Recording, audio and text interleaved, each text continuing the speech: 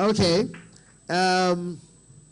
You know, to put something together like this, the first edition, second edition, third, fourth, fifth, sixth, it means there's something that you're doing right. Ladies and gentlemen, I saw our convener just now. Please, ladies and gentlemen, the person behind this vision, please, a round of applause for her, please. Bodex, a round of applause for Bodex. Thanks for putting this together. I will be your host this afternoon, but of course I will not be doing it alone. But just before I bring up my co-host, I would like for you to please turn to your neighbor and say, neighbor, welcome to Bodex Social Media Hangout 6.0. Talk to me, talk to me. Ladies and gentlemen, we have distinguished guests across the room, talking about people killing it in all spheres, entertainment, business, media, just think of it. I will be recognizing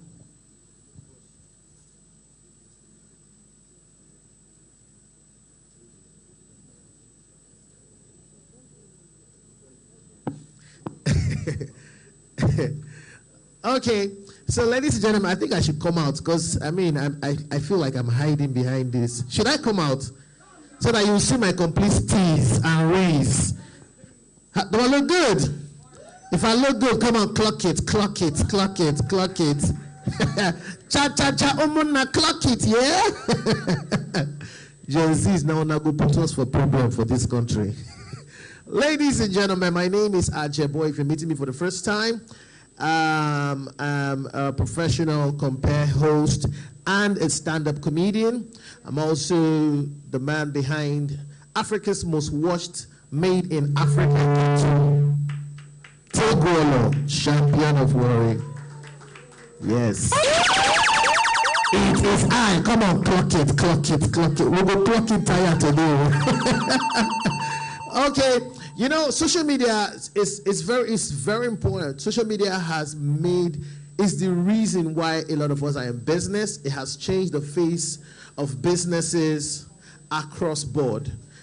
Every now and then there comes a revolution and it changes the way we communicate and relate to each other, the way we do business, and the way generally we live our lives. Once upon a time, it was the invention of the computer, and it made work smarter. It took out the typewriter and made work smarter. And at some point, it was the internet revolution, which totally changed the way we communicate with each other. It made the world a global village. We didn't have to travel to do business. We didn't have to be, you could be in multiple locations at the same time. And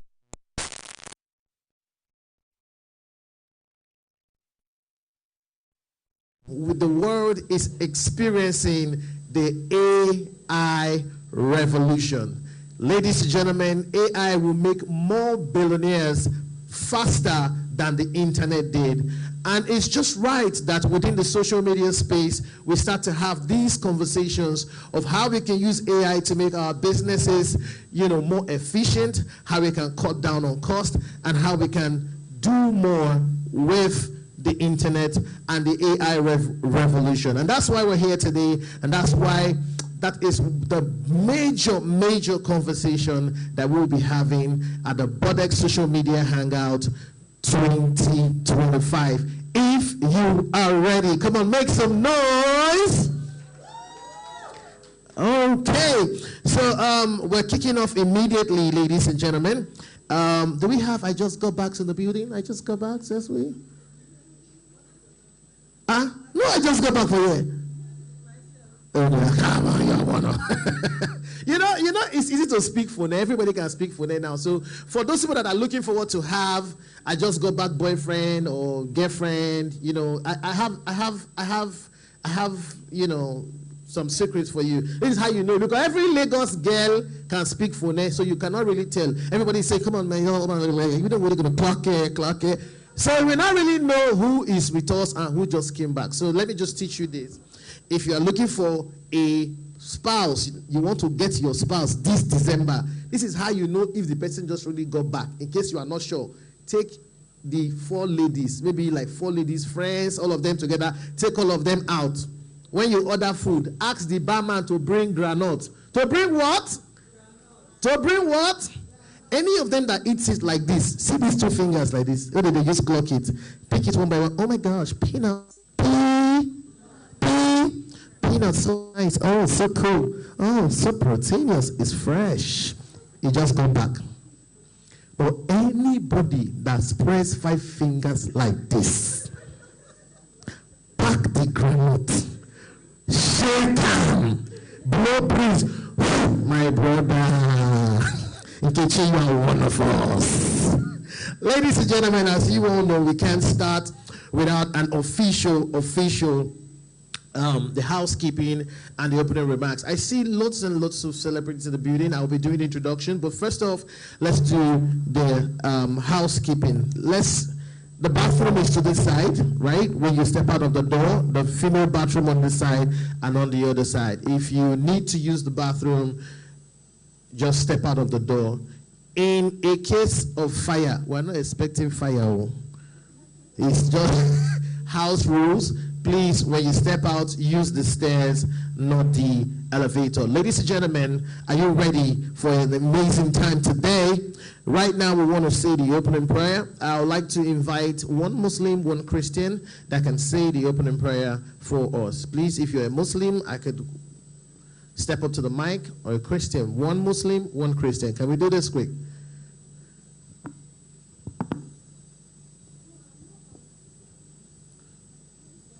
What is, which one are you? Traditional? Okay. One Christian, one Muslim. Just raise your hand. Raise your hand. Can we have a Christian come up, please? Thank you. Please come up. A round of applause for her. Bold young lady. Thank you. Do we have a Muslim in the house? No Muslim in the hall? We don't have a Muslim in the house? No, none. Okay. It's one God now, so represent the two. Good morning, everyone. We are in prayers. In Jesus' name, everlasting King of glory, thank you for another day like this. May your name be praised in the name of Jesus. We thank you for the success of yesterday. We know and we are sure and certain that today is another successful day. We ask, Lord, that you be with us, start with us, and finish with us. And by the end of this, we shall give glory to your name in Jesus' name. Amen.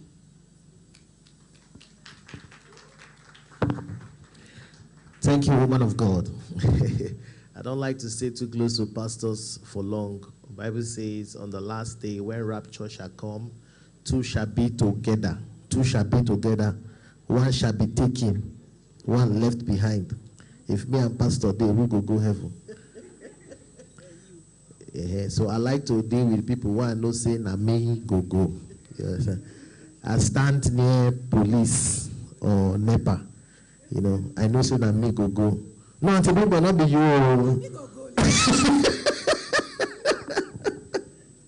Okay, so we want to do something real quick. We need you to please. It's a social media hangout, so we want to get to know each other. So we're going to have just a short moment. DJ, just play something cool where we want to stand up, know the person sitting beside you and the table across you. Just walk around, get to know people, what they do, what they represent, what business they're into. I met an old friend here and I did not recognize her. We got Precious in the building. Last time I saw her, it was maybe like 2020 or 2021. 2021, oh my goodness, this transformation, I passed Sam, I said, wow. So please, welcome to somebody, know who's sitting next to you, and we'll have this for 5 minutes, and then we'll come back and continue. DJ Wayne Williams, put the record on.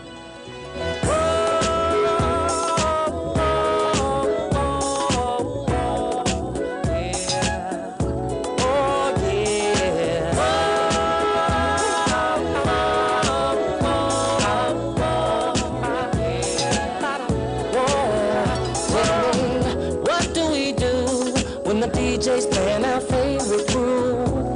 We stand to win the whole night through. And what do? We're all dressed up and in the mood.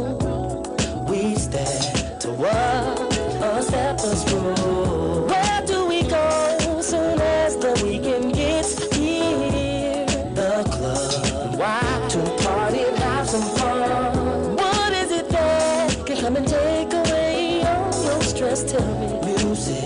Of all the questions you have passed my test. Happy people. Yeah. Oh, yeah. Keeps the world turning. Oh, yeah. I believe that happy people. Yeah. Oh, yeah. Keeps us all dancing. Dancing. Oh, happy people. Yeah. Keeps us all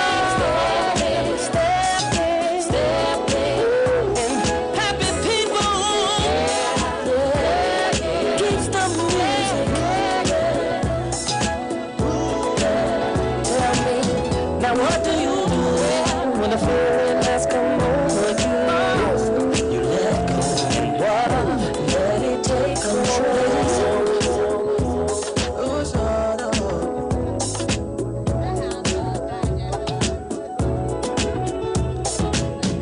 Me jaw, shine me jaw, follow down me jaw, cause I'm really lost. I've seen it all, I'm already gone. One sleep, one love, come give me love. She tell me say she go change down for me, go read my show me. Now only money fit to shake her body, she go leave out for me. But if I take it day, won't give me love last night, could just go for me. Forget about you today, I'll give you love, that's right. She told me running, oh no. Go out comforting me, let my body me, put your body me, I know you go right down money me. She say no me, go tell what to me, Go out comforting me, let my body me, put your body me, I know you go right down money me. She say no me, go tell what to me, I know you got some money, no money, she my money, I don't care, she my jacket, she my way for me, my jacket. I got it up on, and don't say that night, no go trust on your time.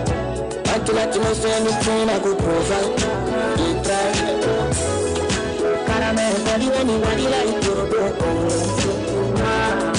Caravale, booty, dollar, dollar, factory, getting out to play, but you never play. There's a lot that do, money, no, that's you. Go out comforting me, let more body me, with your body me, I know you go eyes on money me, she say no really, go tell what's me, Go out comforting me, let more body me, with your body me, I know you go eyes on money me, she say no really, go tell what's me. Go out comforting me, let more body me, with your body me,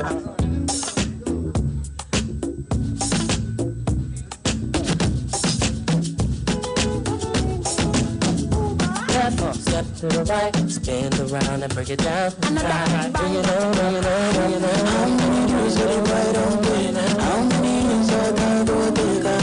Just your shit like I'm Jago. Have that is way from me, get-go. I know the take, I see you spread. If you miss your show, you know see me, I go take. I'm up my money, cause I promote all desperate. Me go none of us, I'm a money, but I'm money. Money, my gun, did it people I let you. My red, body green, I see yellow. Some call me IB, some call me Olo. Keep where I really be on a low. Day and night, so my guys, they hustle. Every penny, they touch my circle. I discuss my ups, make them restless on shut. Them say I be troublemaker. I go disturb everybody. Living me, make I do my job, come I don't judge me. Make you say I'm easy, but you know that's everybody, even though some nights. I was brought up by my four single mother. Sweet like a cover. So my sweet sugar butter. I was born with a silver spoon, but then I lost the spoon. I give God all the glory, when I rock everybody said they love me, and I give God all the glory, I started sing, but I tell them my story,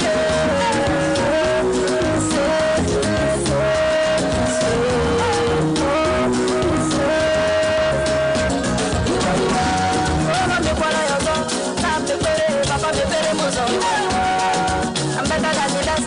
Bitch, I never. I'm not shy, you go there, no come there. I'm a go there, so go sharp quick. I'm not to get on stone, they play. I'm a get fell in the ground. It don't matter, no one like you. Make sure you take their social media handles. Find ways you can collaborate.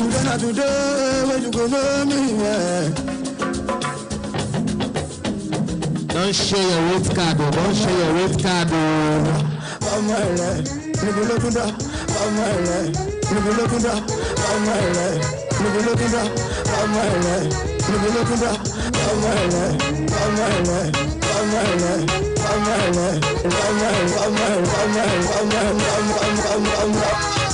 If I was a rich girl, na na na na na na na na na na na na. See, I'd have all the money in the world if I was a wealthy girl. Don't make me test me, invest me, my cash flow will never ever end. 'Cause I'd have all the money in the world if I was a wealthy girl. Think what that money could bring. I bought everything. Clean out the big West, putting my belly on a gown. No, we just have one mood. A Hollywood mansion if I could. Please book me first class to my fancy house in London town. All the richest baby won't mean anything. All the richest baby bring what your love can bring. All the richest baby won't mean anything. Don't get no other baby. Your loving is better than golden. Na na. If I was a rich girl, na na na na na na na na na na na. See, I'd have all the money in the world if I was a wealthy girl. Don't make me test me, invest me, my cash flow will never ever end. 'Cause I'd have all the money in the world if I was a wealthy girl.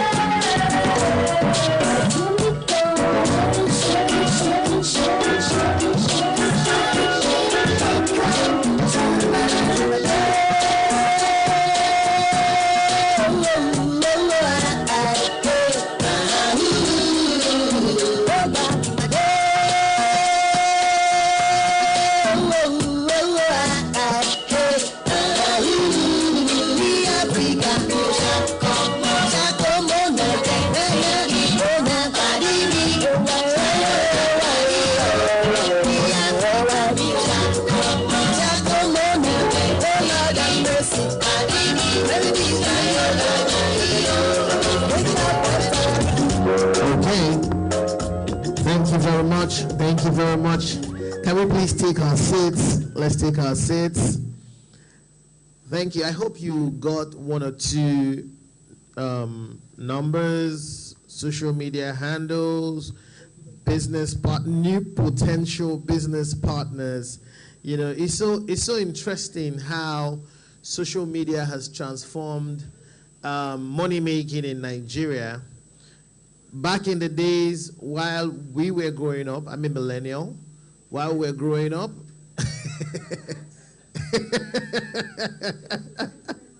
it seemed like the sign of a big man or someone that was making money was you had to have a big tummy, wear agbada, and drive a flatboot Mercedes-Benz 190, right? But ladies and gentlemen, right now, with social media, young people, 16, 17, 18, are making dollars in their thousands, and you know they're just chilling. That's why they quick get mental health issues. You know, you're just there. TikTok is paying you $10,000 a month. How won't you clock it? How won't you clock it? You don't have problem. You know, and that's what social media is doing in this space. I think the Bodex social media hangout deserves a round of applause for putting this together.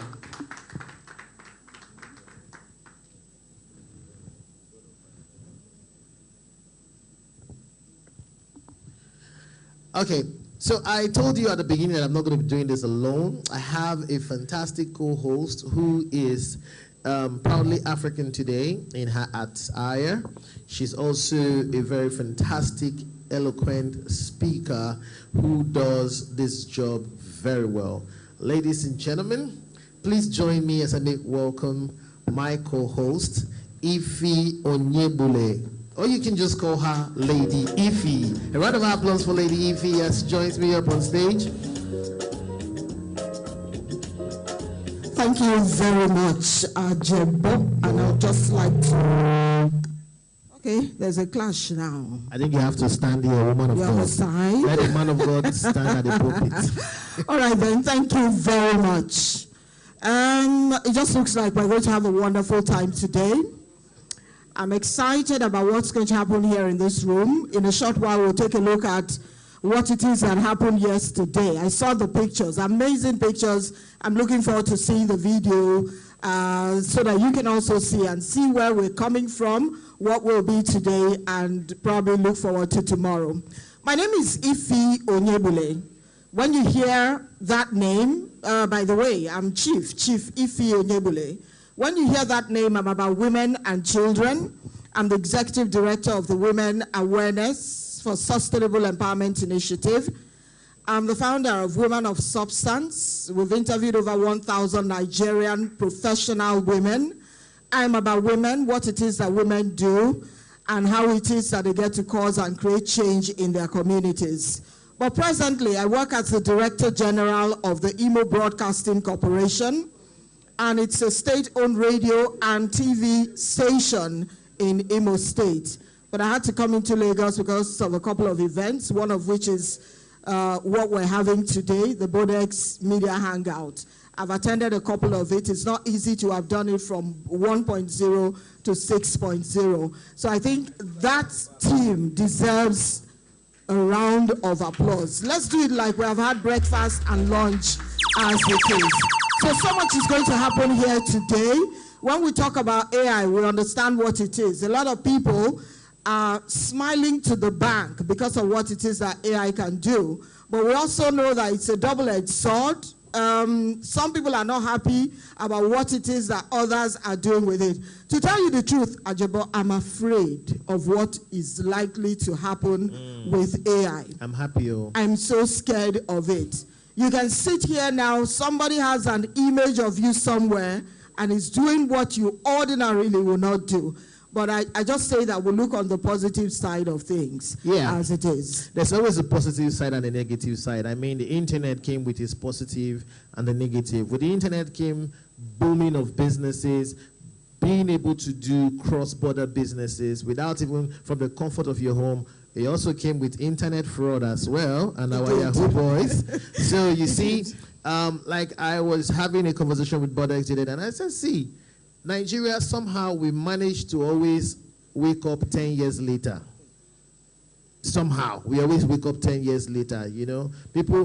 So around the world, do you know that before they hire you, people these days, employers are looking out for people with AI skills. AI will not take the jobs. No, it is people with AI skills that will take the jobs. Hello?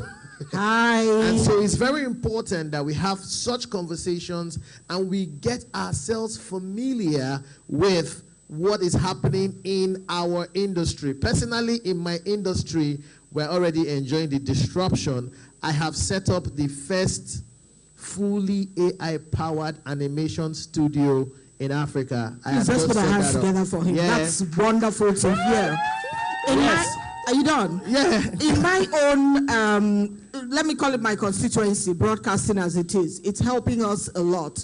But we say to ourselves, you don't just sit down and throw things in and expect AI to give you something. Mm-hmm. Whoever is looking, anybody who's intelligent, reading or watching will know that it is just garbage in, garbage out. You need to also putting yourself into what it is that it has given you. You do some editing and all of that. It's made our jobs easier. And I've said to my people in Imo, I always say to them, you cannot stay behind. You need to move forward because the world is moving. When you come to bigger cities, people have moved. People now cover reports or cover assignments. They send it from where they are.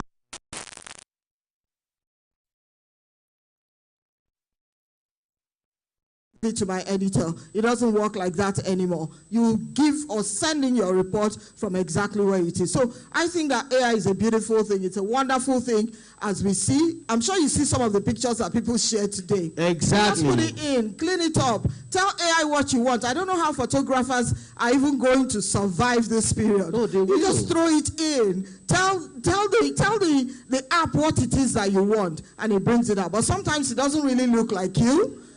It doesn't look like that's because with AI comes a lot of copyright issues. Yes. And even the platforms are aware of this, and they are constantly updating and studying how we think, and then they are updating those things. You know, for me in my industry, the animation industry, I was on a panel day before yesterday where we spoke about, you know, something like this. And I said to the animators on the panel, because I told them, see, from the beginning of my animation career, 14 years now, creating animations and telling the African story, I have been paying, thank you.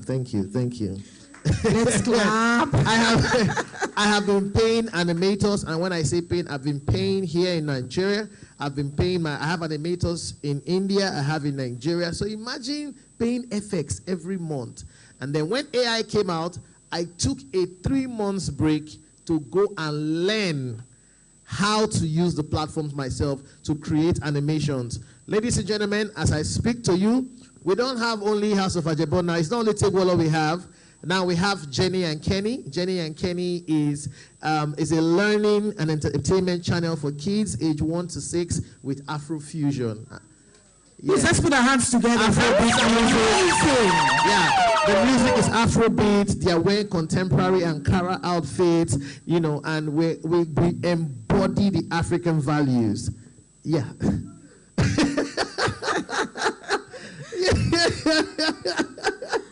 Yes, don't worry, we share money. And it comes at a time where there is that conversation in the media for children's content because it has been diluted. Imagine introducing sexual content to children. Wow. No, that's a no-no.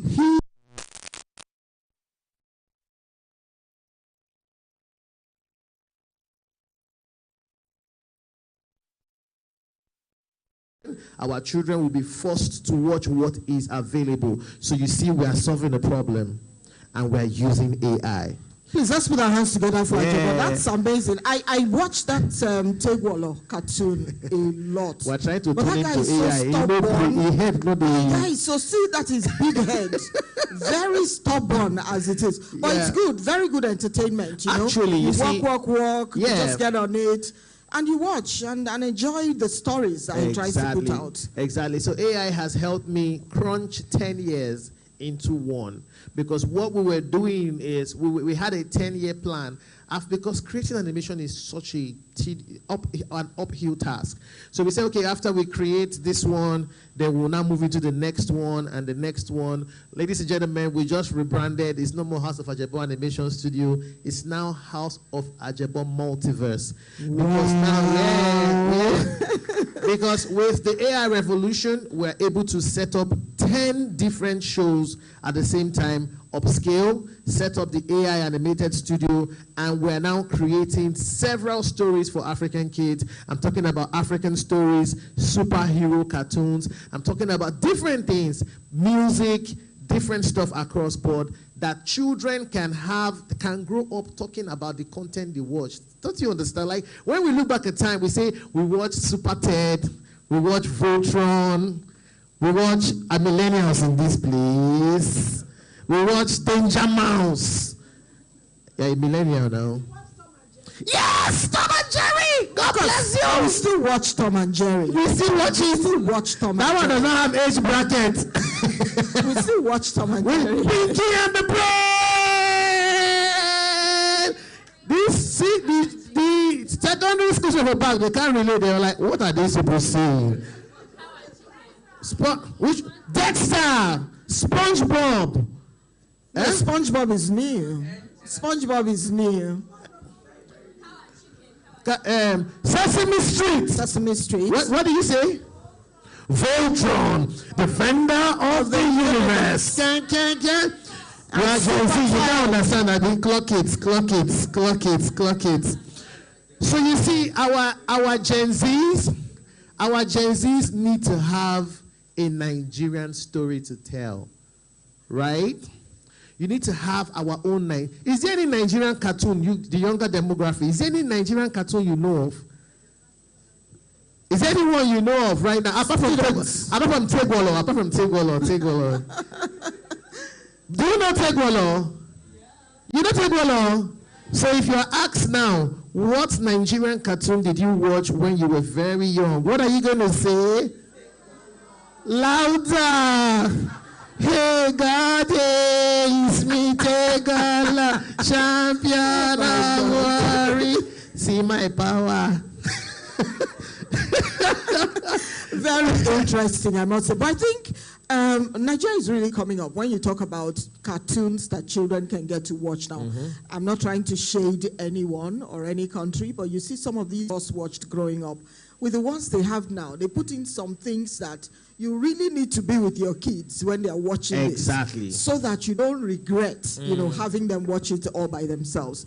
Anyway, Ajabo has been able to throw light on how it is that AI has actually impacted his business as it is. And I'm happy to hear that there's a Nigerian who's really using AI so well and actually causing change, affecting lives as it is. We'll take the microphone round, one or two persons, talk to us about what it is that you've done with AI. How has it worked for you? In my time, when I was growing up in the business, in broadcasting, those days, what we had reel to reel. How many of us know what reel to reel is? That was 1942 now. We had reel to reel. Not like what you have now. With your phone, you record, you can post to anywhere. Those days, we had those big reels that you have to roll and roll and roll. So the world is changing. We're excited where it is that it's going. So we'll bring the mic to you. Tell us how it is that AI has worked for you. What have you used it for? And how do you think we can get better with what we're doing? Let me go to my sister. First of all, you just introduce yourself. Tell us what it is that you think about AI, what it's done for you, and how you think it can be better. Oh, go ahead. Ladies, but I want to hear her sweet voice. She will now, but see, you don't just say introduce yourself. I want to hear her say, there's something that comes with you, mouthing your name, giving it its face value as it is. We're sure you're going to do all of that. Ladies and gentlemen. All right, the drums. Veteran actor. Ladies and gentlemen, entertaining us for decades. And she is ageless. The beautiful screen goddess. Let's hear that round of applause, please. Lady Bimbo Akintola. Thank you so much. Even myself going to look for the person. So where is she? Oh, wow, amazing. My name is Bimbo Akintola. I'm an actor. I like to say that. I'm a producer. I'm also an actor because we wear many hats now. We can't wear just one. Things are going crazy in the world and we have to go crazy with it. If you don't learn, you'll be left behind, and you do not want to be left behind. So when you're talking about my industry and AI, well, everything we do can be done with AI, can be enhanced, actually, with AI. And that's the beauty of it. Before the talks hour, people know they die well for a film. We can die better now.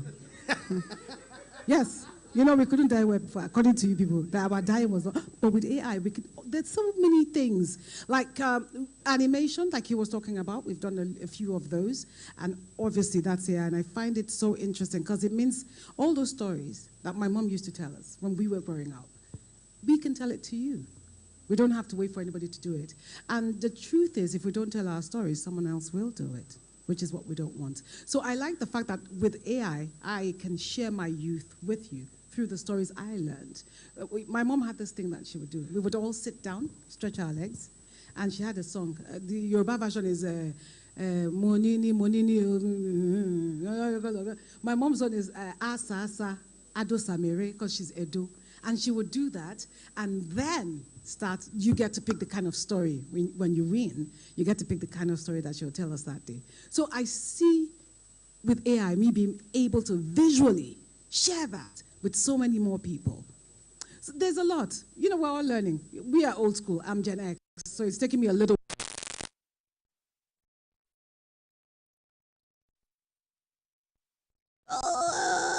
They want to take our job.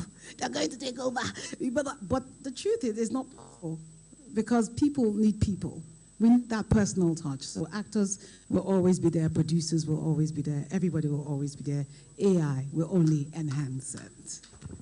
A round of applause, ladies and gentlemen. Thank you very much. And wonderful things you talked about there. People are afraid of it. But there's something called reverse mentoring. where the young ones who are doing so well now will now take on some of us, the Gen X, and maybe the baby boomers as it is, because many of them are still there, trying to figure it out, talking about AI. But thank you so much for what it is you've told us about. Yeah, I was thinking that we'll get more conversations from the younger demographic. Please, apart from using ChatGPT to do your assignment, okay, let's go. Okay, so does anybody on the table want to tell us how AI? Okay. Good afternoon, everybody. It's such a pleasure to be here today. So, Dr. Barrister Makarakwe, and I'm an oil and gas lawyer. And usually we do loads and loads of contractual documentations, reviews, contracting. But with AI now, it makes it a lot easier in terms of drafting. You can draft faster. In terms of research, now you just impute what you need into AI, and it gives you everything in terms of comparison with when it comes to oil and gas documentation all over the world, precedents, ongoing issues and stuff. So it makes it easier and real time, you know what's going on. In terms of review, it has really is a game changer, right? So AI is now, and we all need to keep up. Thank you. Thank you. AI is now, and we all need to keep up. Do you realize how much? Now, in the Western world, people, when you do a project, people are very interested in how you have integrated AI. You hear things like, "What tools did you use for this?" But in Nigeria, when you do something, they say, "Na AI Joe, na AI Joe, na AI Joe." Because somehow it now seems like the perspective we look at it from is the perspective of a fake as opposed to reality. And that's part of that reason is because what was introduced to us as AI were the free tools, and the free tools will not give you the perfect things. So you see people running into each other, you see somebody with 5 fingers, as he turned to 2 fingers. Pay for the platform. It will give you the real deal. Yes, it will. And I think that we should continue to do the, just keep giving that orientation. You do the training and retraining, but people, as you've just said, need to be able to pay for something. Pay so well for it so that you get it. Imagine telling someone you're going to do maybe like a training for like a day or two, and you're saying it's 450,000. They're wondering, how? Waiting. Will I get a job with that kind of training that you want to give me? But they forget that it's what you learn, then you can also teach others. Right. We need to constantly train and retrain if we talk about AI. Right. And just so you see, it all depends on our training, like you said. You see, we have a mindset here in Africa where you need to go to school, get a job, and all of that. So we don't think too much from the perspective of solving problems. If you think from the perspective of solving problems and creating businesses, you would start to see how to apply AI in such a way that it's solving a problem and you're being paid for it. As a matter of fact, in all of my years as an entrepreneur, I think I've made more money using AI than all of my years of not using AI, right? So we need to start to think in the perspective of solving a problem. Your industry, your field, how can you solve a problem? Look around you. How can you solve a problem? I saw a flyer recently where the guys that do solar, the solar industry, they are adopting AI into their field. And I was like, AI, solar, how? And then on a closer look, what I realized is, you know how the panels are on your roof for a long time? So they found a way that you can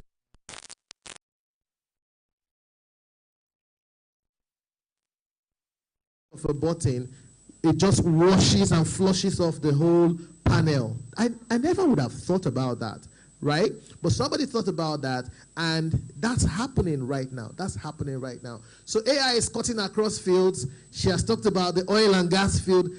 Just think about it. Would you ever think about AI in oil and gas field? How does it connect? But guess what? There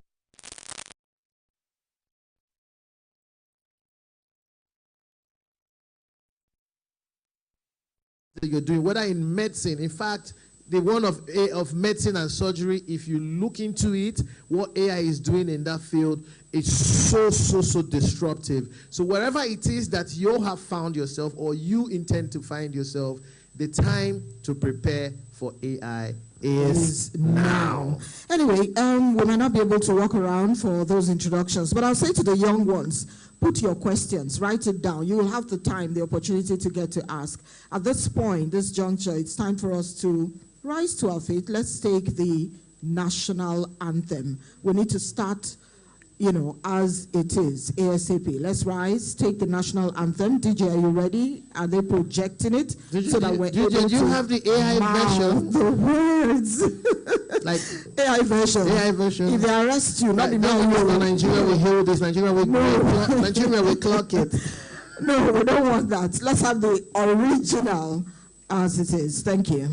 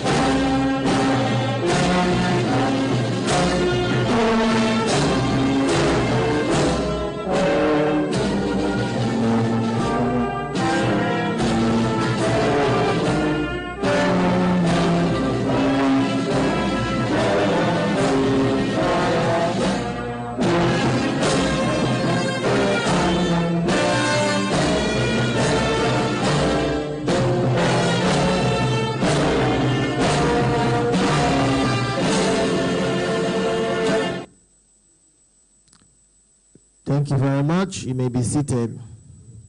Now, this is our new anthem. Normally the last one, there was a part where even if you don't know the lyrics, once it gets to the end, all of us will shout, "Peace and unity." But this one, we don't.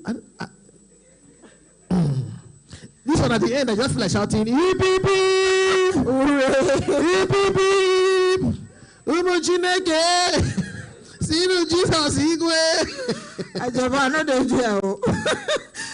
it is now, whatever you say can be used against you, just know that. But then we've heard, I don't know how many people saw that circular. It was actually publicized by the National Orientation Agency to say when you're at events, you just do the first stanza as it is. And the third one can be used as the prayer. That's why I was looking at my brother, Jabo, calling out Christian, Muslim, traditionalists. Well, government has said we can do first. Even then, mostly the thing too long. We can do the first. And the last one as the prayer. But, however, it's our job to learn the lyrics of our anthem. I'm sure this is the one they used before some of us were born. That's the truth. The fastest way to learn it is simple. Open ChatGPT, write me the lyrics of the old new national anthem of Nigeria. It won't give you the exact words. Some words were keyword is old new. Some words were even misplaced, but the NOA has actually put out that notice to say these are the words. Stop messing it up, because you're watching people while they're reciting it. Their mouths are moving. You don't even know what they're saying. Well, they misplaced some words. And yes, they had to now rewrite it. It's out there in the open. Wow. First one, the third one as the prayer. When you start, when you close your event. But please, let's take a look at what happened yesterday.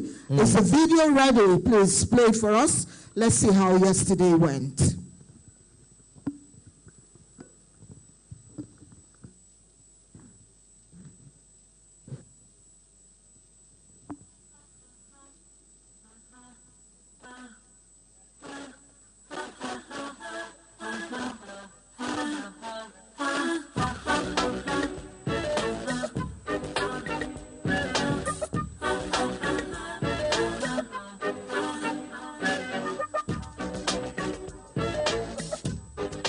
Holla at me. What am I getting? What am I getting? What am I getting?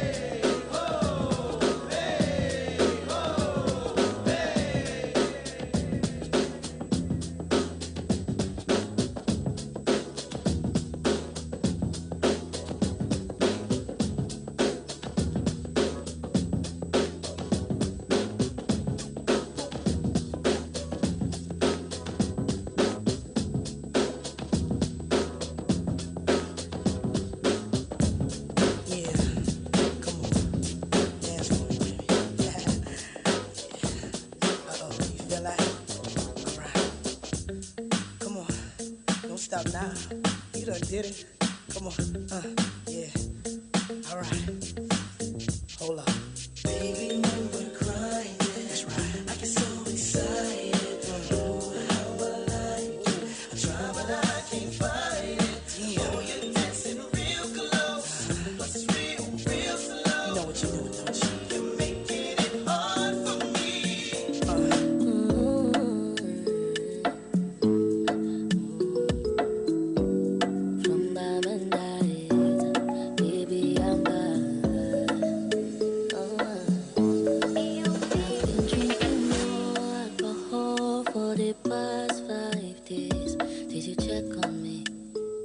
Did you look for me? I walked in the room, eyes are red, and I don't smoke banga. Did you check on me? Did you check on me? Now did you notice me? Nobody will know the paranoia. Oh. Cause I put a smile on my face, a facade you can never face. And if you don't know me well, oh, you won't see how buried I am inside my grave. Inside my grave. People don't really know you. They don't really know you. Cause you see people, they don't really know you. They don't really know.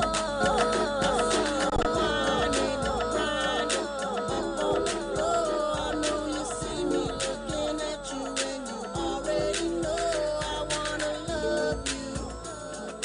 Already know I wanna love you. Already know.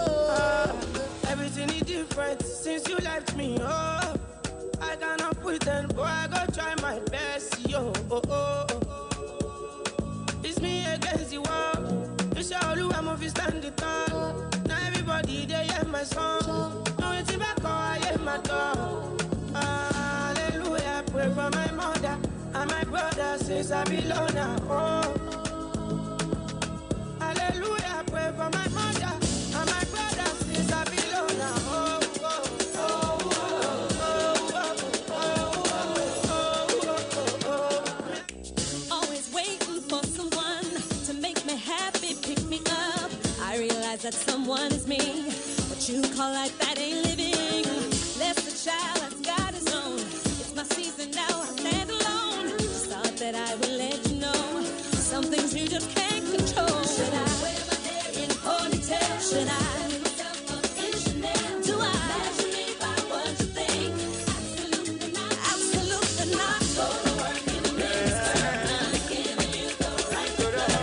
Compromise my point of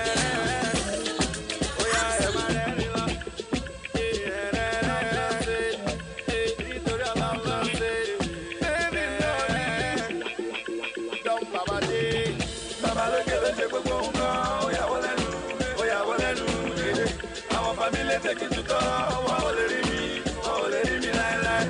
I want you to go, I want to go, me.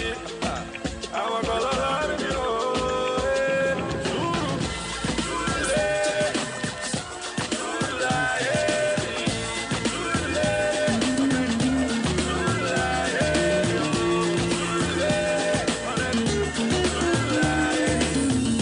Tonight we dance.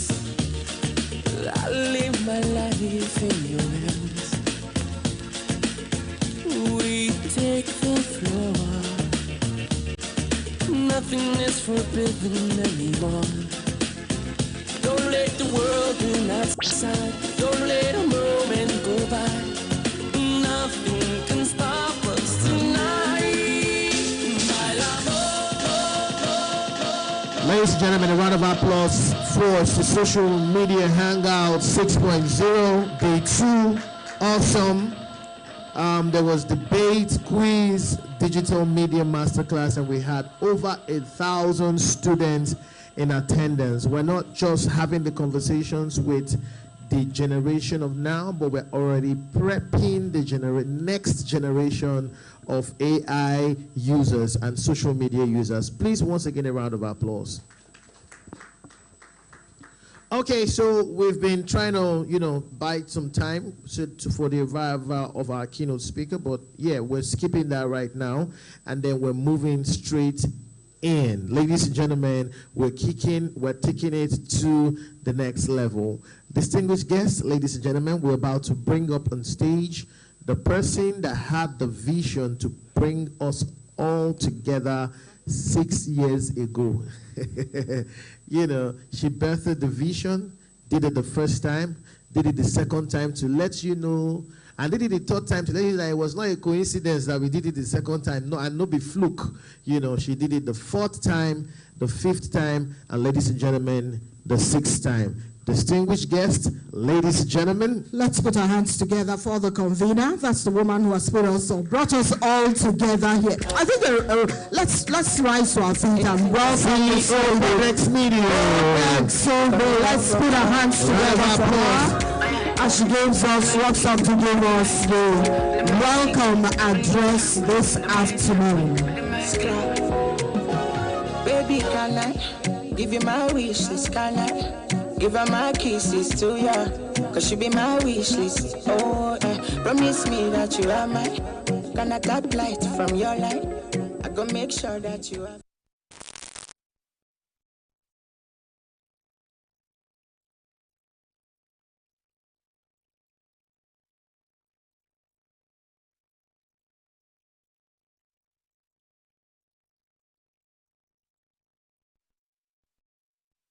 Why hello, because I'm trying. Coming on this stage, it's a very big deal for me.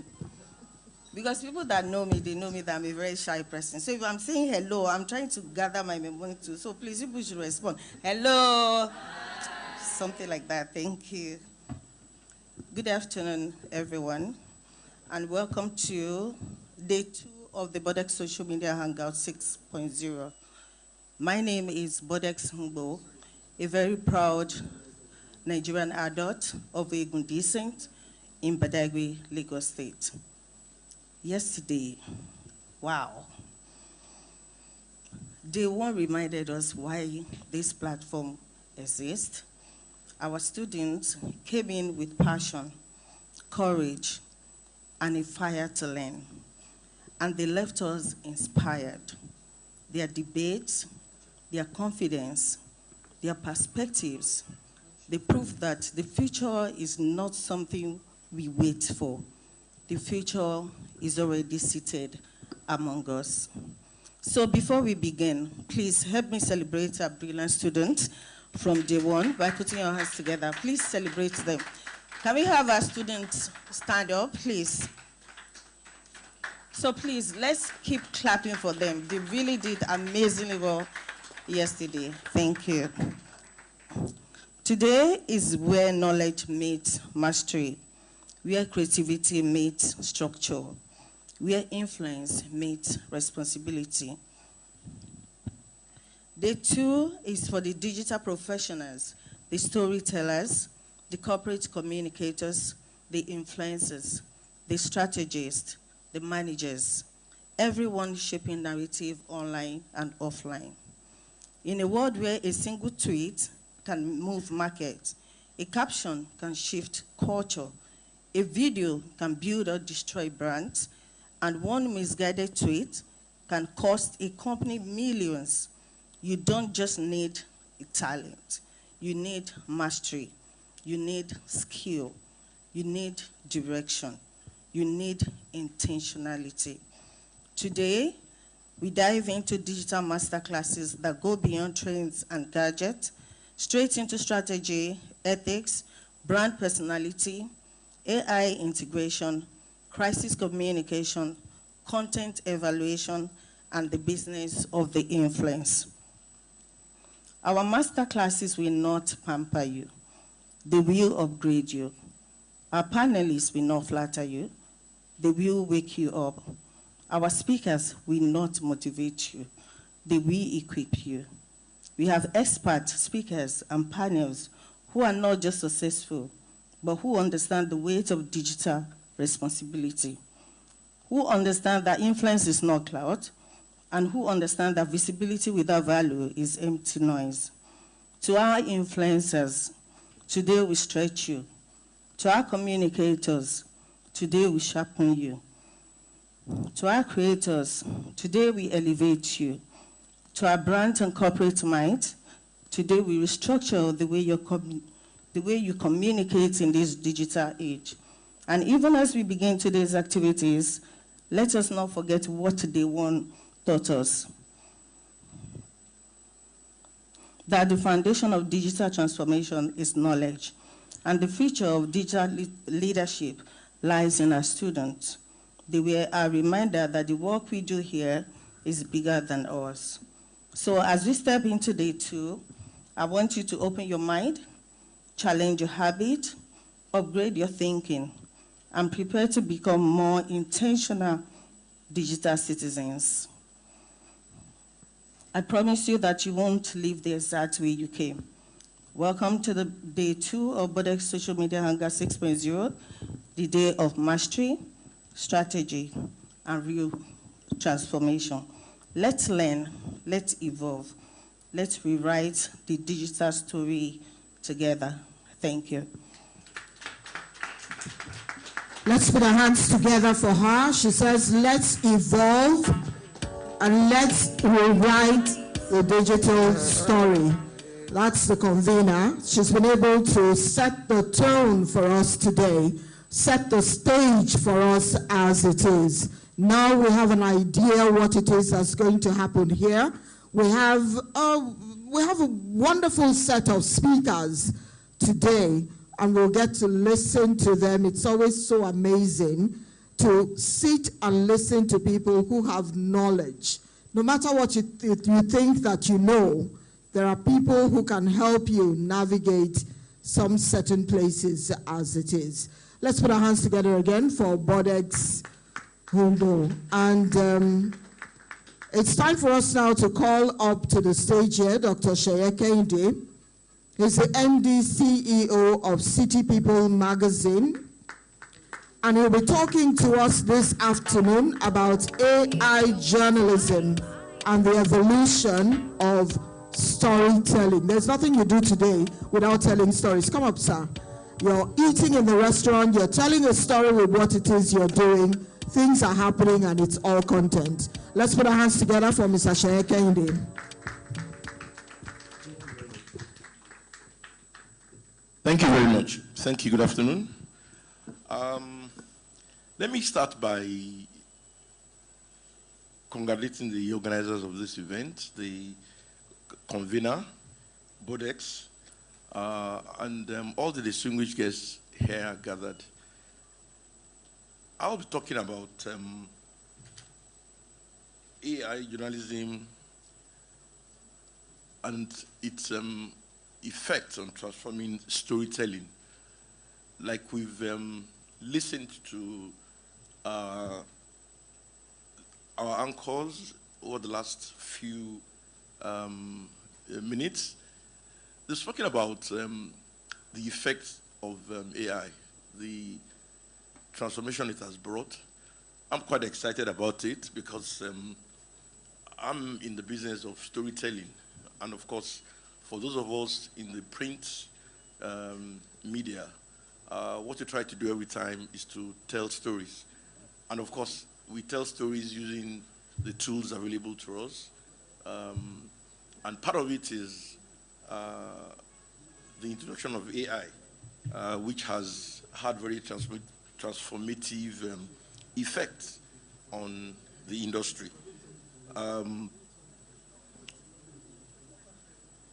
AI journalism is transforming storytelling by automating content creation, personalizing news, and reshaping how audiences engage with information.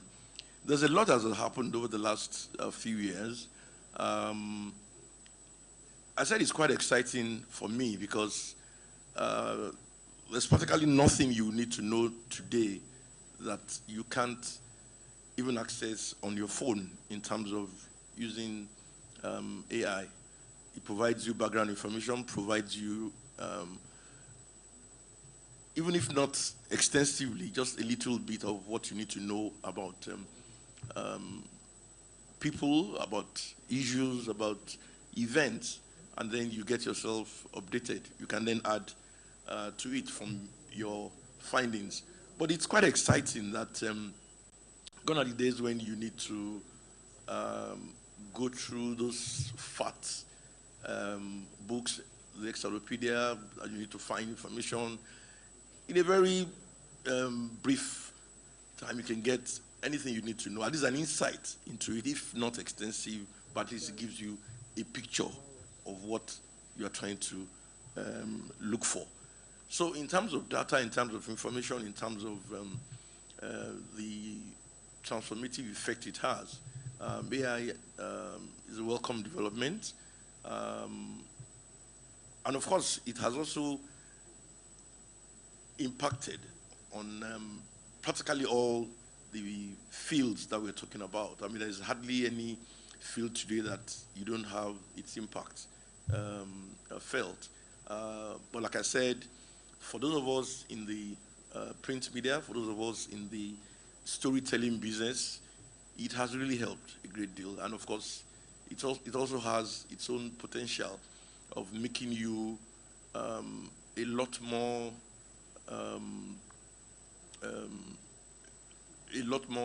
educated about a lot of things. I mean, diverse things that ordinarily you need to meet with people, and it will take time to get that done.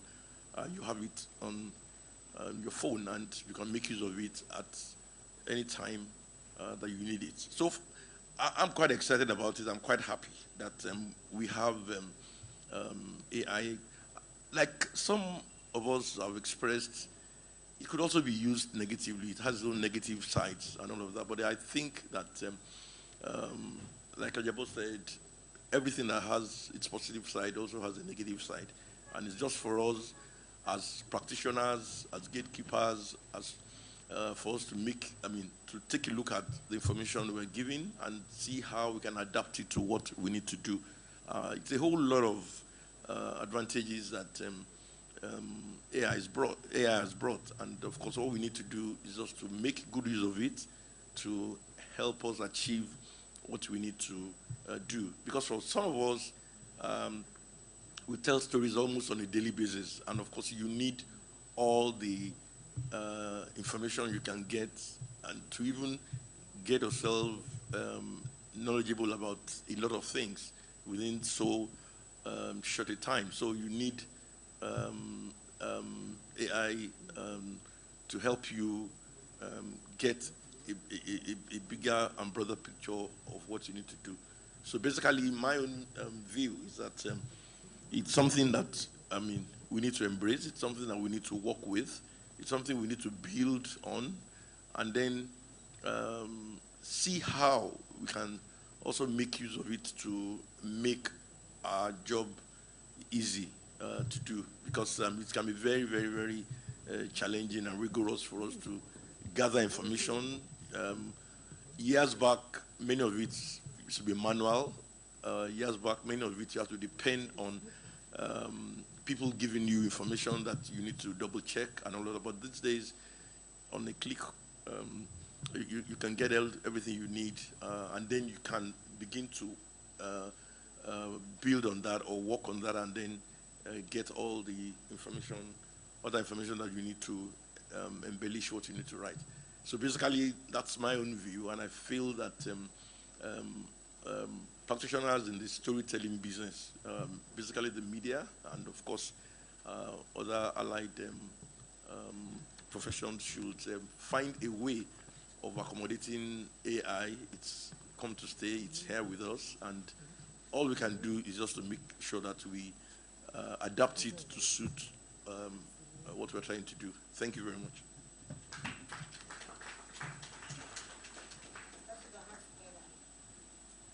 Let's put our hands together for Mr. Sheye Kehinde. I don't think there's anybody who's capable of telling stories today without using AI as it is.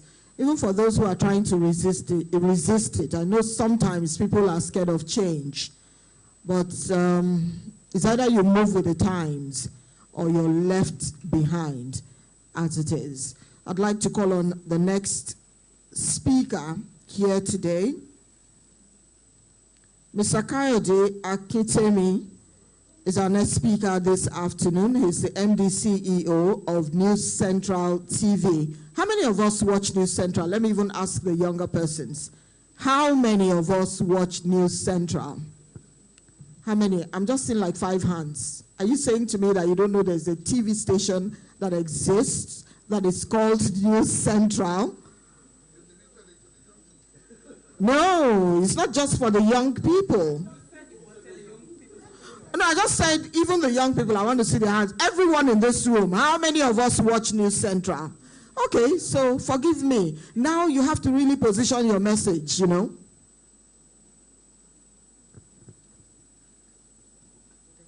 Okay, you know, when you're called to do a job, you have to, you're like you're sitting in the barber's chair. Wherever they move you, that's exactly where you're going to go. So at this time, we're going to tweak things a little bit. We're going to present awards to 2 wonderful persons who've been with us here since we started. I'd like for Mr. Sheye Kehinde to step forward. Let's also call the convener. Step forward. We have something, a little something for you. To the center, please. Thank you.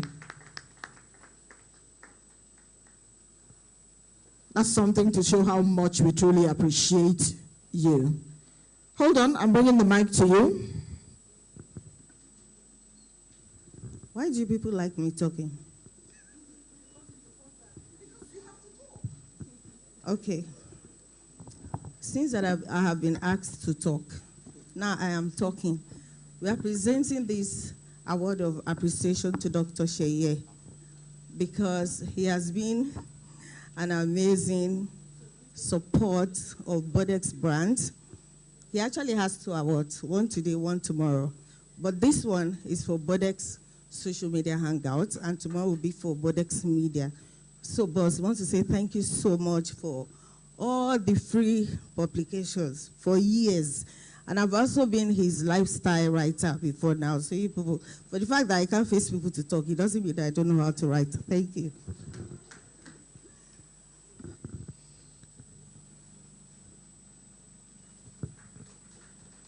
Thank you. Please make it loud enough. Thank you so much. Let's call up to the stage Ajebo.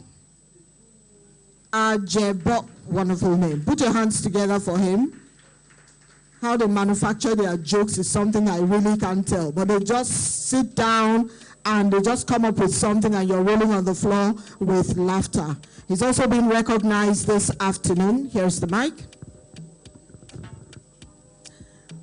This is also an award of appreciation for coming to anchor our event for free. At least this one will pass for the money that we couldn't pay.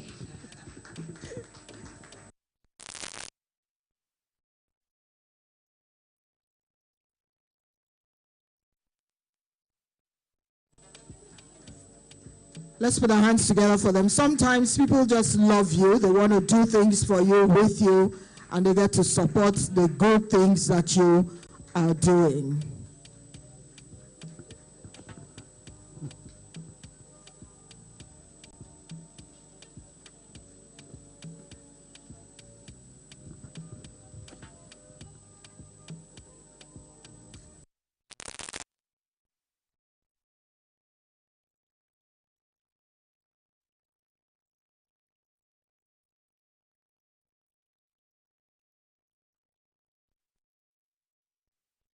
About redefining journalism with AI, opportunities and ethical dilemmas.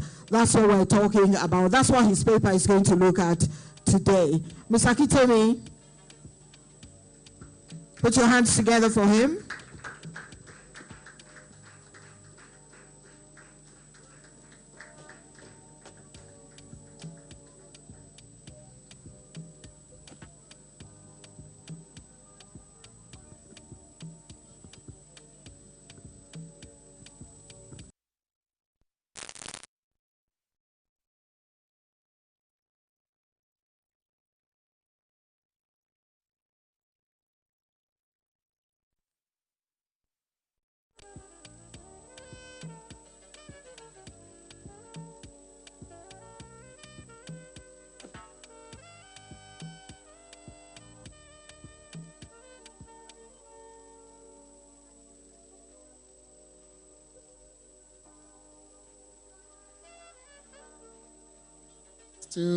Oh yeah, it does work.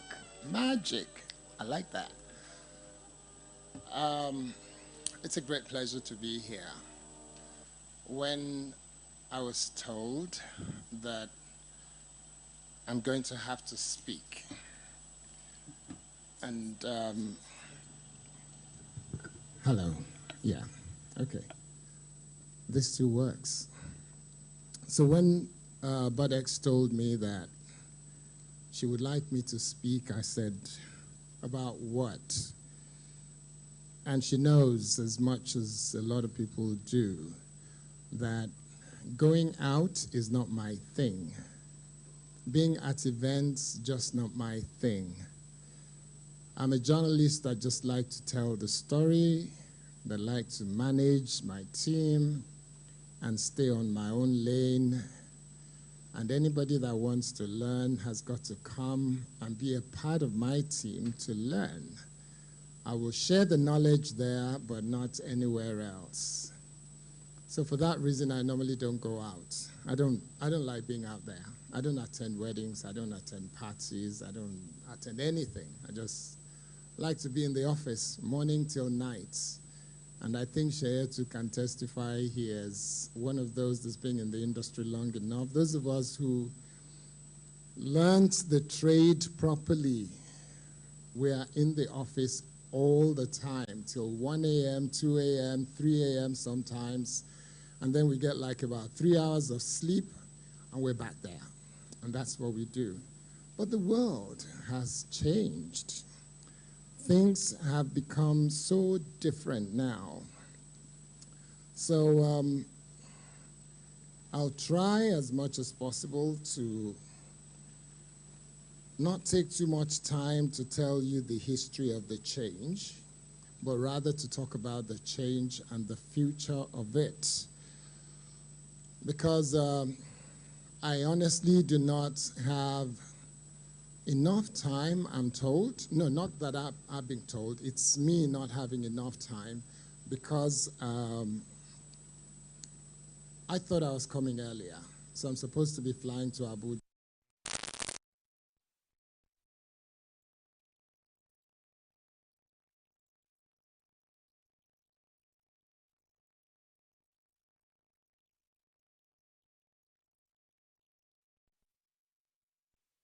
TV. We're also on channel 23 on Go TV. And finally, we are on Star Times as well. But the key thing is you can watch us on any of the social media platforms. There's nowhere you're looking that you won't find us streaming live. And let me brag a little bit.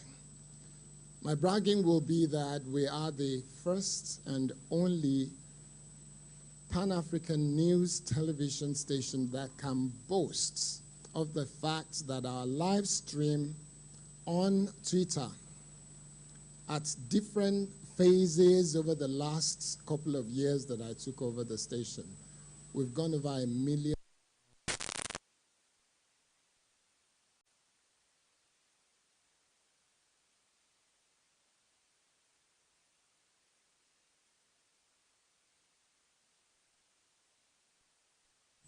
To get the attention. The algorithms, the way they work now is so different.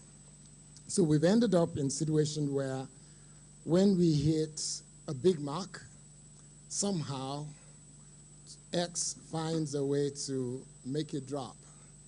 And then when it drops, then it goes back to 0. And then our viewers start to count again. 3,000, 5,000, 10,000, 20, 50, 70, 80, 100, 120. At a point, I was monitoring it every day, and then at a point, I just said, you know what? We know that we are one of the best, if not the outright best on the continent of Africa on Twitter because we get the highest number. There's no TV station on the continent of Africa today that gets that number on live stream on X. So what I've been asked to speak about is redefining journalism and ethical dilemma in the age of social media.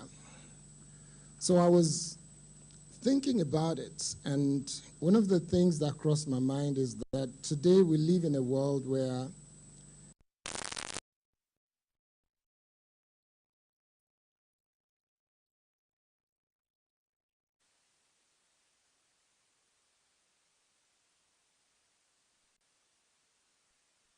it is weaponized at a speed humanity has never experienced before. So social media has become the largest newsroom on earth.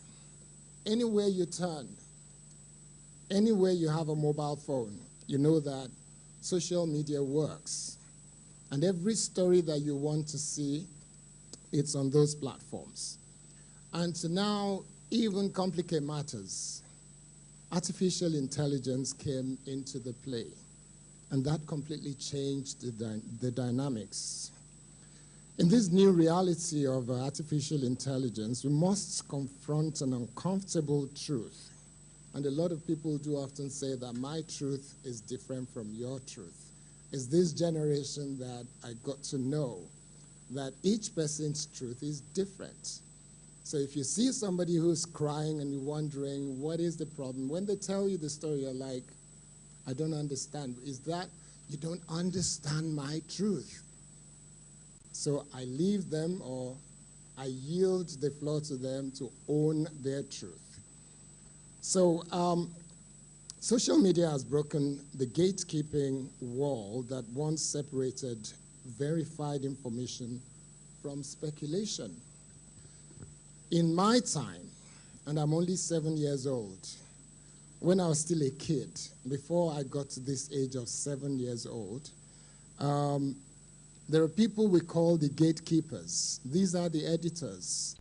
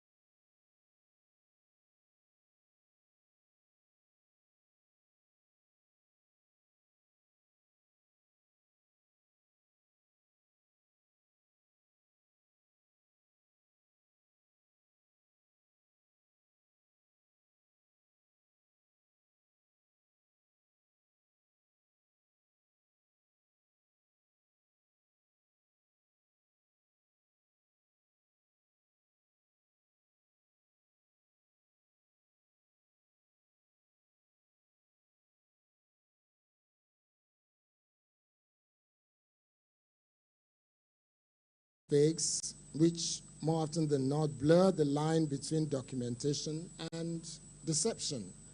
Misleading edits travel faster than full context of the story.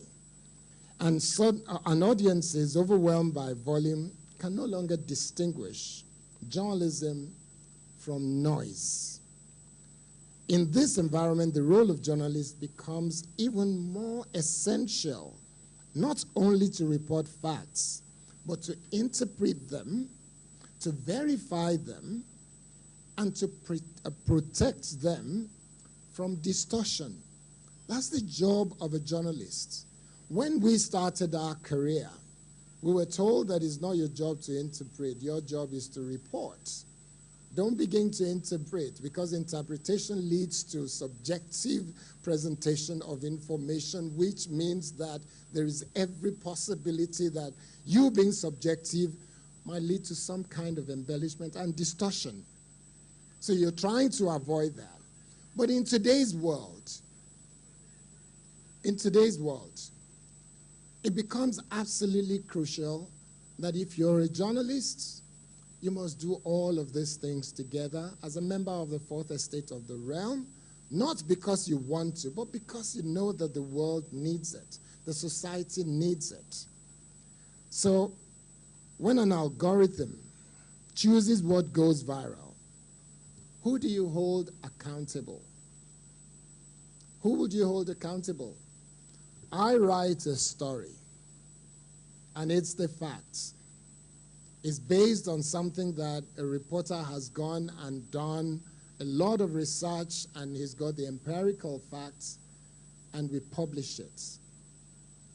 My dear brother Kehinde writes, his reporter has done some job, didn't quite get all of it, and then my sister here, who's also a social media enthusiast, did not really check the facts, and it's not her fault. She saw it on somebody's timeline and thought, oh my God, this is worth sharing.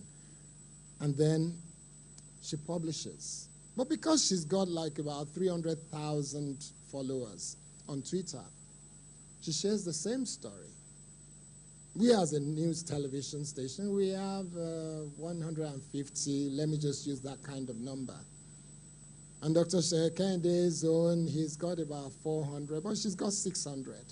And the algorithm picks up a story that is not complete, that is not, hasn't got any truth in it, and thought this should go viral. So who do you blame? The journalist who's done a good job, the one who's tried his best but didn't quite get the full detail, or the young lady who's gone out on a limb just finding a story, and the same story has been twisted and twisted and twisted, and then she found it at the lowest level of the distortion and shared it. So who do you blame for this? The algorithm? Who is the algorithm, I ask more often than not. A lot of people have that thought that the algorithm make the decision most of the time. And we have to begin to ask questions.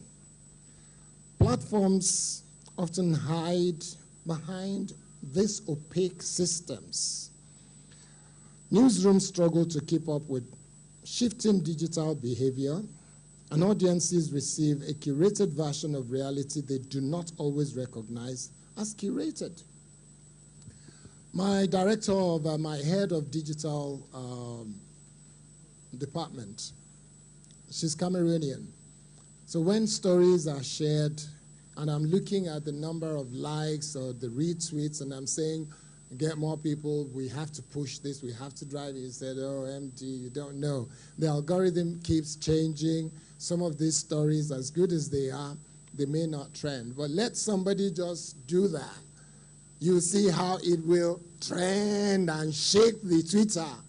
Let somebody do that one.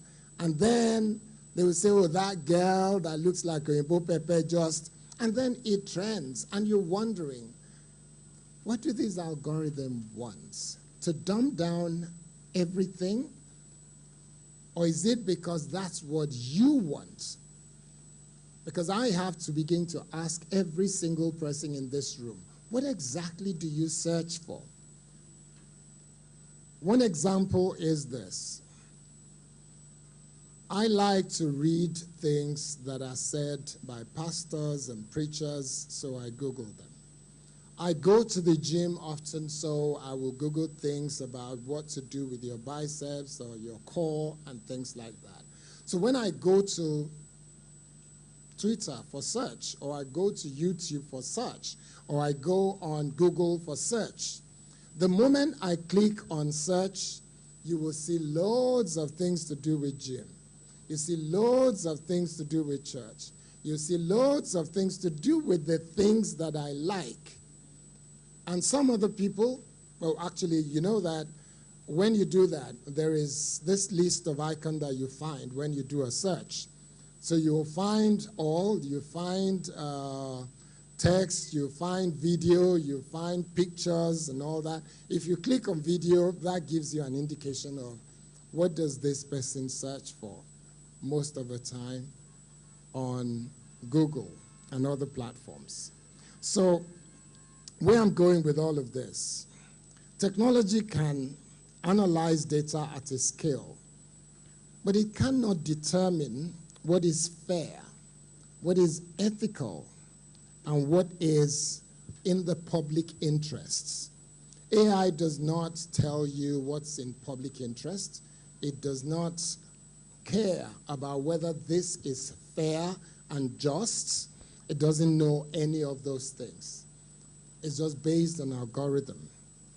At the heart of journalism must remain the human being, the one who weighs the consequences of publishing, who recognizes the difference between accuracy and harm, who understands the cultural context behind every story, and who upholds ethics even when no one is publishing or no one cares to watch.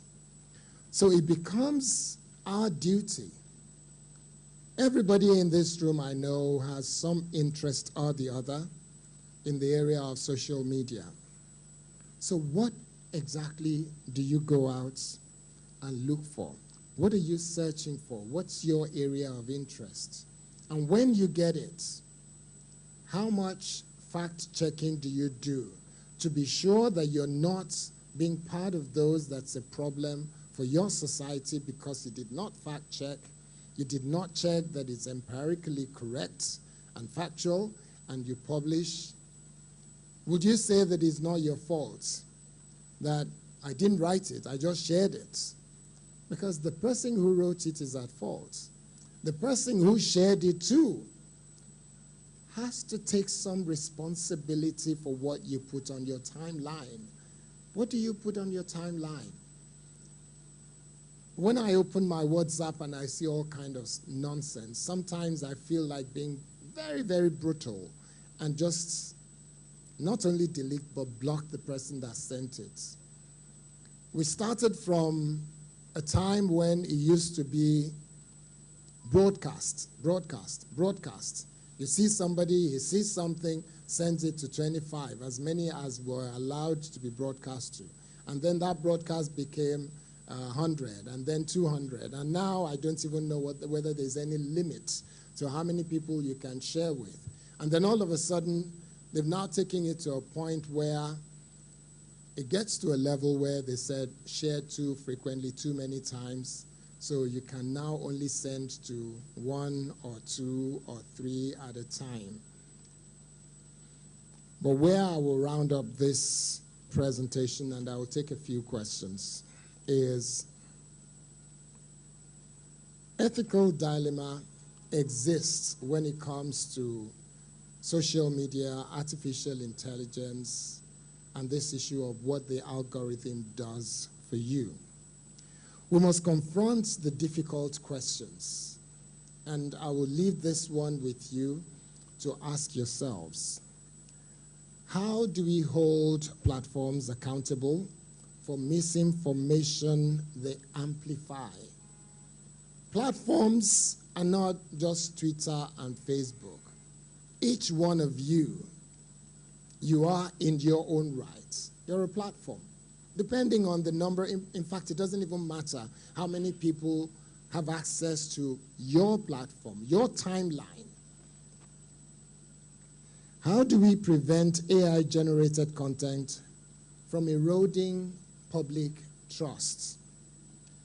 And the reason I asked myself this question and I'm sharing it with you is because I have a 23-year-old daughter who's a lawyer, studied law and Spanish law, and we had a chat not too long ago about something generated by AI, about whether Christians, people with Christian faith and belief, are more likely to make heaven than people who are not Christians.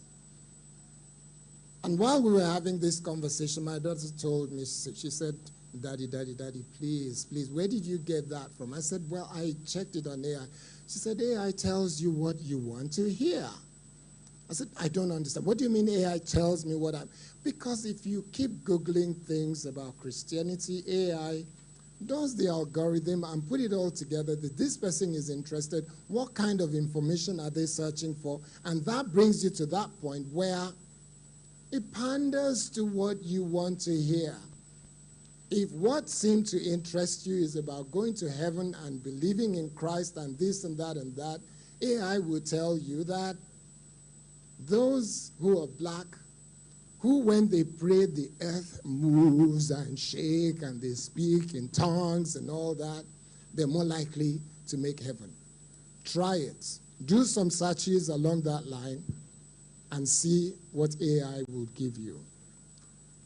How do we protect sources in a world where digital footprints can expose them? Those of you who are proper journalists would know that one of the ethics of our profession is that our sources are protected. If somebody tells us something, their name will never be mentioned. And within the Constitution of the Federal Republic of Nigeria, you have the authority to protect your source and say, I am a journalist. I will not reveal my source. There's no court that can force you to do that. But in today's world, a lot of people have access to information, and in some cases, you'll discover that the information came from a 7 or 10 or 12-year-old, and as a journalist, you have a duty and responsibility to protect them. But as a social media influencer, whatever you want to call the title, they don't have the same responsibility.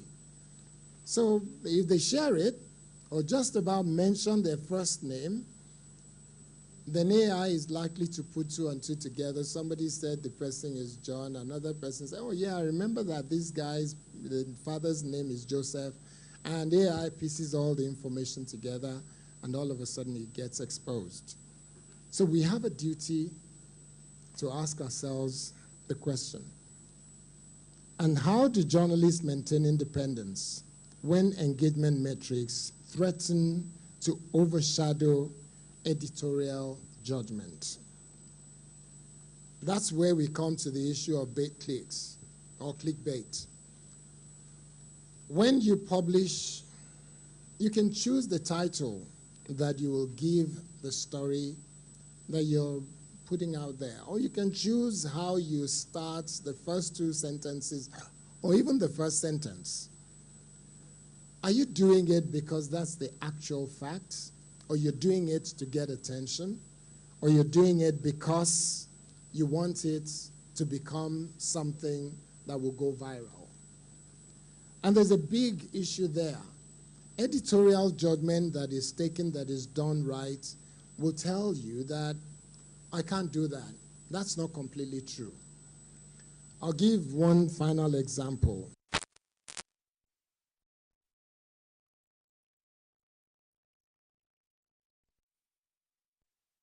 I was the general manager at Channels Television, and they said the governor of Taraba State has just had a plane crash.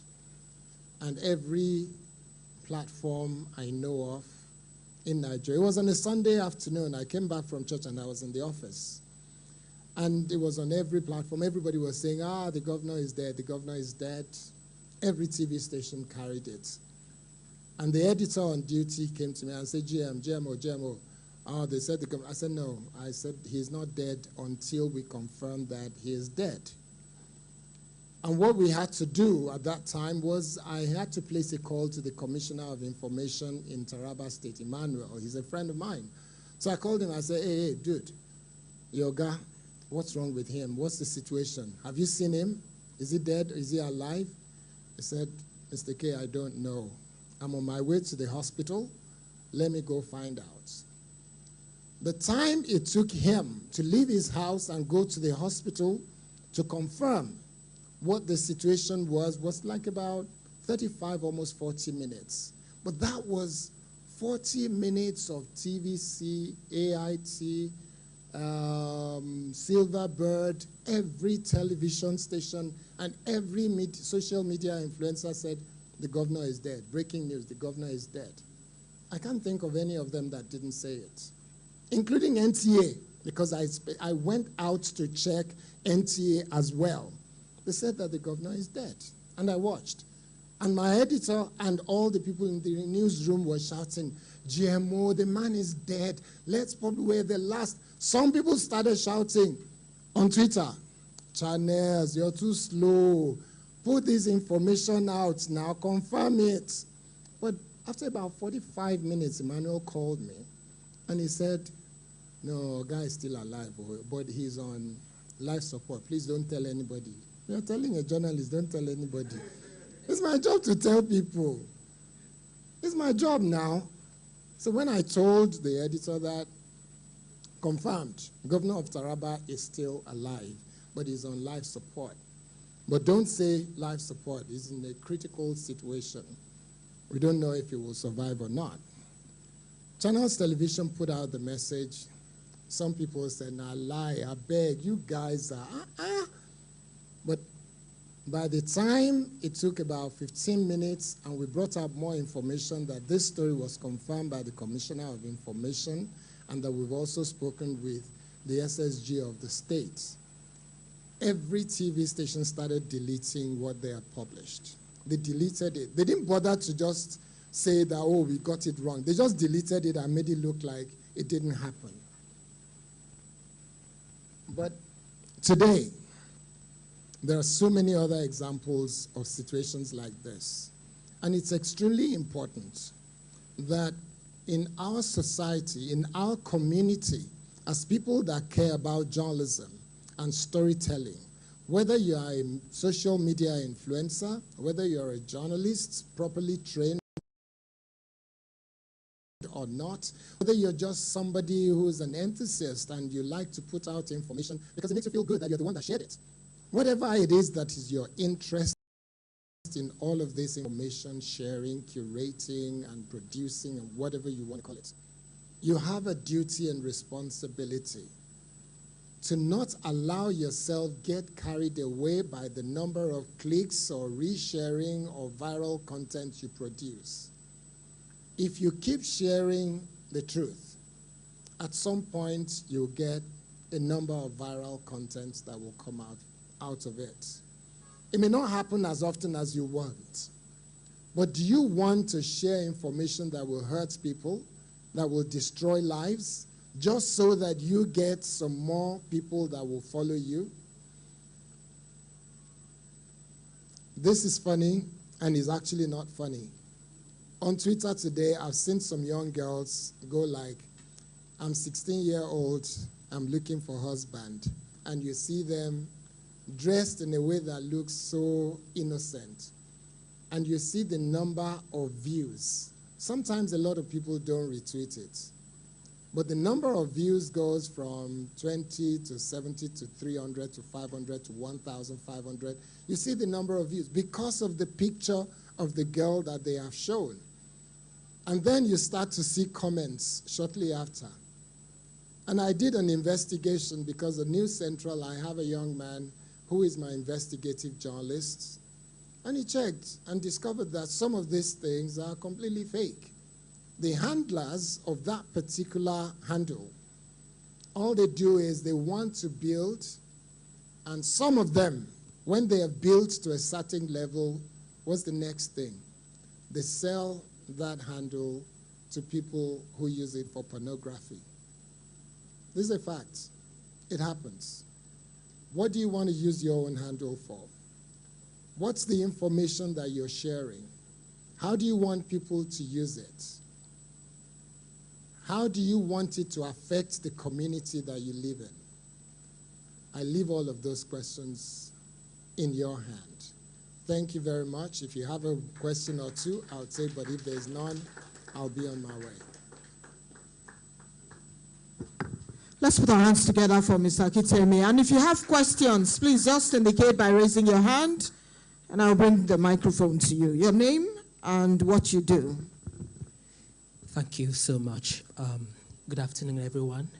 My name is Kasmer Uzuribo. I'm a broadcast journalist and also a content creator. So I've listened to my Oga, he is, and so many things he's shared here today is quite true. Just recently, there was a news that made rounds about the passing away of the former Anambra State governor.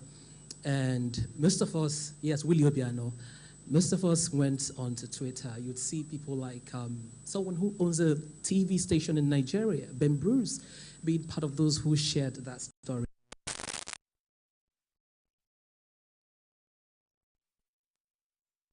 You leave it out. But I'd like to ask you a question. If AI can write news, edit video, verify facts, and do all of that, and push stories to millions instantly, what becomes of the journalist's true value?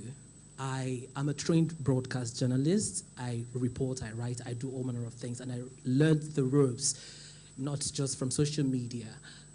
The true value, which we know is in pen, you know, because right now AI is doing almost all of that for journalists. So the question really is, that true value that we have, that AI has dominated, how do we protect that true value? Should I answer one by each, or? There's a hand here. Good afternoon to all. My name is Ben Prince. I'm a journalist and I report for City People. So there was something you made mention of regards to your reporter, you sending your reporter to KB. I think when, just like my boss, he always tell you to do your legwork. You don't just sit in the office and decide to write an opinion. So the reporter that saw those things, definitely people need to see them. People need to know how it is. If that reporter reports it and capture it with his phone, within 1 minute of the publication of that story, it goes everywhere with your AI. I'm of the opinion that AI should stay. It does help, actually. So, reporting it there, being the first, you can actually even write it before it goes viral. Someone with large number, like you said, on X, if he does that, that person's own gets up more than you. So my question now is, does it mean if we see things, we shouldn't report it or take it the way it is, just because AI somehow will make people think that it's not generated, that it's generated wrongly?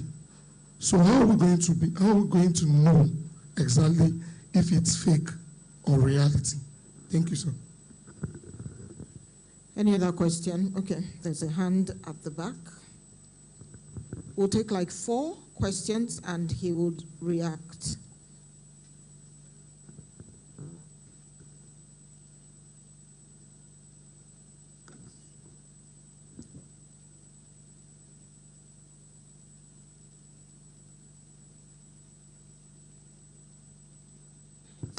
Hello.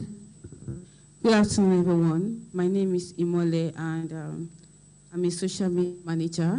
I write articles, and I do write news also for TMY News. So once upon a time, I wrote a news and an article about an ongoing news that was going. And when I posted that, it didn't get the views that it was supposed to. And someone who actually wrote a false news on that got more views. Now, if I'm going to use AI will actually not give me the correct thing because I personally witnessed it, I wrote it, AI might just give me some additional thing. What am I to do in that position? Thank you. Very much. Ms. Akitami, I think you should take those three for now.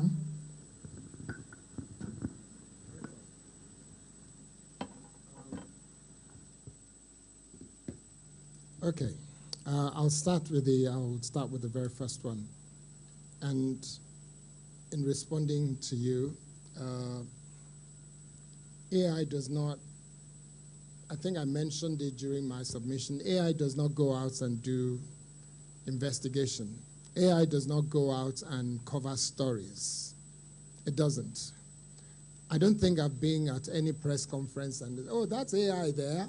Has anybody seen AI at any press conference? No. At the incident where people died, I don't think AI has featured and they say, oh, did you see AI carrying camera and recording? That's AI. No, it's not. It's as simple as AI itself said, and I'll read it out to you.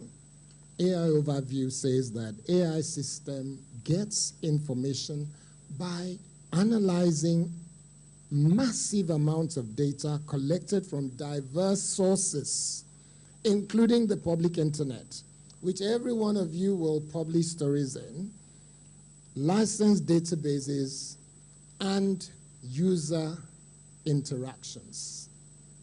So when you and I have engagements on Twitter, AI is listening and watching and putting together what is true and what is not about that. When you publish your story and put it on the internet, AI is watching.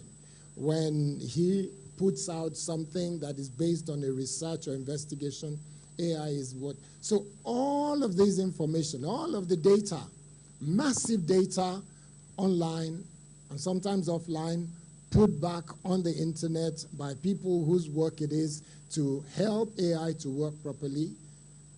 That's where AI gets the information from. If you ask a question about Ondo State now that nobody has put on the internet, AI cannot concoct a story about it. It's not possible. If I ask a question about my daughter that she's never told anyone, there's no way AI will tell you that, oh, that's your daughter, AI knows, let me Google it, and AI will bring it. It's not going to happen. So the truth of it is AI only knows what we choose to share. It's the information that we put out there. So don't overrate AI like, oh my God, AI is God. AI is not God. It aggregates data. I had an event where I spoke some time ago and I said information, understanding, knowledge, and wisdom, almost in that order. Information, understanding, knowledge, and wisdom. If you don't have information, you can never claim to be a wise man. Information helps you. If you don't have understanding, no matter how much information you have, if you don't have understanding, you could never be described as a wise man. And if you don't have knowledge, wisdom is far from you. So in that order, AI is similar to a large extent. It gets information, it gathers it, and try and understand it, unbundles, digest, dissects, and analyze, and put it all together, creating a body of work that is called knowledge. And then it looks like the wisest man in the room is the one that is called AI that nobody sees because it's on your phone. You can check anything from there. So that's the summary of it in my world, for me. Yes, the second question is similar. All you need to do is fact check. But fact checking is based on the fact that you're going on the internet and you're asking AI as well. And fact checking means that you're looking for other sources. You're doing AI's work for it by looking from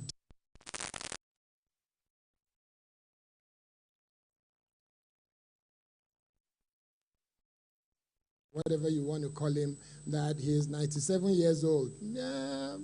You were not there when he was born. You're going to have to depend on what so many other people have published and what people who are around him that knew him when he was in secondary school. If you have read his book, he said he was not the primary school age when he was there. He was already a big boy with beer. He was old enough to be a father of children when he was in secondary school. So you have to go on and do the investigation, and that's the only way you can then say you have the fact. But the fact, again, is, to some extent, in today's world, dependent on who's saying it.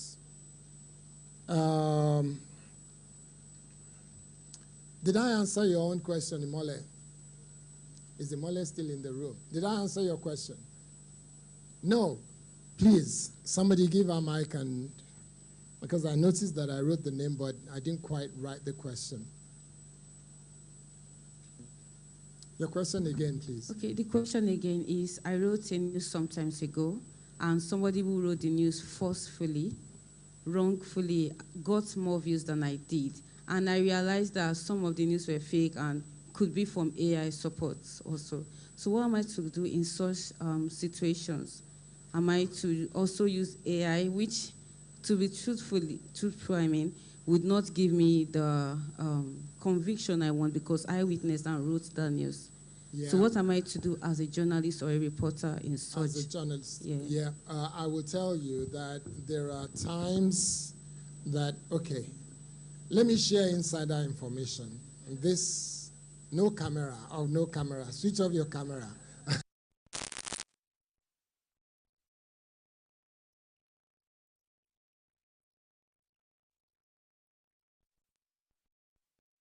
(2012, 2013), I was the general manager of Channels Television, and I was trying to build the social media network of Channels. At that time, we didn't have the numbers. Channels was working really aggressively to get the numbers. And guess what? I knew there is no way we can share a breaking story and get the number of clicks and retweets and everything that we wanted. So the only thing I could do was to create what in today's world, they call them the data boys, right? I had to create that. But they were not people I can call data. Can you call Alibaba data boy? He's not anybody's data boy. Well, Alibaba is my childhood friend. But he had influence on Twitter in the early 2000s.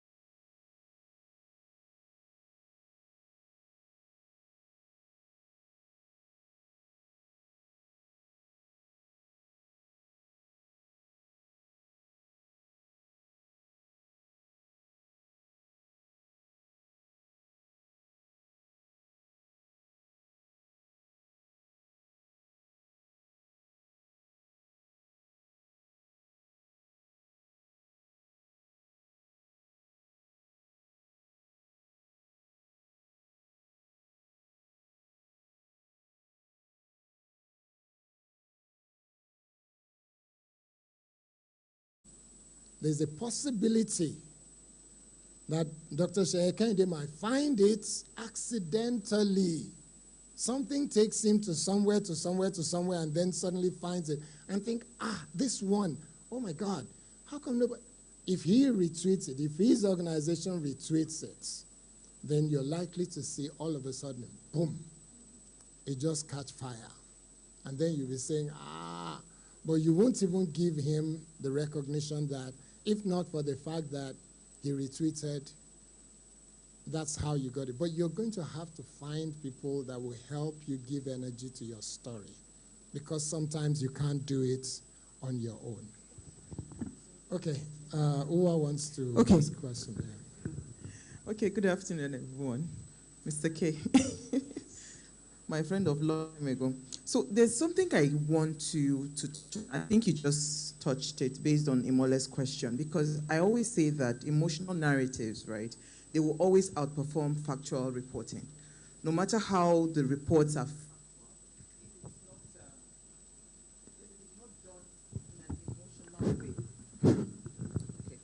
if the story is not tied to draw the emotions out from people, it would be very hard for you to find the reshares and all of that. And today, citizens, they trust viral content a lot, right?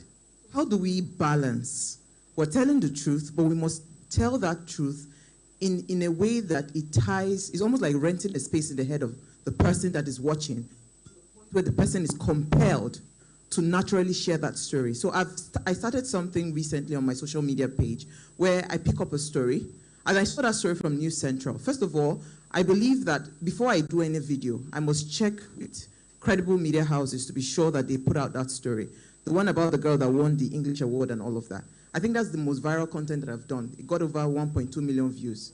But I looked at the structure of that content. There's a way you would tell that story that would tie to the emotions of the person that is watching, to the point where that person wants to now share. So how do mainstream media houses tie this? Because now citizens are more inclined towards following influencers, TikTok influencers, Instagram influencers, because of the way they tell the story. So how do we balance it for mainstream media? You know, by the way, I'm a producer. I'm not a trained broadcast journalist. Let me just say it that way. Okay. The word, as you were speaking, the word that came to my mind, and those who work with me will know that I've said this several times. If I'm going to tell a story, I can do an outer body experience and ask myself, if I were looking down at this story, will it, the word is resonate, will it resonate with me? Will it touch me? Yes, it's got to be factual, empirical, factual information. But it's like talking about 2 and 2. It can be boring. But if you put 2 and 2 together in a way where you have 2 beautiful men and 2 beautiful women, and you talk about what that adds up to, you're still talking 2 and 2. Will it resonate? If you're talking about 2 nice-looking cars and 2 cars that are very quick and all that, will it resonate with some people? You're still adding 2 and 2. It still adds up to 4. So it's a case of, will it resonate? You can do the factual thing, absolute, definite, without mincing it, without getting it wrong. But will it resonate?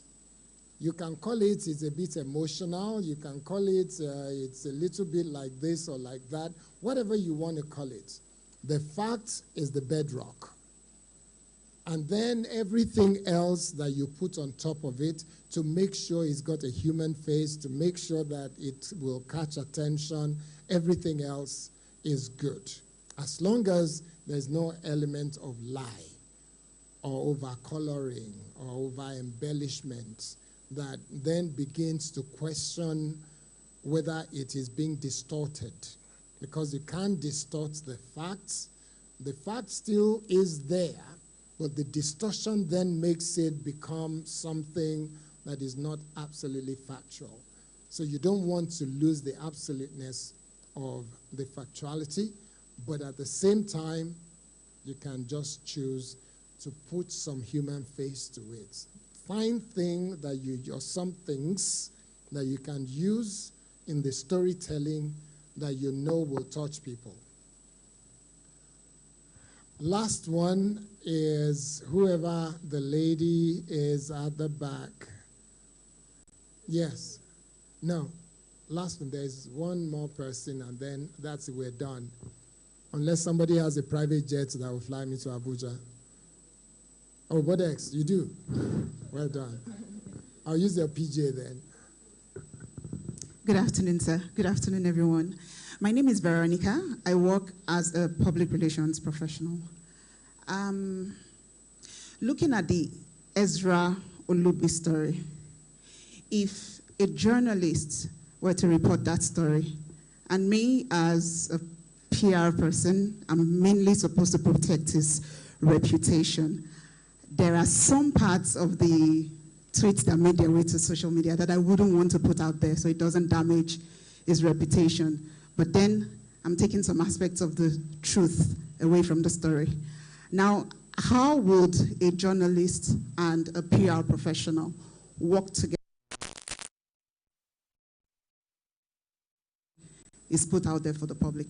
Thank you. Okay. PR is supposed to help make something look good, right? That's true. It's your job as a PR person if you're told News Central has a story to tell, somebody either is saying something right or something wrong about us. Your job as a PR person will be, how do you spin the story to make sure it is true? But you can always spin a story and find something that is a foundation that is true and use that to spin the story. And as a journalist, your job is to present the truth, the whole truth, and nothing but the truth. So that's your job. So you have the truth, the whole truth, and nothing but the truth, but you also have a way of spinning that truth so that it then works together for good of the Lord, Ojare. You work it together, you make it work. You can do that. There's nothing wrong with that. It's not lying. I'm trying off the top of my head to find a story like that, but I can't find any. But I'm sure each one of you have had experiences where you have told stories that you thought, I did put a little bit of salt and sugar or salt and pepper in this one, but honestly, God knows I did not lie. You will say that. So there are stories like that, and there's nothing wrong with telling your story that way. And it helps because it gets the engagement, it gets people to listen, and when you get that, you get the story out there, and it's to the benefit of everyone, including all of humanity. Thank you very much. Thank you, thank you, thank you. Let's put our hands together for him. I was actually going to share with Mr. K. There was this recent story that Punch actually put out. It was a story about the First Lady saying or calling on people to sympathize with families whose kids had been kidnapped. And they used a picture of the First Lady smiling with that story. Mr. K, are you listening? They used, sorry to disturb your good moments. I know, I know. So they used a picture of the First Lady smiling to tell a story about children who had been kidnapped. And the First Lady was saying, look, let's try as much as we can to sympathize with these people. I was wondering, what kind of editor would actually okay such a story? We've just been talking about the journalist in the field. By the way, this is going to be a beautiful picture. We've just been talking about the journalists in the field. Let's talk about the editors. What's going to happen? How would anyone okay such a story that has a picture of the First Lady smiling while she's saying to everyone, let's think about this, let's talk about children who had been kidnapped. Anyway, I just wanted to raise that. He has said that we should use our editorial judgment when we do stories. AI will not get out there to write a story. He also says, try not to get carried away by clicks on social media because you want to follow money. You're looking for people who would come, see what you're doing, and get to partner with you. At this juncture, I would like to have Mr. K step up here I understand there is an award for you before you step out. Would like you to come up here and would like for the convener, Bodex, please step up so that you can present this award to Mr. K. And we'll go straight into the panel session this afternoon. Please put your hands together for Mr. Kayode Akintemi. Journalism is not an easy profession. I'm sure you've heard all the things that he said. A lot of things happen, behind, before the things that you see on the pages of newspaper, on television, or the things that you hear on radio. Can someone bring the award plaque here? Okay, you have it. Please present it.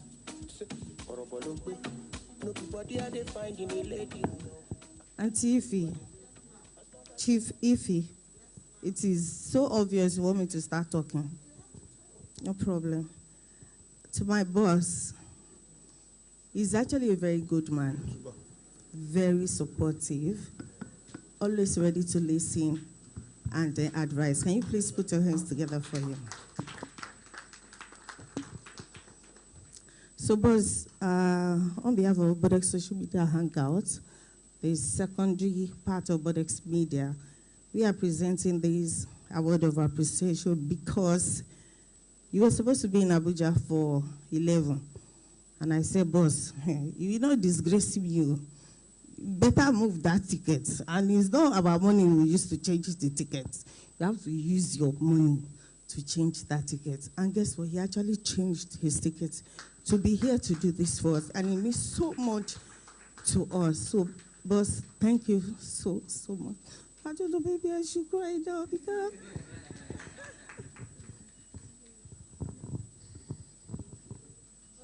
Baby, make you wear make a man. I am a love bizarre. Baby, I don't wanna do too much. So anything you want, I'll preserve. Yeah, go take my father. Baby, run and baby, plan. I take it up anytime we go down. Congratulations.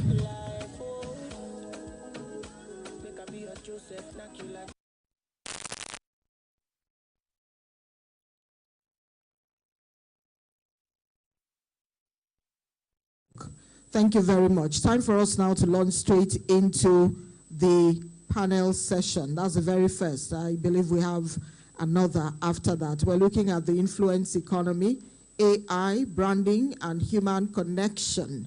Of course, the moderator today will be Dr. Barrister Uzamaka Orakwe, oil and gas lawyer, and the co-host on television Continental.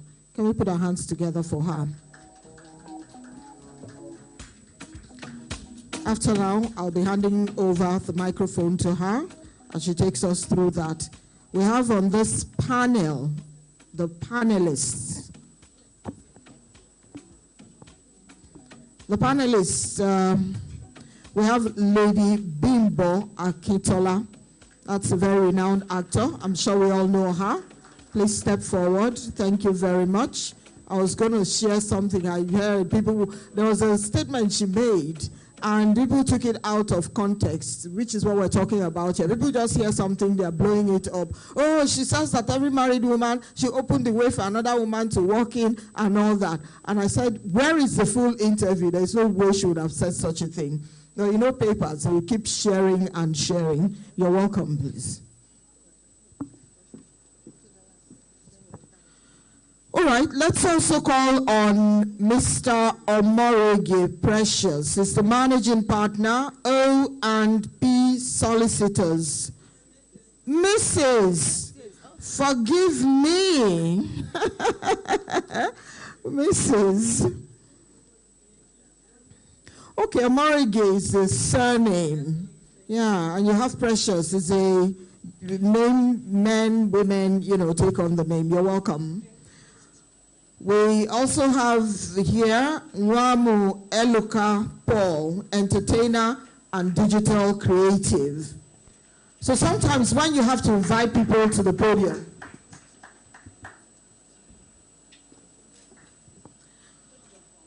Elo Swag, okay, he's up here. Thanks for coming. When you have to, it's always very It's somehow when you have to call people to the podium, you don't know what title to, attach to it. But then we'll call on Obembe Oluwatosin Femi, the GMD Leova Group. Let's put our hands together for him. So this is going to be a powerful panel for what it is that I'm seeing here. And I'll hand the microphone over now to Barrister Uzamaka Orakwe, Oil and Gas and GoTV, co-host on TVC. Thank you so much, and thank you for the honor to moderate this powerful session. So good afternoon, everybody. So today we live in a world where digital platforms shape identity, creativity, business, law, and culture. AI is no longer just a technological tool. It's a partner, it's an amplifier, and sometimes even a mirror that reflects who we are and who we can become.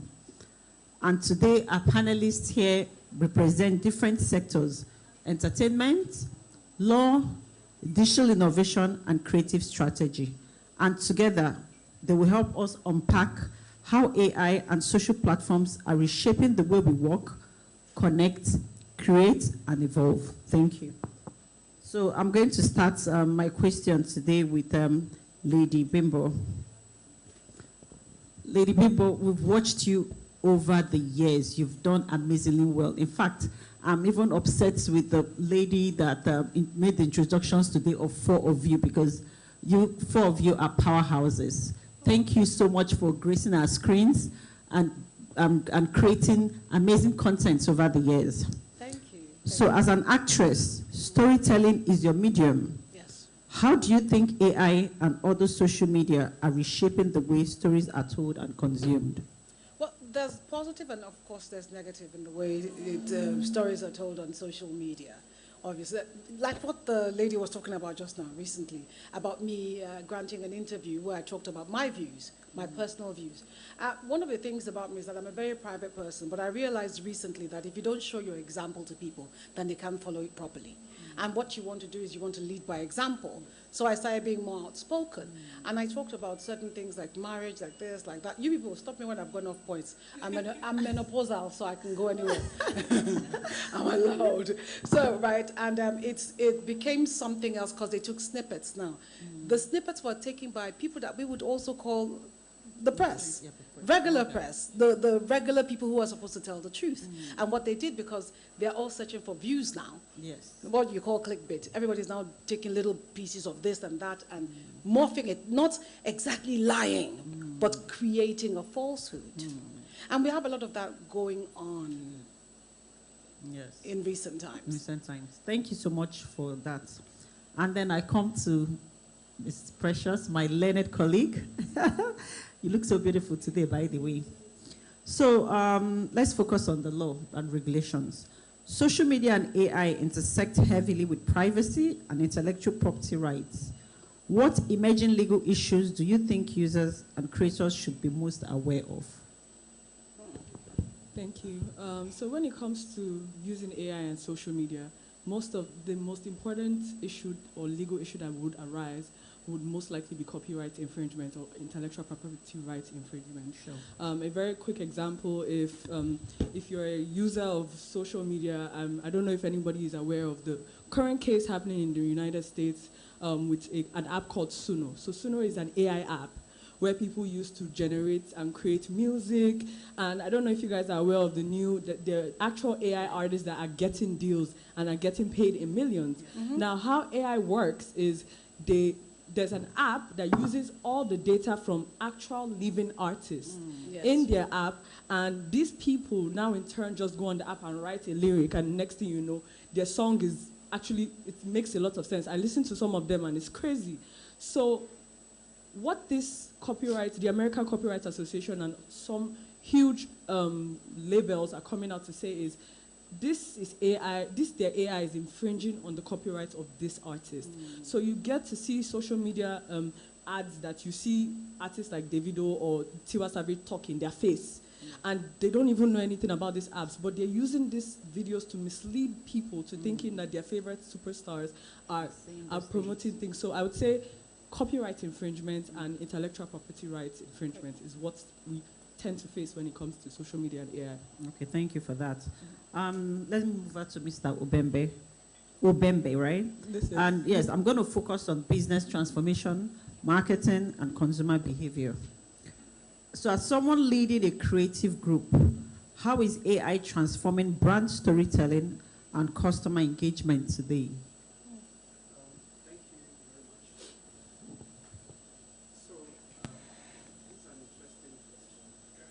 Ben, there we go. Still there. Sorry. Can you hear me now? All right, thank you. The reason why I said it's a very interesting question is because if you go on my bio on Instagram, I wrote there, I said, I'm a communication enthusiast. And that's because everything around advertising is communication. I tell everybody jokingly, I study mass communication, so I tell everybody that there are people in the marketing space, both agency, brand side, regardless. Some are from the communication background, some are from marketing background. So if you've gone to a school where there's a business study department where you study marketing, then there's mass communication department. Now, what is happening a lot in the advertising space right now, the branding space, whatever it is you're doing in that space, is communication. Now, in communication, there's something we call, in the introduction to mass communication, there's something we call sender, message, receiver. That's, you see, everything around branding, communication, whatever it is you're creatively doing, is whipped around those things. Now, in between, what AI has come to do is, you see, I tell everybody, the advertisers, we are the encoders of the message. We decide, okay, how do you want to do it? Is it commercial, or should I use influencers? What should I use? And then we put it out, and then that's the message. Now, right after the message, there's something called mediums that can be called channel before it gets to the receiver. Now, AI just came and merge up, or I don't know the right word to use right now. You see that the message part and the channel part, that's where the AI came to sit in communication, in the communication space. So there is the message, I was talking about how we encode message. Now, you could actually sit down. I can make you start dancing right now, and you're just sitting here. That's the messaging part. Then I put the message part out in a particular way. What channel? Now, the channel now determines what do I want to achieve. Do I want your family to see you right now and be angry with you? Then I will encode the message that you'll be dancing in a way that you yourself would never want to do, and put it in a channel that directly goes to where your family will see it. And then your family are the receiver, and they will receive it, and mission accomplished. That's the problem. So, you see, that can either be used the right way or the wrong way. So now being intentional about how you use it, and including regulators right now are doing a lot of work to make sure that they curb these things. That's where we are right now in the creative communication, advertising, branding, and the infusion of AI. Thank you so much. So now at least we know that when it comes to consumer behavior, when it comes to marketing, that the law, the legal sector has a lot of role to play. Okay, thank you for that. So I'll come to Mr. Eluka Paul. And I'm going to focus on digital culture, content creation, influence, and innovation. As a digital creative, what has been the biggest shift AI has brought to the creative process? Well, too loud. Thank you very much for that question. So in the creative space here, now it's easier to create content without even using your phone to record the videos. You could just take a picture and put it on any AI, not any but like, the proper AI, and give it a proper prompt, because sometimes if you give it the wrong prompt, you can see like 5 hands on your right and like 10 hands on your left if it's not correct. But with the proper prompt, you get a very good video that you want to put out and, masses. So for example, now if you're told to like do something like advertisement on a bottle of water, a bottle of perfume or something, you could just take a fine picture and give it the prompt of, oh, help me do or get ready with me video for today, and the AI actually does it properly, and you can actually post it and get views. Not saying that if you do it naturally on your own, you won't get views, but sometimes, when you have AI to help you out with your content, it's easier, don't you think? Like sitting down, taking one picture and posting it, and it goes viral, regardless of the fact that you're not doing it on your own. And, sometimes you could also use AI now to copyright. Copywriting, I think I did digital marketing at some point, so I'm a copywriter also.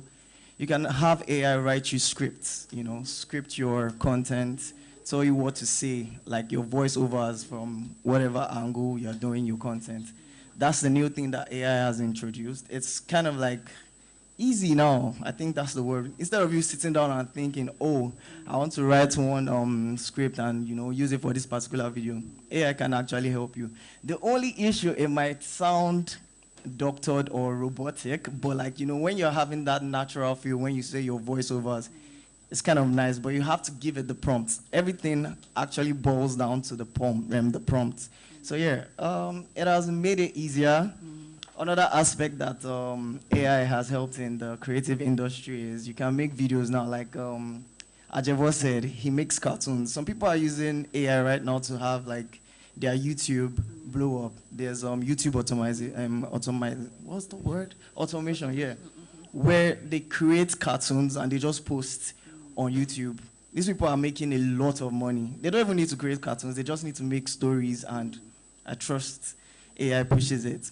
The algorithm now is very tricky because sometimes you might not know which content will blow, which content will not blow, because AI can suggest you some hashtags. Hashtags actually work, but they suggest you some hashtags that might not necessarily push your videos, but, might help in the long run. So, well, with content, you can never really tell which one is going to go far, but AI actually helps a lot with creating of content, writing of your scripts, making it look better. There's there are prompts that when you put on AI, it can actually take a normal picture, maybe you just lying down on your bed, and it will create a very good picture for your LinkedIn profile. Like that's how good AI is right now. So yeah. Thank you so much for that, because what I can hear you say is that it has simplified everything, but you must have common sense for it to be able to get the best out of it. And we know that these days, not so. People have become lazy, intellectually lazy. And it's not just feeding AI certain information, but the right information. Thank you for that. So, Lady Pimbo, back to you. Has social media influenced how you relate to your audience, or how your audience relates to you? In what ways has it changed the personal side of your craft? Okay, I'm horrible at social media, so you're asking the wrongest person. I rarely or barely. I think my age shows when it comes to social media. I try, but I'm finding out today that there's so much more I can do. I can put a picture up there and say, hey, I do whatever, and it will do whatever. Because I feel like it's an invasion because of my generation. We were brought up different. And for me, social media is a lot invasive. You have to film it from your house, because most people do that. That's what we used to do. Apparently, we don't have to do that now. We just put a picture out there and say, do whatever you like. But we used to do that. Would show what you're eating, where you're going, how you're coming and going. And I'm not that person. I don't share all of that. But I'm figuring today that there's so much more I can do just by listening to, especially him and what he's saying. So I think from now on, maybe my fans will find more stories out there that seem to be personal, but are not really personal. So if I look at it from that point of view, I guess I can put up more social media posts. I'm the person that does one click for all of my social media. Once it goes to, what's it called? IG, it's going to Facebook at the same time. And I'm done. But it does, I will tell the truth. I'm old school, and I know for the new school, they make much, much more money just because they use social media more. I've had Omotola Jolade, she almost killed me at one point that, you're not maximizing on so much, you're losing out. And I understand it. but I didn't mind. But I've seen what he has done for the newbies, the newer generation. They are more in touch with their fans. They are more in touch with outside deals because they're able to leave Nigeria just based on their social media output alone and represent Nigeria at different fashion events. And this all happens just because of that social media space, which I'm not part of. But it is, honestly, I think it is the new way forward. We've seen a lot of new faces because of social media. Before, it was just your actors who would, toil for years before you see some of them. Now, in the space of 2 seconds, someone trends and they are a star, and then after that, they become an actor. So we've seen how social media, how powerful a tool it is, even if some of us are not using it. So thank you for that, but I don't think I don't really think it's about the old thing or old age. No, I don't think so because I don't think I'm old age and I have the same problem. So I'm just on 2 platforms and everybody has been saying, oh, my team has been saying, oh, you have to be on TikTok for the past 2 years. I'm still mentally gearing towards it. So sometimes people are busy and then sometimes people are just not interested. I'm not. It's yes, because there is so much to yeah. be done from that space. I have seen it. I've seen, and I would say to the younger people who are not on social media, I actually give a lot of advice when it comes to that. I say, get on social media. Exactly. Do monologues. Show directors what you can do. Because a lot of people who have not, you're still going from place to place. You can, with one monologue on social media, get the attention of a director or a producer. You can, with just one monologue, trend and become the next face. True talk. So there's a lot. There's a lot to do with Thank you so much for that. And back to my learned colleague. How prepared is our legal system to handle disputes arising from AI-generated content in terms of ownership, liability, and misinformation? Okay, so I'm going to start from how Nigeria is prepared to how we lawyers currently, how we handle cases that come from disputes around AI and just ownership of content. Firstly, the Nigerian law, we have a long way to go when it comes to, you're a lawyer, so I'm sure you understand. I'm sure even the oil and gas probably even needs more litigation or laws governing it. You talk less of, entertainment and anything that has to do with artificial intelligence. I'm going to say, right now, the only legislation that we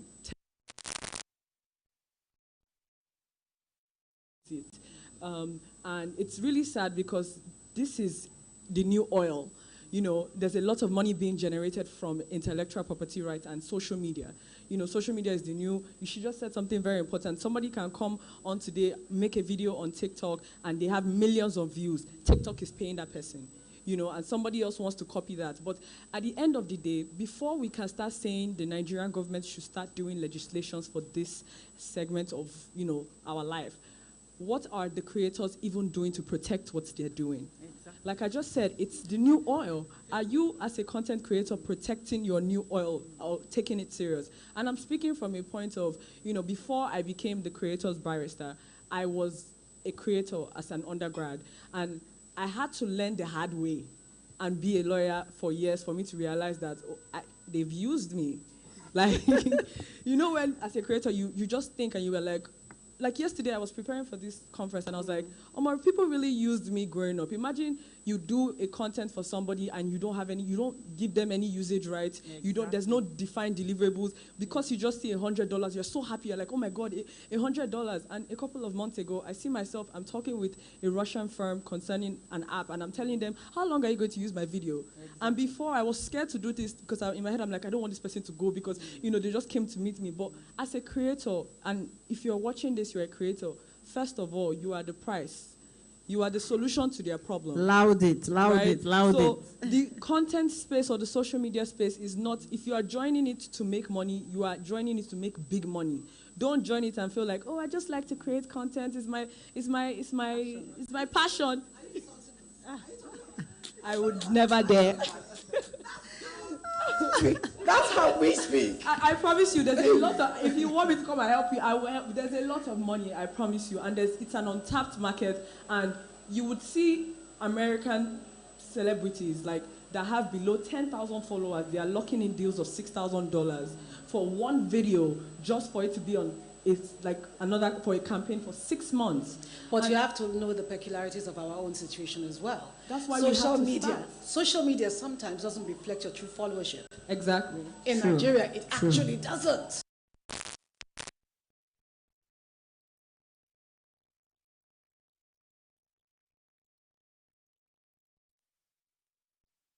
If you are consistent with your craft, you can have 1,000 followers and you have 53 people commenting. That's the honest truth. What they want is, do you have people that listen to you and they're like, oh my God, this girl just bought this dress. I want to buy this dress. There are people that have 1 million followers. They can post a dress and people are like, I don't even want to wear that dress. And you might have 5,000 followers. You just post a 5,000 naira dress and everybody is going to that vendor to buy. So it's a market that if you want the government to give you a legislation, you must show that it's a money-making business for you and you're protecting it. A lot of creators don't trademark their names. And later, like there was, I was at a conference with Bodex, that was where I met her, and we were all discussing about how this popular comedian, Sabinos, had a slang, you know, and a milk brand, I'm not going to mention their name, they took it off and they used his name. And imagine if he hadn't trademarked that. Something huge. Something huge. They took it and they posted it on their Twitter. Too bad for them. He sued them. So imagine if he wasn't taking his craft as something important and he didn't trademark that. It would just be a thing of, you are cheating me. Why would you do that? It's my son. We're not doing that. So for us to first start saying, how can we regulate the dispute? Take your brand serious. Trademark your name. Let people know that, okay, if any dispute arises, this girl is ready to go to court because she's already protected her name. So that's pretty much it. And the reality is that for any government to help regulate a sector, they need to make sure that the sector is going to generate revenue for the government. Yes. There must be interest involved. Yeah. And then you too, as content creators, you need to also know that you must pay back, you must pay tax for us to build our economy, Yeah. for us to build any sector. We need to generate and we need to pay back. Yes. That's the reality. Okay, so I'm going to come to you back now, Mr. Obembe. Are businesses in Nigeria embracing AI out of necessity or curiosity? And what do you think they're still underutilizing in terms of AI? I would say that I would speak about my industry, that's the media space, marketing. Yes. There's one thing, you know, I have a copywriter, and then there's this, I forgot the site that she uses to write copy. Then whenever we have a brief, she'll put the prompts, and then she will get the copy out. Maybe it's a commercial script, she'll put it there. And then I'll tell her, then I'll expect her to turn in less than 30 minutes. And then she was like, I'm still working on it. So what did your AI do for you? She was like, sir, I use it for guide. It helps me to think. So I see what are if I see the 10 options that are possible, I can decide the best. And then again, businesses, beyond that, the art directors they use for graphics, for designing. I mean, businesses are using it for bookkeeping, amongst other things. But in the creative space, it is very, very important. Even in communication, I'll go back to communication, and I'll quickly tie it to something that she said just now about protecting your brainchild when you are out there. And that's what businesses do. No matter what you are doing, even if we don't set up a limited liability company or blah, whatever it is that you have decided, you're a creator in your house, I tell everybody that you don't have an idea of the power that you have with you. And this is what you're creating, then you need to do the next thing, protect it. And then while you're done protecting it, you need to be sure of where you are putting what you have created. I am privileged to sit in board meetings, in conference rooms while we're making decisions of influencers to work with. And you know, it's interesting when this influencer sees me on the road, they're like, "Nah, I'm not using me for that campaign." And I'll be like, "Sorry, I'm not going to tell you why they didn't pick you." But then I met someone and I'm like, "You just released something. Where did that come from?" He said he prompted an AI to, how can he market himself? He now put his interest, he now define his audience. And I know that's how he came up where he came up with. And I'll quickly tie this back to something that we did, which anybody can correct me for this, arguably is the biggest, most viral thing that have happened in this country. I won't say in the last 10 years, but maybe I'll say forever. It is the Udabasi Cookathon. I was the show director on that show. You see, from the very beginning, thank you, from the very beginning that we came up with the name Cookathon, Norway is Sibo. That was Norway. I don't know if anybody knows Norway. No, we came up with the name the Cookathon, instantly protected it, registered it. Now, we now made a big deal around it such that when we were done, there were a lot of tons, sleeping ton, writing ton, walking ton. Please, you guys should give this man his flowers now. Give him his flowers. So, thank you. Now, but let me quickly talk about what blew. I tell everybody, the success of the Cookathon wasn't accidental. It was intentional. We knew what we did from the onset, and this is what we did. We're talking about social media here, but let me quickly bring the senior brother of social media close to this conversation, which is the media, the news, the traditional news platform. So there was a big budget for marketing and all, and then we looked at it and I told the lady in charge of PR, her name is Nene, and I told her, and I said, Nene, how many media partners do we have? He said, we have a lot. We have blogs, we have TVs, we have traditional. I said, okay, we'll sectionalize them. Let the traditional ones come for the press conference. But you see the media partners, the one that their news can go like this, Papa. Put them on standby. Now, I know the people I want to talk to, Nigerians. My job is communication. I know what Nigerians like. They like fun. They like free food. They like, and Nigerians love Nigerians. I want to say this. I mean, trust me, Nigerians love Nigerians. You don't want to leave us when we are fighting each other, but Nigerians love Nigerians, and that's what carried the Cookathon. So what we did was, I now set up a team called the FOMO team.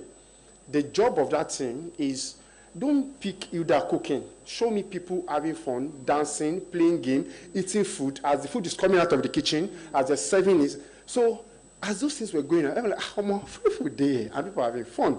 Before you know, on the third day, they broke down the gate of Amore Garden. The crowd was enormous. We were getting calls from Aso Rock, from Abuja, from the governor came. It was, I think maybe that's the part that went out of our hand. But where I'm going right here is that we were intentional from the onset. And we are protected in such a way that we're ready for the exposure. So now, when we are coming to how businesses are making decisions, and when I mean businesses now, please don't look at the big names. You, whatever it is you are doing, if you want to be a social media, I was just telling my social media person now, I was like, do you know how much you can be making being a social media manager? Do you know how many businesses right now? There are a lot of businesses that come to me and I tell, I can't take you because you can't even pay my retainer. But there are some of these businesses that already pay 100K, 150K. Now, if you have like 4 or 5 of these businesses, you're literally not even spending money on anything. You probably just need to do subscription to 2 AI platforms or 3. And you can sit in your house, you will create the content, they will generate the caption, and you will be posting for them. In fact, you can even travel and not post because you can log all the posts in. So you're literally earning 150 times 4, whatever that amount is. You're literally earning that in your pockets, but guess what? You can't just dabble into it. That's where the skill comes in. So before you say business, I want to now take AI and say, oh, how does AI now comes into business and make it big? It comes from you first. You need to know what you're doing. I tell marketing managers, it is my job. I will give you 2 million eyeballs. What are you going to tell them? Thank you. Okay, thank you so much. Because what I can hear here is back to common sense, having common sense, intentionality, and then back to the legal framework. Okay, Mr. Eloka Paul. Social media trends evolve very quickly, and that's why most times I'm tired. When I go on Instagram, by the time I swipe 1, 2, 3, like I'm done. There's just so much. Before you finish hearing one gist, there's another gist. How does AI influence what becomes viral and what fades away? Does it really influence it? I feel like the person posting does the influence, right? With the hashtags or whatever time it's being posted, you get. So for AI now and trends, it depends on the particular type of video, right? So it could be a normal dance video. I don't think AI dance videos will go as far as when a human being is dancing, because if you are dancing, you have to have moves and whatnot. But if we're talking about trends, right, we have to talk about other things apart from dance. Maybe like music now, like we were talking about earlier. Creating songs, there's the emotion the human being would write songs with that when you listen to it, you'd be like, oh yes, this is nice. When you listen to an AI song, you know that this is AI, You would. I promise you. I object to. Actually, I promise you. Actually, no, you won't. Have you heard that? What's it? Tongue song, the new tongue song or something. And that one is even. But better then than the tongue song. the AI songs that are being generated that you would never know, they are on Spotify. They are not on TikTok. They're winning awards. They're on Spotify, getting millions of views. They don't even they're not even sounding, they sound just like regular. Yes. Are you aware that people are using Davido's voice to sing songs? Yes. People are using Beyonce's song. You would never know. So the ones you probably hear are the ones that they're using all those low version AI. I'm talking about. Yeah, so free version, exactly. So free version is what I'm probably talking about. But like as to trends, so people use, let's say like Davido's they want to hear how it will sound in like 1900s, they now repurpose the song and whatnot. So yeah, that's where trending comes in play, So yeah, stuff like that. They repurpose contents that are kind of like new and make it sound like old and see, would this go? And people now start to copy that because it's a trend, they follow the trend, and you have to actually follow the trend in order to like move with the click these days. Thank you, So, sir. I'm enjoying the energy on the stage today, and I hope you actually enjoy this energy. So we can take question for each of the panelists. So can we have any questions? Do we have anybody that wants to get more clarifications on something that they've mentioned today? Okay, please, can you help us with the... Okay. Let me do that. To speak with the barrister, because you see what you mentioned about numbers, right? I still feel like Nigerian market is very, very weak when it comes to that. Those kind of things will work abroad, because I know people that are abroad, they don't really have enough followers, but they are social media influencers and they are making very good money. True. So how do we start to intentionally position our brands? Because I mean, if you have 5,000 following, it's a lot. And it depends on how, the question I asked Sake, how you manage the content, you'll be able to elicit the engagement that you're looking for. Yeah. So how do we start to get brand communication specialists in different organizations while you're in the boardroom making that decision? I always say spread the money. Yeah. You understand? Instead of giving one Hilda Bassi 1 billion, why don't you find 10 people and probably give Hilda Bassi 500 million and spread the remaining 500 million. Do you understand? So how do we start to get the decision makers to understand that for us to make the market a little bit more competitive and maybe fair? Well, there's no fairness in this thing. Let me just leave fairness, right? So how do we get it to become a lot more competitive for decision makers? Then for us, the content creators that are small, we're not the big brands. How do we then position ourselves that would get you to be attracted enough to say, okay, do this? Is it niche that we're talking about? Should we do that? Because I've seen some people do that in tech, in different things. Or, can we just do general content and still get the people to pay attention to our page and then pay us for that? Okay, this question I've asked, this is full consultation money. Pexi, how much? Thank you. Okay, but I'll just answer it because Bodex is here. Okay, so your question is a very smart one, and I'm going to first of all start with: there's no small creator.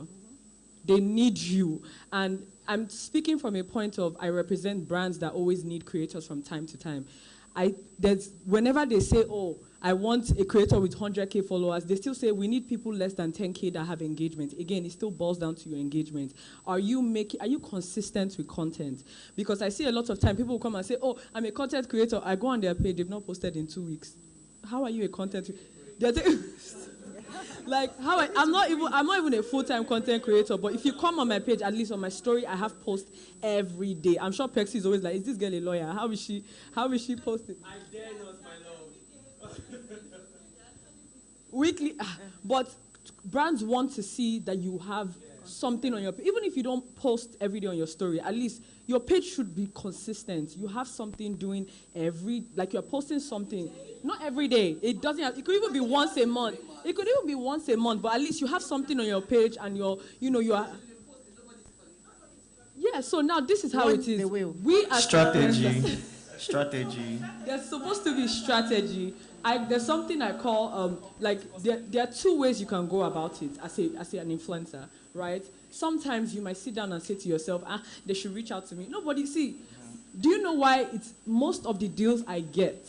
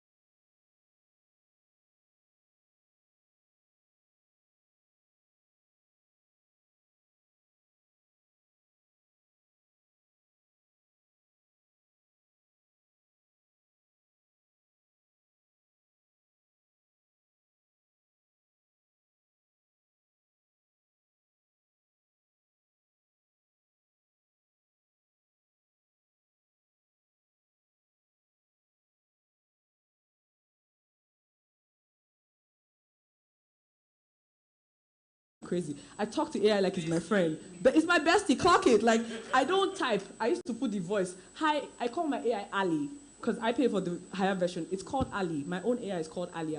Ali, hi. This brand, I've been buying wig for them. Write a short pitch for me. I want to influence for them, and I'm going to give them. This is my price. Now, when you are reaching out to them, don't go with the idea of you are begging. That's when they're going to be like, please, I beg. Go with the idea of you have a problem to solve for them. I've seen that you did a campaign. I have followers that want to, see you have a new campaign. December is coming. People want to buy affordable hairs. I would like to speak for you. They'll tell you, okay, what are your rates? Do not ever give them a rate card, please. I'm always going to say this. I'm not a fan of rate card because guess what? Rate card is for your creativity. There's your usage rights. By the time you collaborate with that brand and is on your page for XYZ amount of months, who is paying for that? Your rate card is only for your creativity. The amount of months and exclusivity that they want to work with you is a different price. It's added a jar on it. Let them now be the one. You're the one telling them, I want to collect.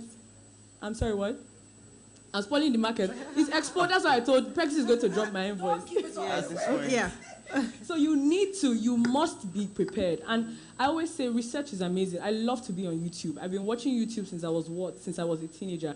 And there's so many, they're free. People talk about this, and a lot of Nigerians will not talk about it. See, it's already saying that you're spoiling our market. But the more we know about it, the more we now know that, you know what, this brand, if I reach out to this brand, I have to tell them my price. And you need to know, inbound is always better. It's always better when you reach out to them. If they reach out to you, it's always free. And even if they give you free, or they don't, they will price you down. So reach out to them, and don't be, if anyone reaches out to you, don't be scared to ask, what's your budget? I don't have a rate card. What's your budget? How much do you want to give me? Any price they give, double it. That's my price. What is the usage right you want to do? And start with that. I would also say that when it comes to reaching out to brands, you need to know that different brands have different skills. Like now, if you reach out to Iya Basira and Co., you know that it's the Iya Basira that is responding to the chats. Do you understand? So you are reaching out with, you know that you only have 5,000 followers. It's you. I know it's you. So you can go to their personal page and send them a DM. But there's some brands that are big, like some of the brands I manage. If you send a DM to the page, it's most likely the social media handler. They will read your message and like it, and you'll be like, they didn't even answer me. Even if they reject, you don't have to keep going back. They will remember you and come back. There's so many. I'm sure if there are brand people here, they'll say they've seen my DM tire, my email tire. I will send them DMs, but they might not, I don't always get a yes, but they always come back eventually and they say, we saw your email. I'm not the one that will now say, oh, okay, that time has passed though. This is not my price. These old things have passed away. Now, like, I'm going to give you my new rate card, so you must always know. Bigger brands, you can now fish out people like him that are handling their PR, go to their tagged posts. See the people that have tagged them in the recent time campaigns they've done, PR brands, reach out to them. They might not give you what you want, but they put you in their radar. Whenever they need another content creator, they add you to it. So you have to be strategic. Thank you for that. And I just want to add that, in Nigeria now, when we hear the word clickbait, we look at it as a negative thing. It's not a negative thing. Clickbait is what helps you be seen, but it depends on how you put it together, whether false, negative, or positive. A clickbait is not a negative thing, it's not a bad thing. It's what enables your post or content to be seen online. So, No, I'm not addressing that. No. Actually, let me say something about it. To be fair, so that you don't make a mistake. Nigeria is a very interesting space. Don't go tell anybody that usage rights thing. They just go, okay, I will get back to you. How many times you get back to you? They don't know your word. They don't know your word. No, let me. They don't know your. That means they want to. They don't know your word. No. Any brand. I'm so sorry. Let me not cut it. They don't know your word. I will explain. A brand. Most of the brands that have reached out to me in this space that are international based, whenever I tell them my usage rights, they now tell me, no, they are Nigerian. Don't forget, they're here in Nigeria. It's a Nigerian person that is handling it, so don't get it twisted.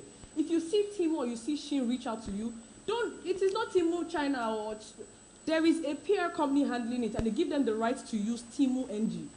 Just know that, right? And once you reach out to those people, see, at the end of the day, people know who they are dealing with. I work with creators, right, that they will tell you that to post one picture on their page is $1,000. And brands they are saying, okay, can she take 900? And you see that same brand, somebody is saying, please give me 100,000 naira for a post, and they're looking less. Once you know your worth, brands want to relate with you better. That's the honest truth. Okay, let me say this. Please let me land. I hear you, and I agree totally, because there was someone recently that one of the brands that we work with is sponsoring the AFCON, and we needed to take three influencers to AFCON. And one came and said, if you don't give me this, and this, I'm not going. And from HQ, which is China, they told us that, go and negotiate with her, she's the one we want. I agree with that. But you need all of this to know your space. Yes. Now, if you are in a space whereby, before they blink, there are 100 people that will deliver what you can deliver. And now goes back to what can you deliver, yes, which takes you back to top of mind. Now, if you are on top of mind of brand managers and marketing managers, and now you're on top of mind. You see, some people, I ask an influencer, give me your audience dynamics. What's your consumer? What's your behavioral pattern of your consumer? Break it down for me. Oh, they are Nigerians now. I say, what? You don't have an idea. Nigerians have diverse behavior. So what is it? There's a lady, she has 112,000 followers on Instagram. We have a brand who home appliances. She's always our number one to go to back to back. You see, our 112,000 followers, I can tell you our engagement rates would reach out to people that by the time we go and meet some of people that have 1 million followers, they probably even not giving us that engagement rate of that 112. So we deal with back end to come. So by the time I've seen back end, I know what you can do. And I'm coming to you and you're giving me, where is my, I'll get back to you. That's what I'll say. And I will. Thank you. I also want to say, sorry, I know we have short time. Usage right is not a bad thing. What usage right really means is, if I do content for you, you are paying me for my creativity. Afterwards, you might tell me that you want to use, that video will be on your page for 1 year. 2 years, and then that video they might still sponsor it too. Then they will not tell you in your contract, because a lot of creators don't have lawyers. In your contract, they will not say you cannot work with another person selling hair for 3 months. You sign, and then you now realize that. And the reason why I always hammer on usage rights, like I said, before I became a lawyer, I was a model and a content creator. I had never been to Turkey as at 2014. People were calling me; they were seeing my billboards in Turkey for outfits. People were seeing me on Shein. People were seeing me, and I did not get paid. I was literally just here in Nigeria. Like companies would just say, "Oh, can we reach out to you via Instagram? We're sending you clothes." They'll give me 2 boxes of clothes free. I was happy. I did not know I was on billboards. Yeah. So those usage rights, if I had known better, I won't be everywhere and wanting like it's, and I'm not getting paid till today for it. So the most important thing here is negotiation. It's important that for you to sit down for any meeting, any business meeting, you need to learn the skill of negotiation. If you don't know it, you get a lawyer. If you want to make money, let your brain tell you that you need to pay the legal fees to be protected. Anything can happen.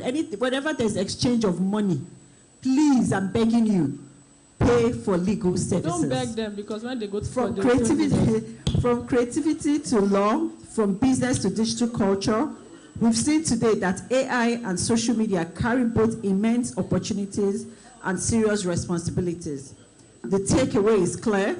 To thrive in this new era, we need awareness, adaptability, and ethical intention. Thank you all for joining us, and thank you to our distinguished panelists. Thank you so much. Sorry, can I add something real quick? So for the older generation, I don't know why I won't even know why we'll call you older generation, because you are still here with us. You guys have a lot of stories to tell us, and your stories are very interesting, to be honest. So putting a camera in front of yourselves and just doing content, I promise you, it becomes interesting to the younger generation. And when you do that, it's actually nice to see. It actually goes far when you tell us those stories. There's this woman on IG that just gives advice. She just sits down in a chair and she's just talking. And I'm like, why am I even concentrating on this thing? Like, the attention span these days is very, very, low. But like, I promise you, when we listen to the older generation, I don't know what I'm calling it. I mean, but when we listen to you guys, I promise you, it's always interesting to listen. Tell us your stories, talk to us. Don't be scared of camera. You guys used to take pictures that day. We used to see your, hair, afro and whatnot. It was interesting. Show us that steez, that energy, that vibe. Thank you very much. Authenticity, that's what we're looking for. I have one content idea for you. Advice for women. Just do the video. Things you would tell your younger self. Okay, fantastic. Yes. Thank you so much. Thank you. Thank you. Thank you. Let's put our hands together for them. It's been a wonderful session, I must tell you. But don't go yet. Don't go yet. Just come down here. I think they have a little something for you. There is always this surprise when you talk about Bodex. Okay, I hear the students have questions for you. Please step forward, please. How many of you? Just come forward, yeah. Good day, everyone. My name is Miriam from Monday Private College. I'm a student that identified the problems revolving around students. So how do I make my content to influence other students without feeling discouraged?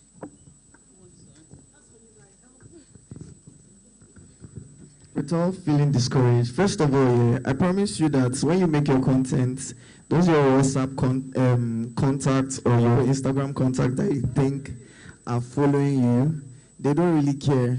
Once you put it and the algorithm picks it and the world sees it, you go. Another thing you need to know is stop thinking about what people think, because, if you think about that, why are you doing the content? Why do you want to be you? Why are you yourself, right? You're alive because you love what you do. You like singing, you sing. If you like dancing, you dance. Even though your voice is not the best voice in the world, I promise you. There's this guy on TikTok, Skies. All he does is just shout. He's not really singing music, but look at him. He's performing on big stages today, and he's collecting good money. Just be yourself, be motivated, and I promise you. Excuse me, you will answer, you are Agbaya. Come tell her what to do. Yes. Yeah. Answer. No, I was telling her that there's actually a guy that doesn't say anything. He doesn't say one word. Yes, and it's one of the biggest content. So do you, just do you. But there's one important thing, have fun doing it. Just have fun doing it. Do you, the world will always adjust. All right, while all the conversation was going on, someone walked in, Mr. Eniola Bello. That's the MD of this day. Let's put our hands together for him. At this time, we have awards that will be going to the wonderful persons right here. Yeah, go ahead. You will talk. You can't have an event like this and you're not talking, Bodex. Okay, to this special panel, I want to say thank you so much for your time. To my two baby girls, Dr. Barrister. We have two barristers on this panel, actually. Can we please put our hands together for them? Then to my biggest sis, Auntie Bimbo Akintola. She has been an amazing person in a short while. Like, if you're looking for the most down-to-earth human being, you should call on Auntie Bimbo. So, Auntie Bimbo, thank you. Ella Swag. He's always swagging me. Every time he will swag me. Then I'm also his mom's friend. We are very good friends, so I now use that influence. I said, sure, you know I'm your mom's friend. You must come on this panel. So thank you so much. So we have awards and we have other gift items in your boxes. So we'd like to present the certificate of participation and also an appreciation. Thank you.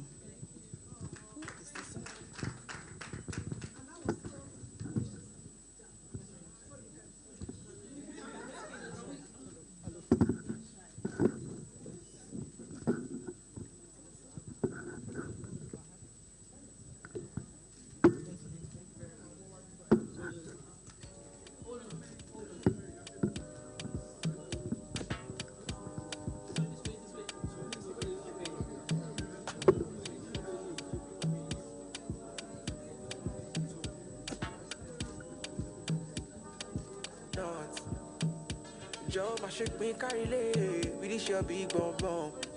You left me with no option, gone. I don't feel the night on God. And if you jack up, all I want is your love. Don't leave me, Boga. I'm not gonna give you forget it, Boga. Cause the touch of my time, when you give me the your love. My physique, Boga. Oh, my jackie, no. Cause you were the one I love. You were the one I trust. You do me jelly now. I'm only for a call. And if you like bygones, be bygones. Come about me, you like up. You do me jelly now. I'm only for a call. Awardees, yes, with the convener right there in the middle. Good. Oh, my son, para o container day. Ah, my sugar, oh, my koale. Hello, and if you jack up, all I want is your love. Don't leave me, Boga. I'm not gonna give you forget it, Boga. Cause the touch of my time, you give me the your love. Thank you, thank you, thank you. Oh, my Jackie, no. Cause you are the one I love.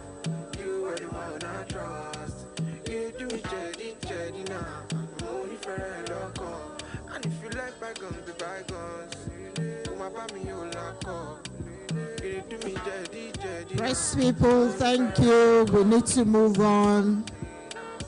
Thank you very much. Don't go yet.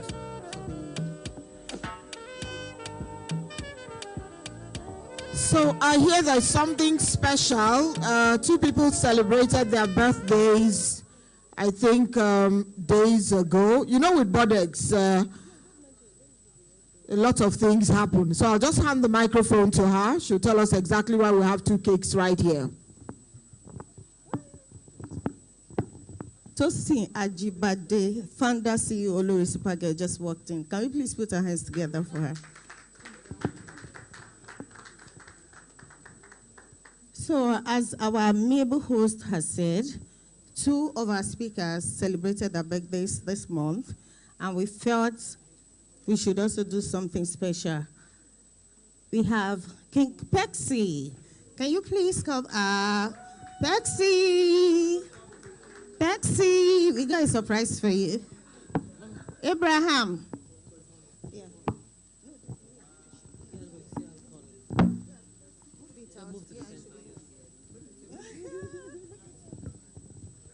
Bring the two here, thank you. Abraham. Okay, yeah. Then the second person is my very good friend, they found their ways. Ooh, wow. Yeah, happy birthday to you. So please come out here. Please, can you put our hands together for them? This is your own. With your flyer.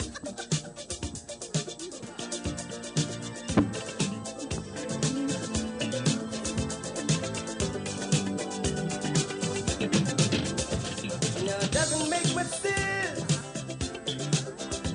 I ought to be alone again. Anyone who takes offense at a day in your celebration, 'cause we all know in our mind that there ought to be a time that we can set aside to show just how much we love you, and I'm sure you would agree. What could be more perfectly than to have a world party on the day you came to be? Happy birthday to you. Happy birthday to you.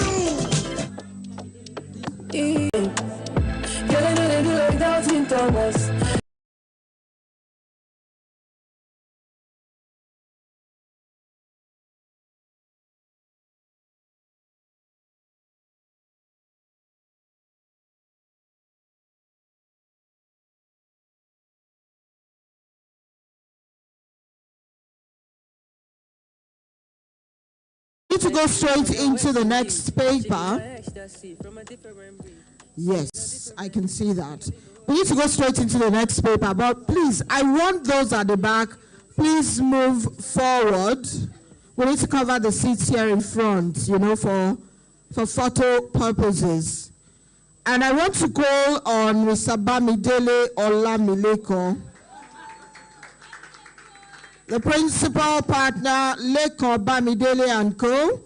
And he's talking, okay, he's going to take us into what it is that he has to unleash today.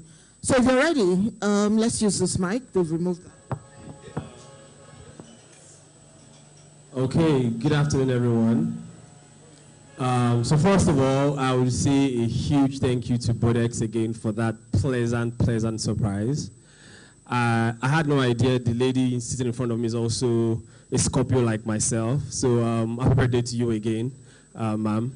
My name is Lekon Bamidele, and I've been called here to speak real quick on something very salient and important. I run a law firm in Lagos called the Bohemian Firm, and what we technically do is we try to help creatives make sense of their creations and also protect their assets. This is my third time here at this beautiful event, and this is the 6th edition, and congratulations to the entire team members of Bodex Global Group. She's busy doing photo sessions, so I'll say it again when I'm done. Congrats, Bodex. Now, the theme for this year's event is called Social Media and Artificial Intelligence Influence. And I think this is a very timely topic, seeing the seasons where we are, seeing how there are a lot of content being churned out with human efforts, computer efforts, artificial intelligence efforts, amongst other things. But my topic for today is copyright, content ownership, and the legal future of artificial intelligence creativity. I had already done slides. I was hoping they would showcase them, but I would just use my small gadget here. While I was preparing for this particular topic, something jumped out at me on Google. And the first thing it said is, in the year 2025, we have seen more AI-generated content, or rather content output, I think in every 2 days or in every 3 days, compared to what we've seen in the past 2,000 years. And it didn't really make sense to me. I'm like, how is that possible? And when I then dug deeper, it shows that every single second, there are 1 million inputs that are being done on different AI platforms by Nigerians, or rather by humans, compared to what they've seen over the past 20 years. There's nothing else here today I haven't heard, so I'll try to keep this very brief and also very direct and practical. The reality of things now is that where we are now, humans are not the only creators that we have. We now have co-creators, which we would call AI. Again, most people are now scared of putting out content that has to do with double dash because they think if I post it, they will think it was AI that wrote it. And that's the painful implication of artificial intelligence. It's slowly creeping away to the point where it's now beginning to take the originality of what we create. AI is no longer just a tool. I tell people, it depends on how you use artificial intelligence. Like the speaker before me said, he said AI is not going to take everybody's job. AI cannot do the work of a journalist. Same way I know AI cannot do the work of a lawyer. Because being a lawyer, yes, I mean, I have my lawyer friend there trying to say, are you sure? But the truth is, there is a level of emotional intelligence and empathy that is required for you to become a lawyer that AI can never have. If I get a brief now and you tell me, I got arrested for doing ABCDXYZ, before I go into the brief, I will sympathize with you first of all, right? That is the human part that no machine can replicate, no matter how much you try to train, these large language models to sound like human beings. And when you begin to understand this, you will see AI as not just, it's not an enemy, it's as a friend, right? So like I said, AI is no longer a tool. It's now seen as a co-creator to help you ideate, help you create, help you optimize, and also help you distribute. Optimize in the sense that you are now able to create something faster than you ordinarily would without the impact of AI. So if I wanted to do some sort of excerpts from this meeting and I want to send it to journalists, I'll most likely just say the important things. We had speaker ABCDXYZ, they spoke on ABCDXYZ, we had the Honorable Commissioner here, we had Deputy Speaker here, write an article for me to send to the press. Now, what is painful is the prompt that you put in, not the work that AI generates for you. Once you get this particular output from AI, I can then remodify these things and then send them out to different news outlets. Another interesting thing again is the fact that it can also now make you much more effective. Everywhere I've been to in the past, this is my maybe 23rd speaking engagement in the past quarter, and there is always that back and forth of, AI is the enemy, or AI is meant to take people's jobs. But I'm always of the school of thought that nobody's going to take anybody's job if you really know how to metamorphose into something else. The beauty of the human capacity fact that you can pivot at any time. So if today I'm a graphic designer and I want to adapt AI, I would adapt it to make my work faster, more cleaner, and most likely better than the next person. How? Based on the kind of prompts that you put. Again, I would say AI is not your enemy, but a co-creator. And one other thing I want to also talk about is, I know we have students in here and we have people that are most likely not lawyers, so I will try not to legalize my entire speech to make it as understandable as possible. Now, for every content you see out there, there are of 3 different modes. Either it is human-made, or it is AI-made, or it is a hybrid, which is made by a human being, adjusted by AI, or made by AI, but made better by a human being. There really isn't any 100% original, work out there. And this now raises the big question: who owns what? So if I go on ChatGPT and I write, Bodex just got me a birthday cake, help me do a thank you message to her. ChatGPT tell me, oh, okay, thank you, Bodex. It will write based on what it thinks is ideal, but it hasn't really written based on our relationship and how long I've known her. So that's why when some of my employees put out AI content, I know. Not because, I'm sorry, not because they are not smart, but because I've been able to understand that there is the place where there is a lack of empathy or lack of connection in when AI creates certain things. So what I now do is I tell you, what, if you're going to use AI, at least be smart about it, right? Change your prompt. So tell me stuff like, don't say stuff like, make it sound less like AI. How do I tell you to sound less like AI? I mean, these are things people actually always put to try to make their content sound less AI-like, right? Of course, you train these things. These things are being trained on different outputs and also prompt. So it could be a thing of, based on what the session session they just had now, draw up an article for me, make it simplified, make it Snapchat worthy, or make it LinkedIn worthy. Obviously, that means it will make it a bit lengthier than to be on Instagram. Now, why is this topic very important for a time like this? We've seen people create different content, and I know for a fact, I've seen a lot of people create content for their companies, for clients, and you can just tell damn right that is artificial intelligence inspired, right? There is nothing bad in that. I would say that again.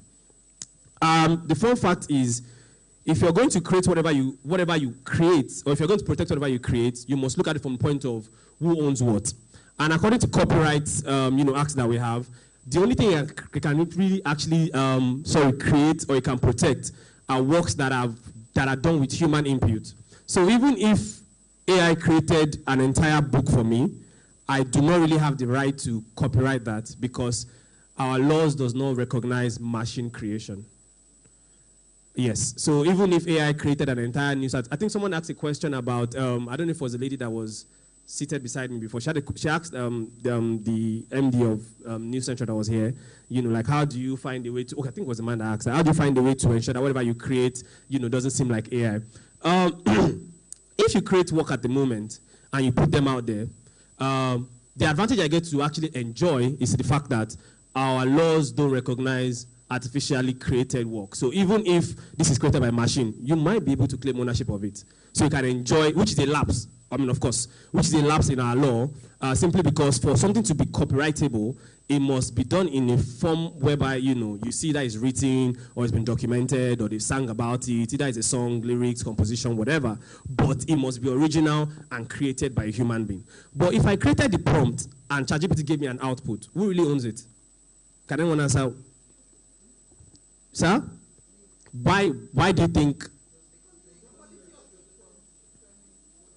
Fantastic. So all the answers you're looking for lies in the prompt that you actually put back inside your ChatGPT. When I was in secondary school, this is something called garbage in, garbage out, GIGO, right? And that's the same thing with ChatGPT. If you just try to be lazy and say, oh, Nano Banana, help me create a lady wearing red with this my picture, it will give you any lady wearing red, most likely with a different, height, length, and every other thing necessary. But if you're very, very detailed with your prompt, you are able to get what you're actually expecting.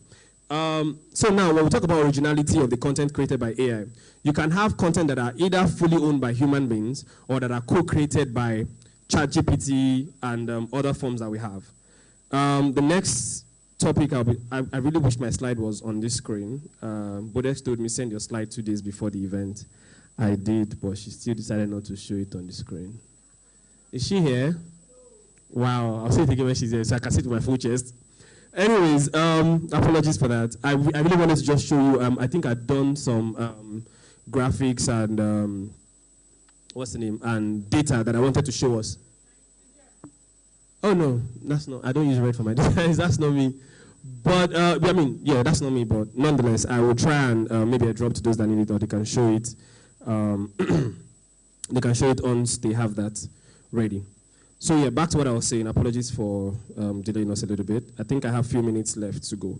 Now, we're talking about work that are created and the originality of those works that are created. In Nigeria, we don't recognize computer-generated works. Let's look at what the global landscape says. In the US, if you create any work that is done by AI, it cannot be copyrighted.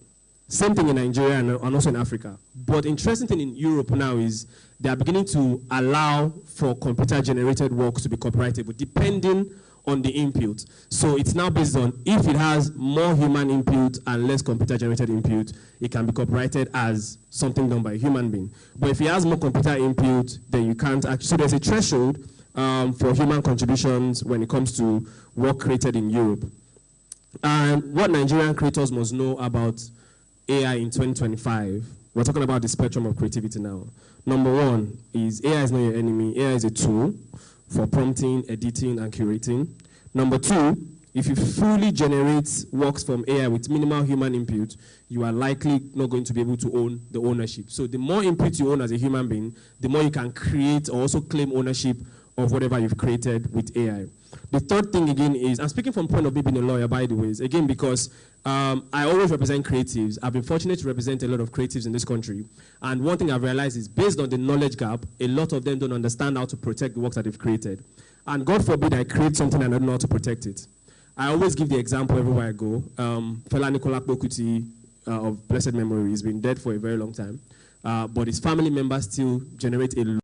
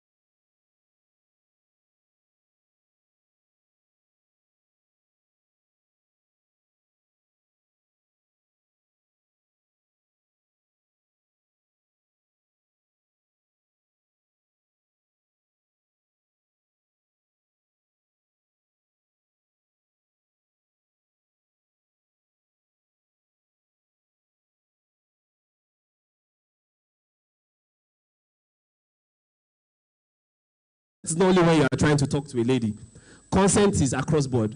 Oh yes, I mean, before you use the picture of Precious, and as she was very particular about, our image being used, before you use our image for advertising, you must seek consent. Before you decide to talk about any artist, both living or dead, or talk about their lives and times, you must always seek consent.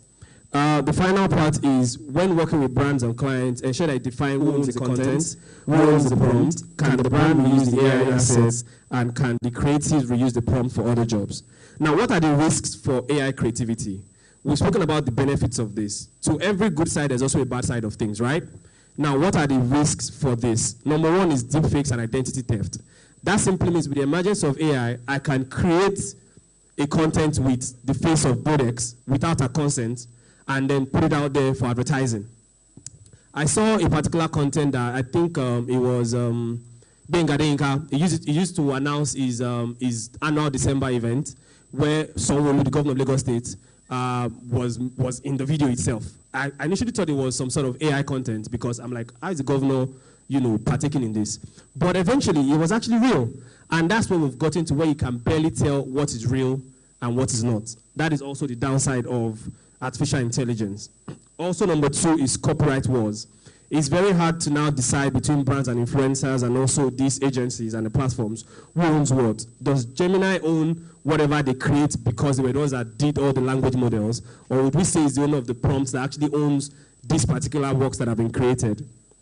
What are the opportunities for people generally when it comes to artificial intelligence? There are a lot of opportunities that are bound for you. The first thing now is it allows you to create at God speed. Like I said, I can write about this entire event with just a simple prompt without having to write for days the way journalists have now decided to, the way they used to write before. So you're able to now create more output in no time, which is number one. Number two also is the fact that new creative roles are now emerging. So you can now have people that are called prompt engineers because they know how to put in prompt for different so those are roles. Those are emerging roles. There's something called prompt engineer as a career. There is also something called AI creative director. As a matter of fact, I act as brand manager for a hospitality company here in Lagos. They opened a new club in VI. It's called Vein, by the way, it's exclusive.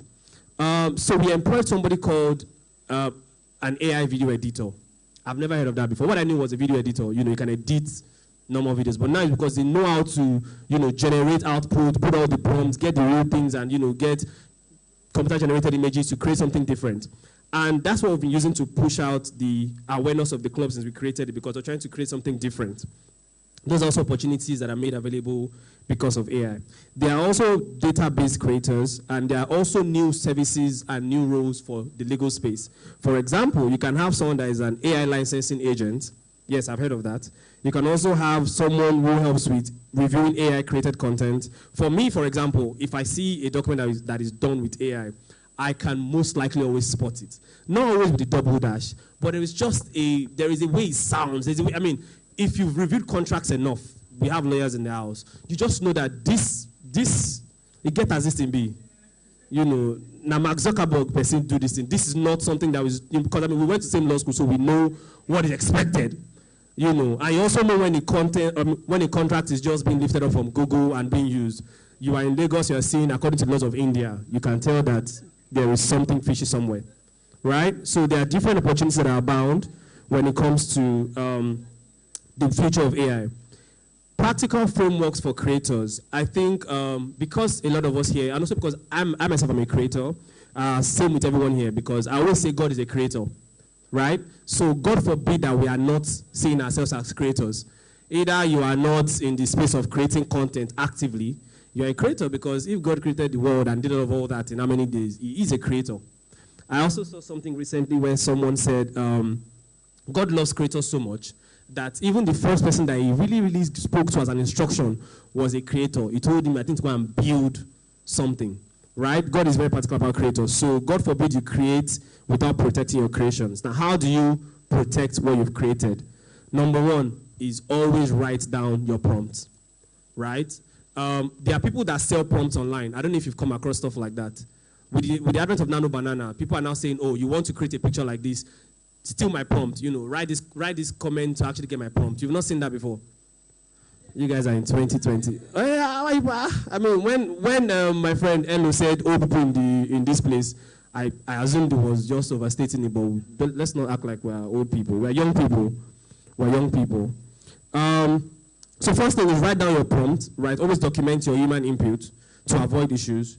Number two, always edit whatever you get as an output from AI. I think it's just very troubling that you've seen ChatGPT to make life easy for you. It's not meant to make life entirely easy. So when you get the prompt, you know, try to at least use a bit of effort to edit. So even as journalists that are in the building, right? God forbid you just put okay, Donald Trump is coming to bomb one particular place. Write an article for me, and then ChatGPT gives you the entire article, and you pick it like that, and then you dump it on the newspaper. Chances that they will most likely lock up they will lock up the editor, and you know, because you've not done what is expected, right? I do not have problems with people using artificial intelligence for their works. In fact, it makes things faster as long as you're able to also apply the human knowledge. Number three is use AI tools with favorable licensing, because if you don't read the terms of usage for all these things, chances are whatever you've created, I think you own, you go and release a book that was written by ChatGPT and you are bragging about it. Chances are you did not read the terms of use that shows that whatever prompt has been created or put out of this as an output belongs to OpenAI or the company. Then you might now have to find yourself in legal battles that you might not be able to solve. If you come for something like that, my fees and precious fees, they are somewhat on the high side by the grace of God. The fourth part is put copyright and AI terms inside every content. So for example, if you have created, there is nothing wrong with transparency. If you have created a particular document and it has a bit of AI input, it is wise, for lack of better words, to also maybe notify whoever you've worked with, right? That you created this, but of course, you know, there's stance of ABC. It doesn't make you less dumb, to be honest. I think it makes you much more honest. But again, because we're Nigerians love to, you know, we like to, hide updates, or we try to just, form, yes, you want, to be honest, there is nothing wrong in it, right? So always disclose to people, just so that in case, most times if I advise my clients, clients can be funny. I tell you, oh, don't go for this deal. You're like, the money is nice. They want to give me an advance of $100,000 to drop an album. I'll tell you that's fine. I'll get my commission, but that's not a problem, right? When I send you a mail, I'll put that, having advised you on ABCD and you haven't decided to do XYZ, this is the outcome of your whatever. So, do as you want to with that. So even when in the next 5 years there are issues, I will just go and bring receipts to show that, I already advised you on ABCD as your lawyer, but you thought, you knew best. If you knew best, you would have gone to law school to represent yourself now, Now, what must brands and agencies now start doing, as creators or as agency owners? What must we start doing in this space? Number one, introduce AI creative ownership clauses inside your contract of employment. Number two is adopt AI transparency policies, who owns what, like I said. Third thing is train your team on AI ethics and data usage. I always tell my staff members, if you are creating content from AI, I don't want to, if I already assume that it's created by AI, I would not be pleasant with you. So I want people that should be smart enough to know how to edit this, not to look, sound, or feel like it was created by AI. Number four is create internal guidelines for prompt ownership, AI image sourcing, deepfake consent. There was a particular case that happened in Ghana, I think 3 months ago, where EcoBank decided to use someone that looks like Sarkodie to advertise for EcoBank. And I think Sarkodie took them to court simply because he said they were trying to profit off his image and likeness. Why? Because he's already an ambassador to another bank that is competing with EcoBank in Ghana. So, of course, using similarities of people, deepfakes and the rest, we must be very careful when we are dealing with image likeness, amongst other things. That's why even when they do movies, Indian movies, they've been very smart from day one. They will tell you, this movie contains image and likeness of people that might look similar, one thing, just as a way of being safe. So always ensure that you have those kind of consent also being done in your works when you're creating works for people. Now, what next? We're in the era of AI. We would continue to see a whole lot more inventions and creations happening. I don't know who said this thing, but someone said our generation would have a whole lot more millionaires and billionaires than previous years, because now you are able to create a business plan in no second. You're able to, I've done this thing where I'm like, I want to set up, I'll start going to China, because everyone's going to China this year to start. I don't know why. But I'm like, I want to go to China next year too, so give me a business to start. And it's like, okay, what do you have in China? I'm like, with clothing brand, skincare, amongst other things. Okay, fine. AI literally gave me a full business plan where he told me warehouses in China, social media to reach out to, with their names. Yes, you can get everything, like warehouses in China, what to do, my pricing point, then he asked me a question. Should I go ahead and create, like sample labels for you? And I'm like, bruh. And that's really the importance and also the beauty of AI. But of course, with every good thing, it's just like marriage. With every good thing, there's also the downside, right? So the downsides are things I've also mentioned so far. So now, what next, as we have said? Number one is that we should ensure that we do not see AI as competitors, but as co-creators. Creators who understand AI are the ones that would be replaced by nothing else but their prompt and also their smartness. And I think the final part of this is, in the future of creativity, your real competitive advantage is the originality of your mind, not of the machine. So if you're going to create content going forward, create with originality, edit with originality, and also always divulge when necessary if you have had any form of machine input or support. I know we have a long time to go here, so I will just end my session here so that other speakers can come on board and then enjoy the session. Thank you again, Bodex. I had an amazing time on that. Let's put our hands together for him. Principal partner, Lekon Bamidele and Co. And he just hopped on originality. You have to be original, no matter how much you try to copy. There's nothing new under the sun, actually. It's just about you finding a way around it. We'll go straight into our second panel session this afternoon. And I want to call on Omolabake Fatayo. That's the founder, CEO of Stravigo. All right, I'd like for Omolabake to just relax. Give me some time. Let me ask Mr. Bamidele Olamileko, please step forward. We have a little something for you. Mr. Olamileko Bamidele, please step forward. Let's put our hands together for him. Get there.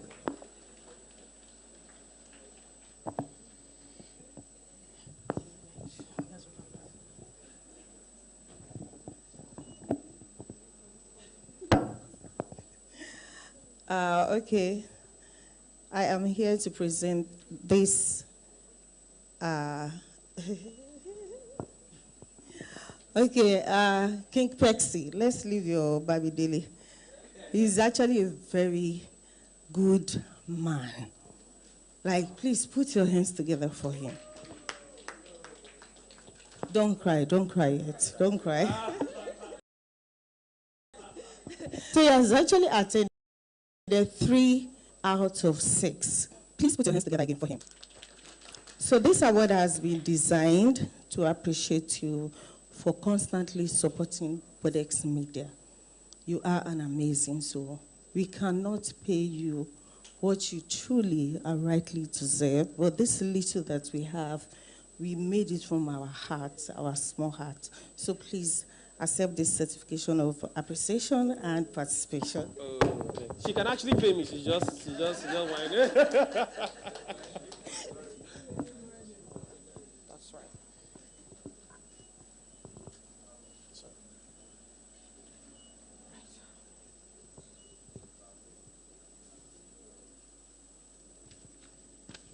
Let's put our hands together for him. Congratulations again. So let's go straight into the second panel session. The topic is media, public trust in the digital age and governance. I'll call out the moderator first, Osayuame Saleh, CEO, Parallax Media Group.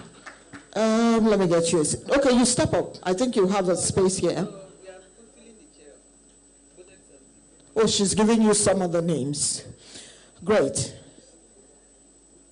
Would like to call on Omo Labake Fatayo. That's the founder and CEO of Stravigo. Where are you?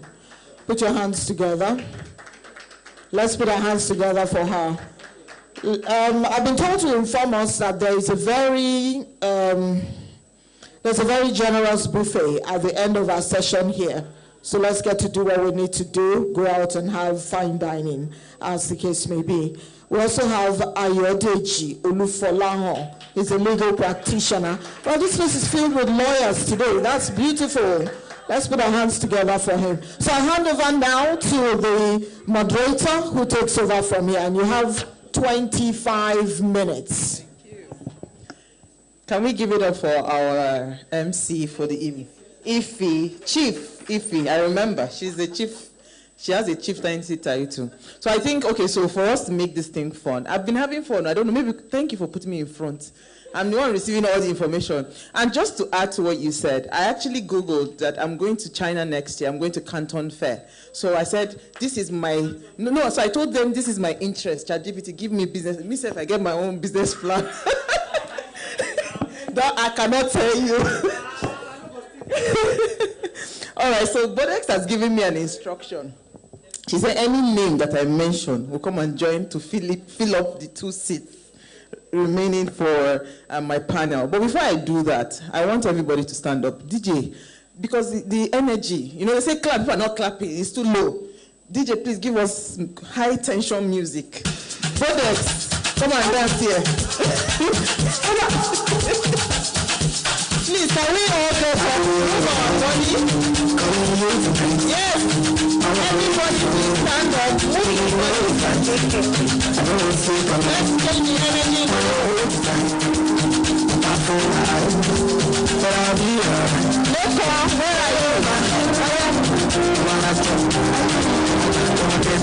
Precious. I love them.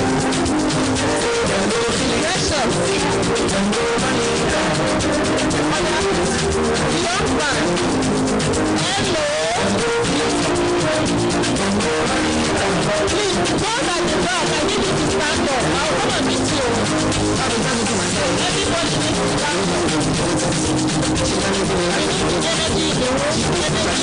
I love your heart. Stand up and shake your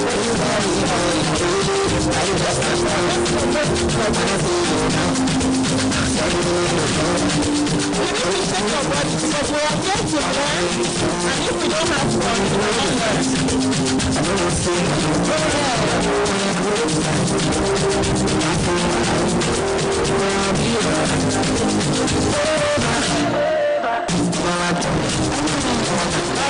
you so much. Please give yourselves a round of applause.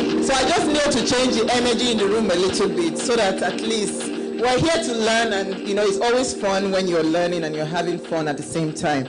Okay, so I want to call on Olori Supergirl, Tosin Ajibade, the CEO Olori Supergirl, to please join this panel. And I'm also going to call Dr. Amaka, a legal practitioner, to be part of this panel as well. Please come and help us fill this seat. Thank you so much.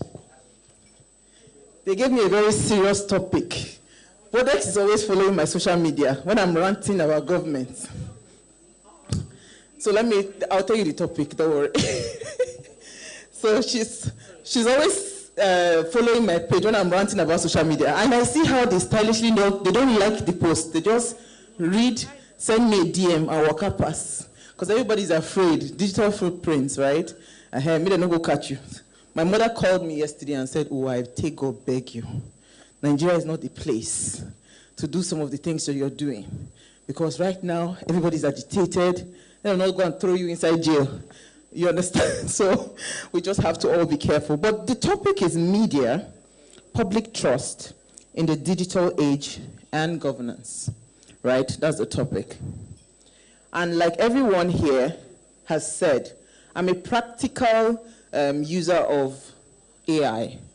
So when I get topics like this, I say, okay, this is what I'm about to do. I'm about to reach out to 4 beautiful people on a panel to drive a conversation around this topic. So can you help me structure what the conversation, that would give it meaning, that would ensure that we have a good landing. So AI gave me very beautiful solution. Me, I know I'm transparent. We're not a waste time. This is practical use of AI. So you have to, I don't need to sound intelligent. I just need to have an intelligent prompt and I will be good. All right, so let me quickly say something here because, and what I did with the prompt was to also factor the current happenings in Nigeria, because we're talking governance, it's a digital age, and we're also talking what is happening in governance, and we're talking about public trust. It's a lot that is packed in this topic. So the first thing I would like to say is, as we know, media is no longer just a mirror. It's a battlefield of narratives, and I'm sure everyone here on this panel would understand when they say it's a battlefield of narratives, you understand what it means. There's a debate whether there's a genocide or whether there's no genocide. There's a debate whether it is a religious war or whether it's not a religious war. There's a debate whether there's compromise within, the military, and whether there's no compromise based on the killing of the general, right? So there's just a lot that is going on. So if we want to start this conversation as a way to just lay a very strong foundation, right? I would like to start, and I'll start from Dr. Amaka, and it just goes all the way down. There has been a real shift in, media usage, both the consumption and even the delivery of media. And a lot of people have moved from traditional media. They've moved to TikTok influencers. They've moved to what Sake was talking about, citizen journalism, where people are the ones, everybody's reporting something, right? So if we want to, with that background, how do we say that media is faring in Nigeria? Has it earned the trust, or it has lost public trust, especially traditional media? You are on traditional media. You are on social media. So let's build based on our own circle of influence. How do you think media is doing, both on the side of traditional media and the side of social media? I'll start with you, Dr. Amaka. Thank you very much for that question. So I would like to say, that's my own perspective and view. I believe that traditional media is still topping the chart in terms of credibility and public trust. And why will I say so? For example, I would use my own workplace as an example at TVC. I'm a co-host on Your View. And before any conversation is had, before anything is done, anything is put out there, it has to be verified. We don't just, most times we discuss training issues. We don't just pick up anything from social media and talk about and have discussions on those topics. We make sure that those conversations or those topics or happenings have been verified, that it actually happened, because a lot of people are watching. And that's one good thing about traditional media as opposed to social media, because most times social media is about retweeting, resharing, and stuff. So it's just, people are just on it, quick, like, oh, let me just click. But on traditional media, you don't click. Before I go on TV in the morning, at night, around 11 p.m., I receive an email of the happenings or what is going to come out in the newspapers, The Nation, Tribune, all the newspapers. When I get to work early hours of the morning, I go through all the newspapers. And I want to believe that those newspapers have verified the information they put on those papers that the whole world is going to read. And then before I sit down and I'm mic'd and I go on the show live at 9 a.m., we still verify the topics and information that we want to put out there. So you find out that there's a lot of verification when it comes to traditional media. And that's why the public can trust what they hear on TV, because more than what they hear on social media. And that's why you see that when something comes out on social media, people, first of all, go to Vanguard Online, Nation Online, the traditional news to verify if they've posted it before they can actually take for a fact on what they have seen on social media. That is not to say that social media is not credible. Social media is credible, because most times when I hear about something, I go on her platform, because I know that over the years, and that's one thing that precedence also shows you, over the years, her platform is a trusted platform, right? But what am I still saying that? Because on social media, people can now say, instead of saying olorisupergirl.com, they might say, I Olori Supergirl, and somebody might just look at it and assume, without actually verifying, and assume that she's the one that posted something. But when you're sitting on television and you put on a certain channel, you trust for a fact that it is the channel that you're watching. Thank you. All right, thank you so much. All right, so Olori Supergirl, do you agree with that? Because you are social media, you're online media, right? And like she rightly said, I think you even got into trouble one time when you posted something. Was it you? Which one? I can't remember now. No, which one? I can't remember. I just know that there was a story I heard in passing where you had to verify or something. I can't remember that story. Okay. All right. Was that you? I don't know. I need to know what you're talking about. Exactly, okay. Before I can agree. That is why we're having the conversation. So, do you agree with her that people still fall back to traditional media? It's still a lot more credible than social media platforms? Good afternoon. Okay, nice. Okay, good afternoon, everyone. Yes. Okay, so to respond to the question, I believe that in today's day and age, we all want to verify. We want to have credible news on our platforms. We also understand that everyone now is a journalist. Everyone is a publisher. As long as you click post, you're a publisher. You are responsible for whatever you put out there, regardless of whether you are. Maybe you see yourself as media or not, right? I'll take it back to just maybe the last 24 hours. What has been happening? A lady on Instagram, Riaz_kitchen, put out a post about her younger sister, the school that was being kidnapped. Her younger sister actually attended that school. So she had to put out a video talking about how her younger sister escaped, how everything happened. Also, verifying the fact that this actually happened. Now it's actually its own. Now she's a popular person in the food industry. Yes, she's actually she's in the food industry. So I'm just taking it back to each and every one of us as an individual. We're also responsible for what we put out there. Regardless of, maybe if you see yourself as the traditional or a newspaper, or you are also responsible for whatever information you put out there. Now, the reason why people also go to, I would say, for instance, when people go to accounts, popular accounts, maybe celebrities, because they know they put out their own stories by themselves. 10, 11 years ago, 15 years ago, you would hear a source said, according to this source. But now the source is the celebrity himself or herself. They're the ones putting out their own stories. So if you're getting it from their snap, or you're getting it from their stories because they said it, right? So now that's one side of that verification. Another side of the critical part of verification is where you need to be sure that the story that you're actually republishing is true.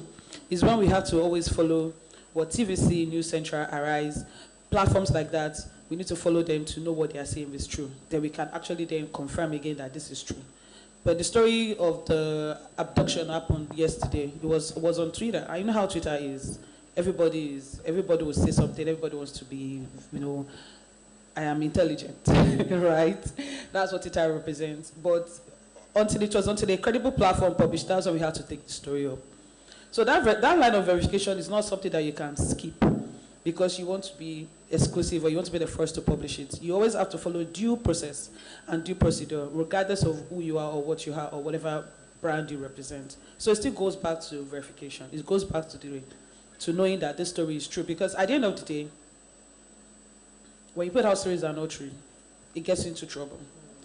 It happened recently to a female journalist that we all know, right? It was until when she shared her story, what happened on her stories was when I then realized that this was real, because I heard about it, but I was not sure.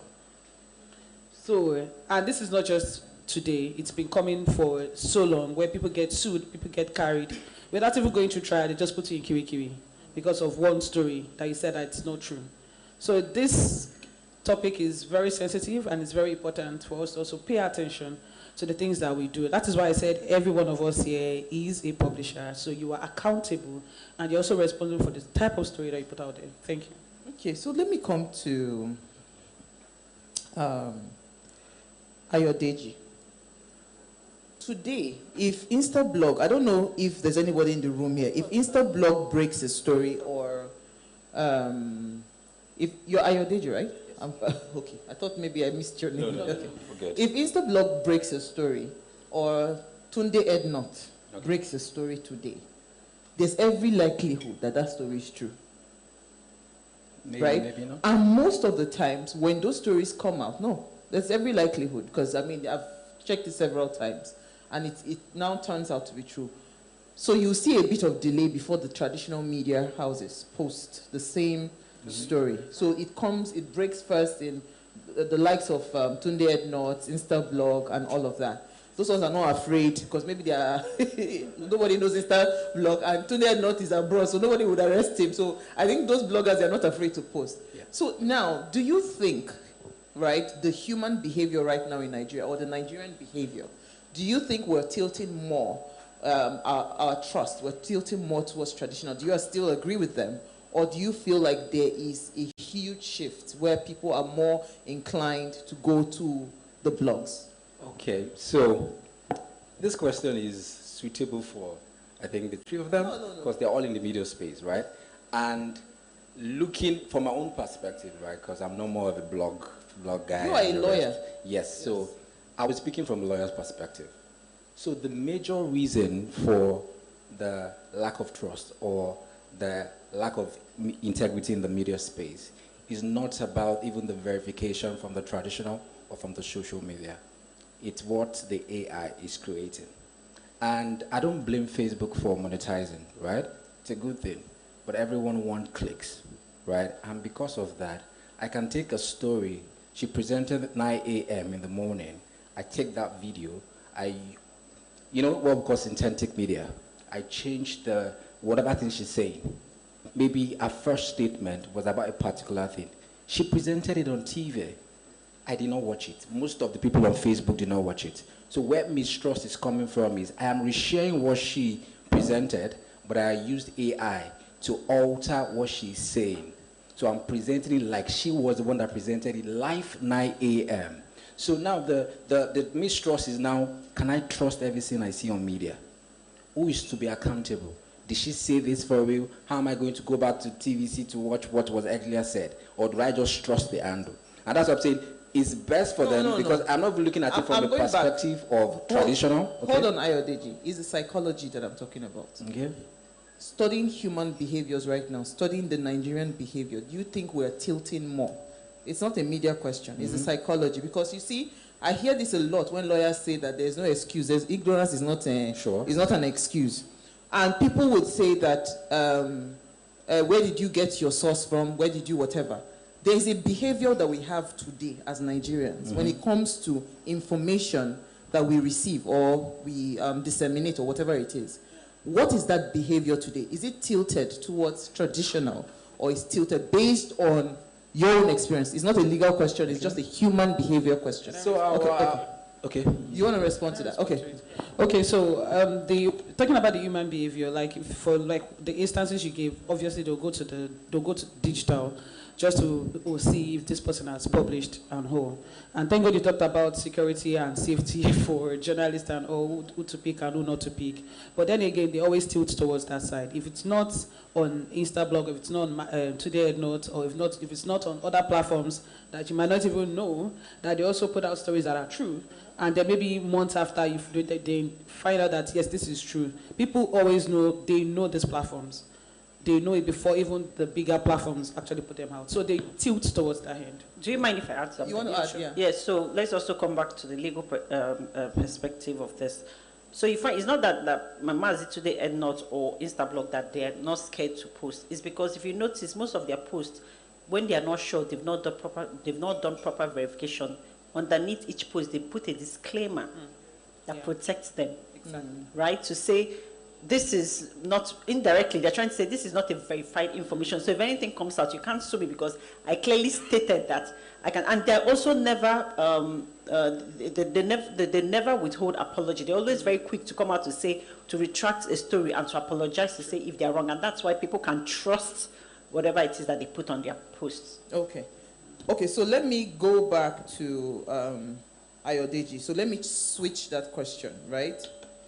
Rise of influencers and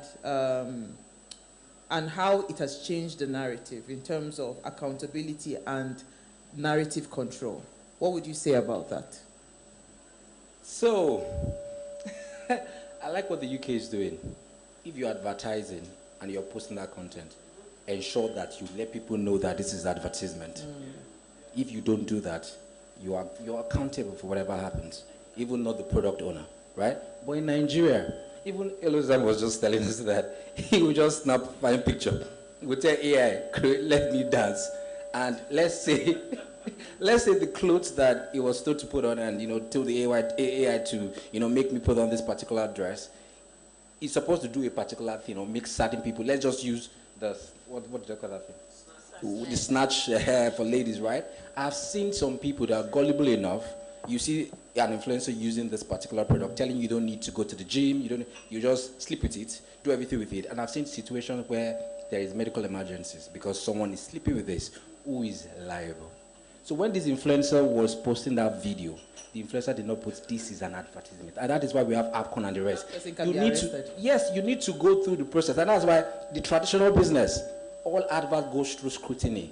It means you have to file it ahead and you have to look through it before they will not say, censor this, don't post this, don't post. Influencers will just stay in front of their camera, say things. I've seen influencers influencing for a product you've never used.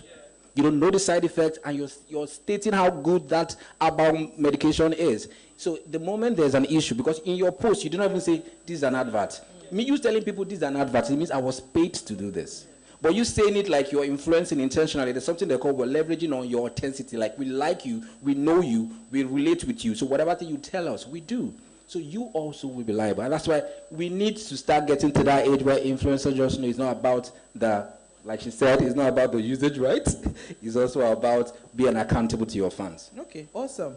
Awesome. I like the fact that you took it to that angle, because now it means that even for influencers, be it upcoming and whatever, you should know that there are legal implications to whatever it is that you put out. So let me come to our PR strategist.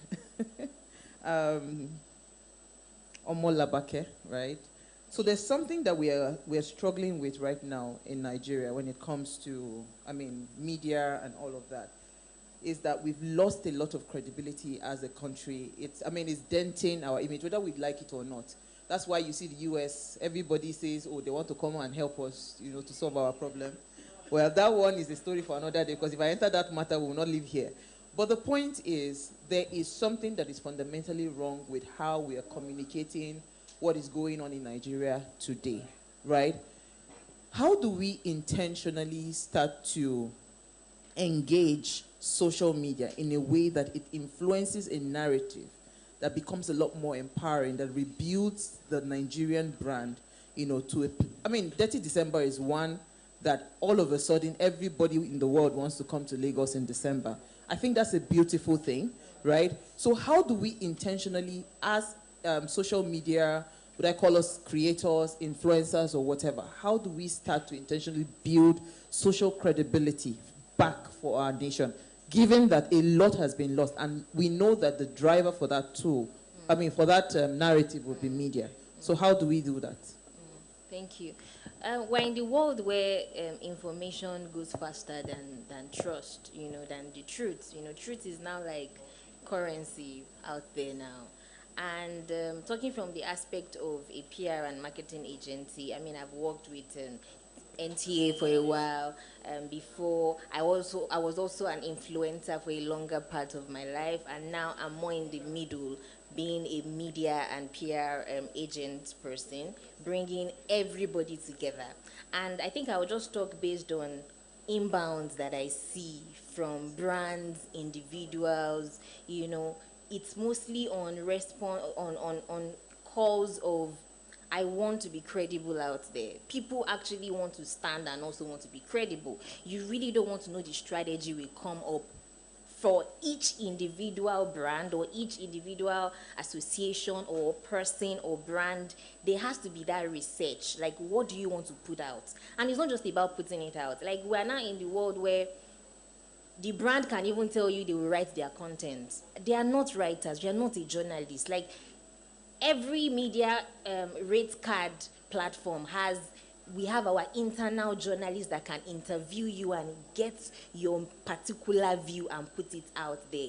But budgeting is also something. They might not have such cost, and is affecting the repetition of communication that is kept, that is out there, right? Because, I mean, for example, we have 100 million to spend for a credible information to promote Nigeria or to promote a brand or to promote an individual. It goes to the marketing manager. Marketing manager says, oh, we have 50 million. Now that has been slashed, right? And remember, the 100 million is to make sure that the production cost, not using any AI, fabricated content, but shooting the exact way that they want it to be portrayed out there. Now you've already cut down cost of putting out every image that you want to put out. Now, by the time it gets to we, the agency, right, that we want to execute, you might then hear it's 10 million that is out. Now I'm left with reaching out to nano influencers that, you just have to create what you just have to create. I'm left with working with blogs rather than working with Punch or working with Vanguard or working with credible platforms that when the algorithm picks these news, people out there sees Nigeria better, right? It's getting to a point that even our people in out there, they call us to tell us that they want to put themselves out in a good way, because you are in the UK, you are in the US, you want to get your green card, or you want to just. They want to be Googled and see themselves good. They want to get to the embassy and see themselves good. And I'm wondering, okay, what do you want us to do? There are so many things that you just have to basically work based on transparency, engagement, and making sure that, So are you trying to tell me now, or maybe I know they understand now. Are you trying to tell me that the Nigerians now, they are not ready to drop a good budget to help to rebuild their PR? Is that what you're saying? Is it obvious?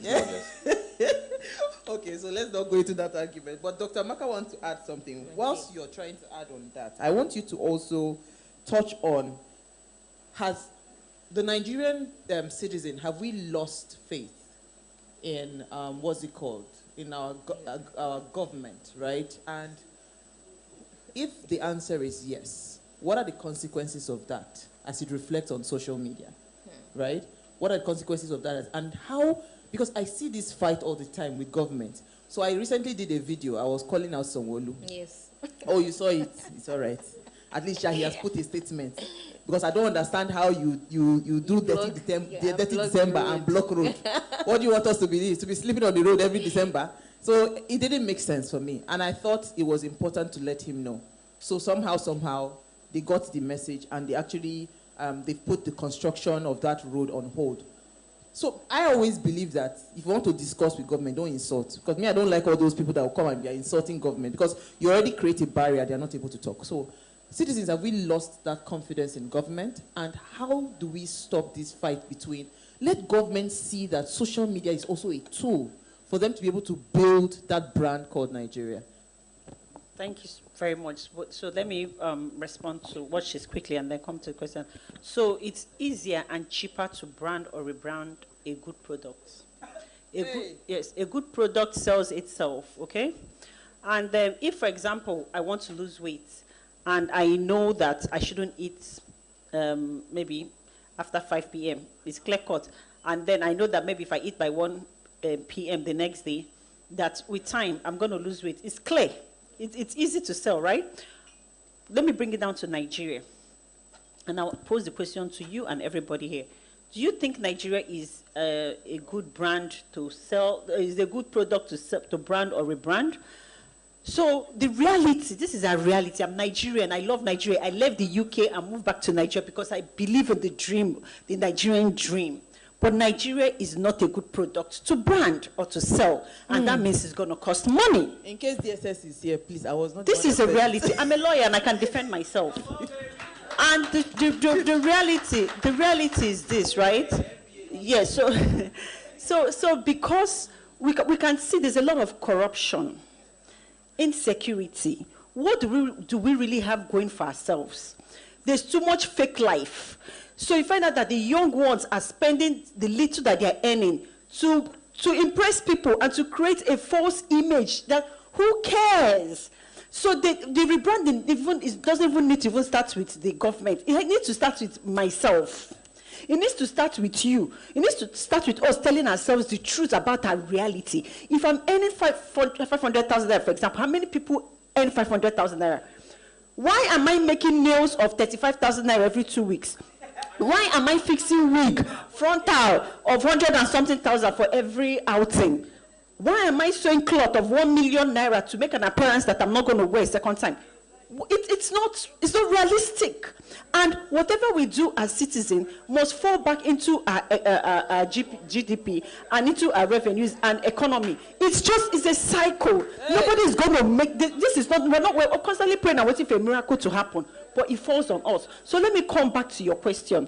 The reality is this: have we lost trust? You need to understand governance. I think a whole lot of people feel that because the president is because he's the president or because he's a governor, then miracles happen. That's not governance. The only way governance works is because that there's a governor, and then he has a lot of people that forms a team. There's every possibility that if you actually sit down and think that everything that happens that the governor knows about it is a lie. There's a department and a team for everything. This road issue, it has nothing to do with the governor. Someone has to take the fall for that decision that was made before the citizens cried and the governor heard about it and now said, let's call a meeting. Who sanctioned this? How is this even possible when we're trying to push a narrative for the Lagos economy for 30 December? We can't have the road closed. So you find out that we tend to blame, we call governor, we call president Bola Ahmed Tinubu, but they can't do anything. That's not how governance works. Governance works because the governor has to trust me. For example, if I'm his essay to digital economy, he has to trust me to have common sense to make certain decisions to the point where I come to him for clearance.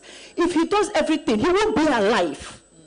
So it then boils down again. Everybody needs to take responsibility. So active citizenship. Active citizenship. And like you said, nobody needs to insult anybody or insult the government. This particular government, this Bola Ahmed Tinubu's government, the Renewed Hope agenda, I believe so much in it because it's a government that listens. And I respect that because we don't have that in the Buhari regime. And so now you find out that whatever we say on social media, the government picks it up and they actually listen and they respond to it, whether negatively or positively or whether you like it or you don't like it, but they actually respond and listen. So back to we've not lost trust.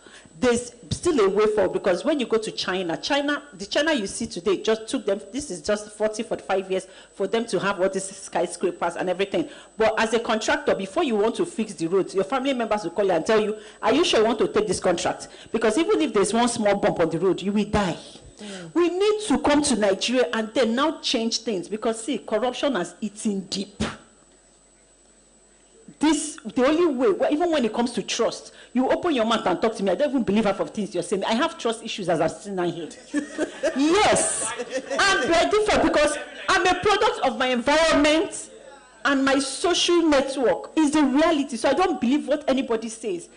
And that also affects our mindset, how we're bringing up our children, the educational system, everything. Everybody should take responsibilities, not just the government. It's a relationship between the government and citizens. Thank you, Dr. Amaka. Say she will defend herself. So say, you don't after that.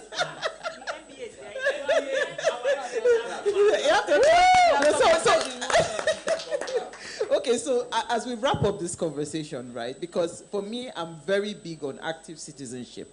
Even if it's 200 followers you have on social media and there's something going on about Nigeria, as I said, you don't have to insult the government, but add your voice. Imagine if every single Nigerian, the way we are very, our gragra is plenty when we are doing things on social media. Imagine if we start to intentionally, speak on issues, right? Using our social media platform to speak on issues. I believe that things will change. Yes. And I say all the time, with government, once you start with the insults, you lose them, right? You must not create a barrier when you're having that conversation. So Tosin, you are in the social media space. How do we become a lot more responsible with our usage of social media? How do we start to say, okay, because I asked a question about why is the government always feeling like we are at war with them, especially, on social media? Why do they feel that way?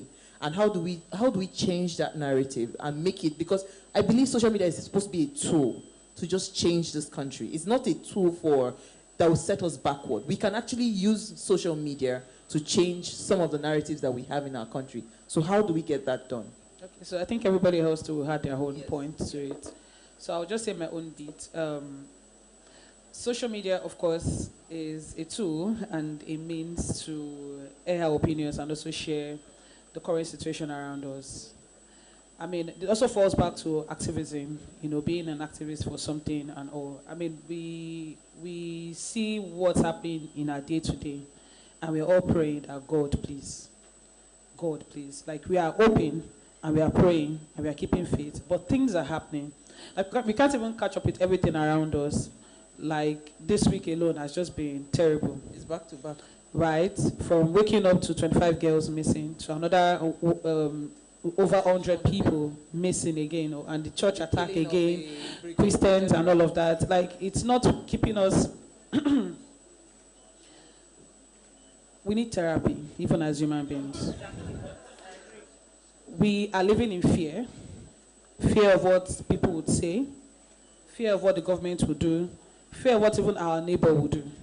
Because we are here, right? And we are the ones seeing and hearing what is happening. The only thing is because it has not just come to, but these things are happening. So that is why platforms like TV, radio would always have to verify certain stories that are going on, just so people can actually come back to their senses that these things are going on. Get a radio.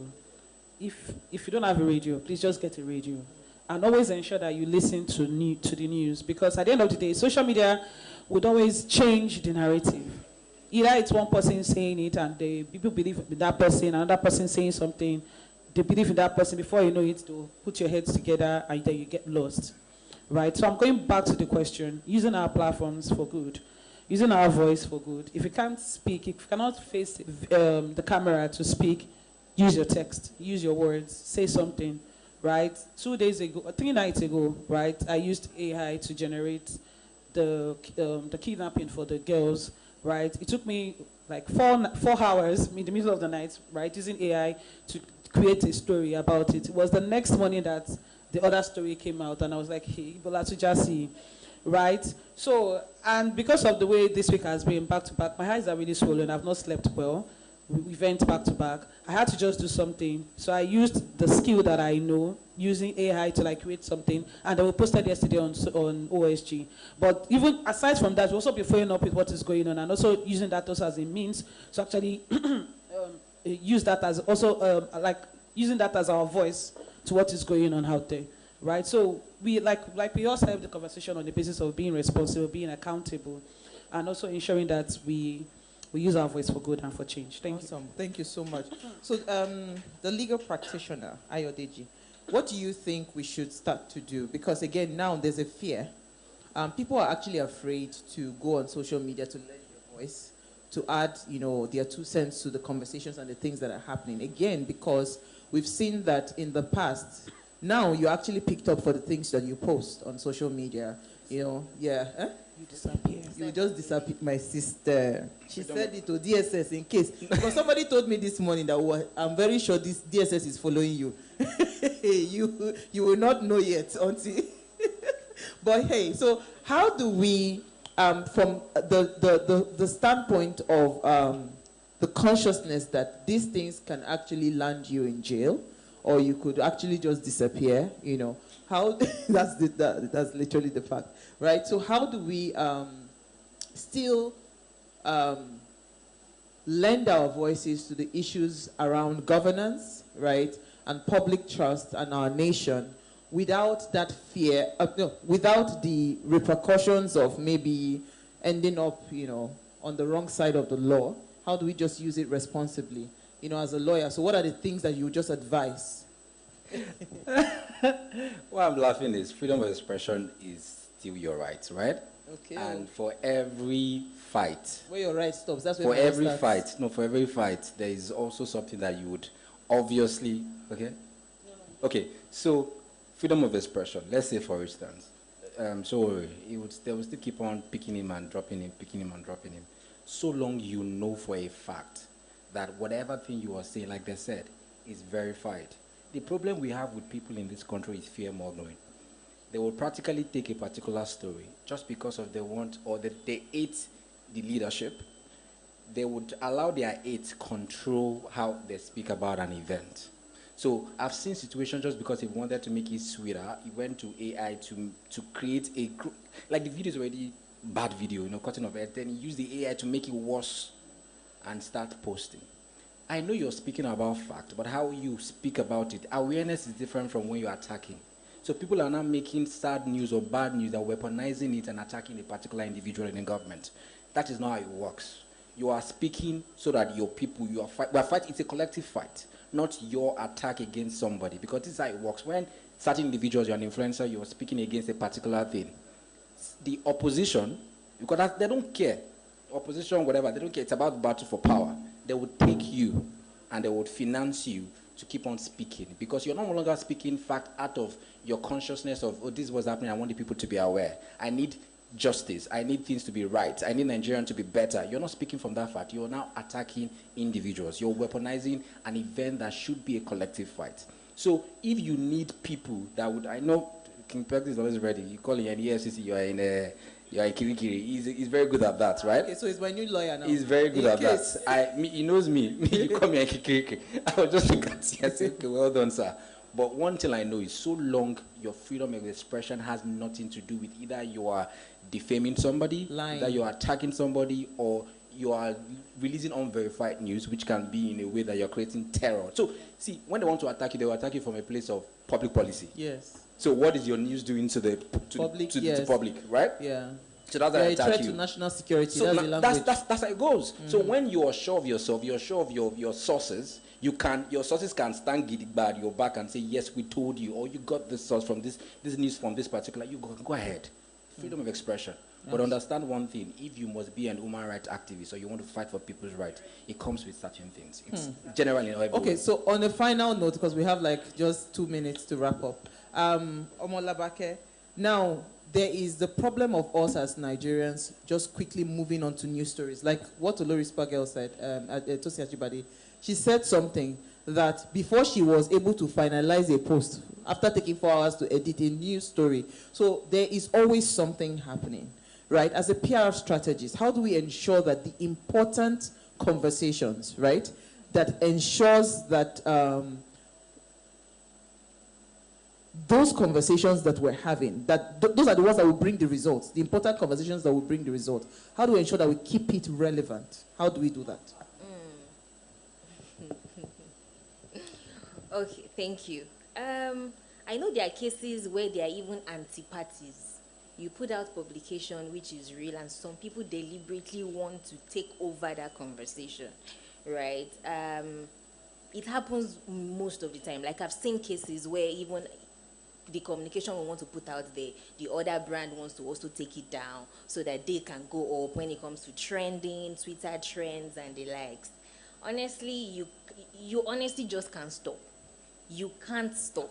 You have to keep working and working. You know, strategy changes also on the go, right? If we know that you know, A and B has been done and we've seen the results. AI is super easy now. My report can be generated, you know, and I'm seeing it. I can defend my reports. But I know that other parties are also ready to double down. The race never stops. And I'm happy for platforms like this that Bodex does, you know, to bring people together, to see us, to learn and hear exactly what we need to talk about. Because on that note of your conversation, it never stops. The race keeps moving. Just keep on pushing. And yes, we keep on so pushing. It means that bottom line, we need PR never strong stops. funding when it comes to rebranding the brand image for Nigeria. Yes, we do. And because, again, that's what is happening. And that's why there's a lot of mistrust. People feel like platforms that are traditional media are either friends of politicians or they are owned by politicians. So for me, I would say that I would advise social media platforms, digital platforms, step up your game. If you do your work, do the investigation, people will trust you better. One of the things that has built Arise as a network was the role that they played strongly during the EndSARS protest, because Nigerians could see this was an honest reporting. And I feel like if most platforms are able to do that, then I think we'll be able to rebuild, you know, whatever is left, you know, of our image. I'm hoping that Nigeria, there's still hope for us to build a better country and build better narratives. Thank you so much for your time. To my amazing guests, please, a round of applause for them. Thank you, thank you, thank you. And so I thought we did a good job. I need to inform, because I noticed that we all do, like King Pexi also said, deepfakes, you know, synthetic media. Understand that the new AI policy that is coming, you would need to defend source. So, like she also spoke about usage rights. You don't pick anybody's content, the way their features, and just look at what happened to Pastor Pojo, where they practically made a video concerning him speaking about an investment platform. Even TVC news anchors, channels news anchors, they've been doing that a long time ago. No, what I meant is they took his face, yes. Someone's face. So now there will be repercussions. Okay. So this is what governance is doing. Nigeria currently, there's a bill, that's the AI Control and Regulation Bill, and there's also a strategy, like an enforcement strategy to ensure people are safe. This is about privacy. I can't even, nowadays, me and my friends, if you want to ask me for something, we have a passcode, like you have a passcode for your account. So when you call me on video call, because I don't even trust the video call right now. You can call me on video call and say, yo, I need 1 million, send it to me. And I think it's my friend I'm speaking to. So I'll ask you for the passcode. Okay, what's the code at this point? So understand that there are repercussions and accountability. So the more we think AI is making us, you know, do things faster, this is the digital age, and we need to protect ourselves as much as we can, and that's what the law is going to do. I'm happy that you can all contribute to the policy. And laws being updated to yeah, and that's what we're looking at, cyber acts to be updated for punishing those that would do so, like of whoever did that for Pastor Podri with his video will get punished for that. And we're not looking at 3 years or 2 million penalty. We're looking at least minimum of 7 years and 20 million penalties. So these are the things, the conversations that I want everybody to also, the more we're having conversation about how we can use AI, we should also contribute to conversation how we can punish those that are weaponizing AI as a tool to even spoil the media space. Thank you. Yes, I want to add, and I want to be very emphatic on it, that the branding of Nigeria has nothing to do with budget, because you can put all the budget and there's nothing to brand. So yeah, that's the reality. Yes, you can put all the budgets and there's nothing to brand. What are we branding? So you have to build on a foundation. Exactly. We know the truth. Let's tell ourselves the truth. It's not money. Thank you. Let's put our hands together for them. Wonderful conversation. And you'll know that ignorance is not an excuse. You do something, you go in for it. All right, just step up. Do we have the award plaques ready? Bodex, we need you here again.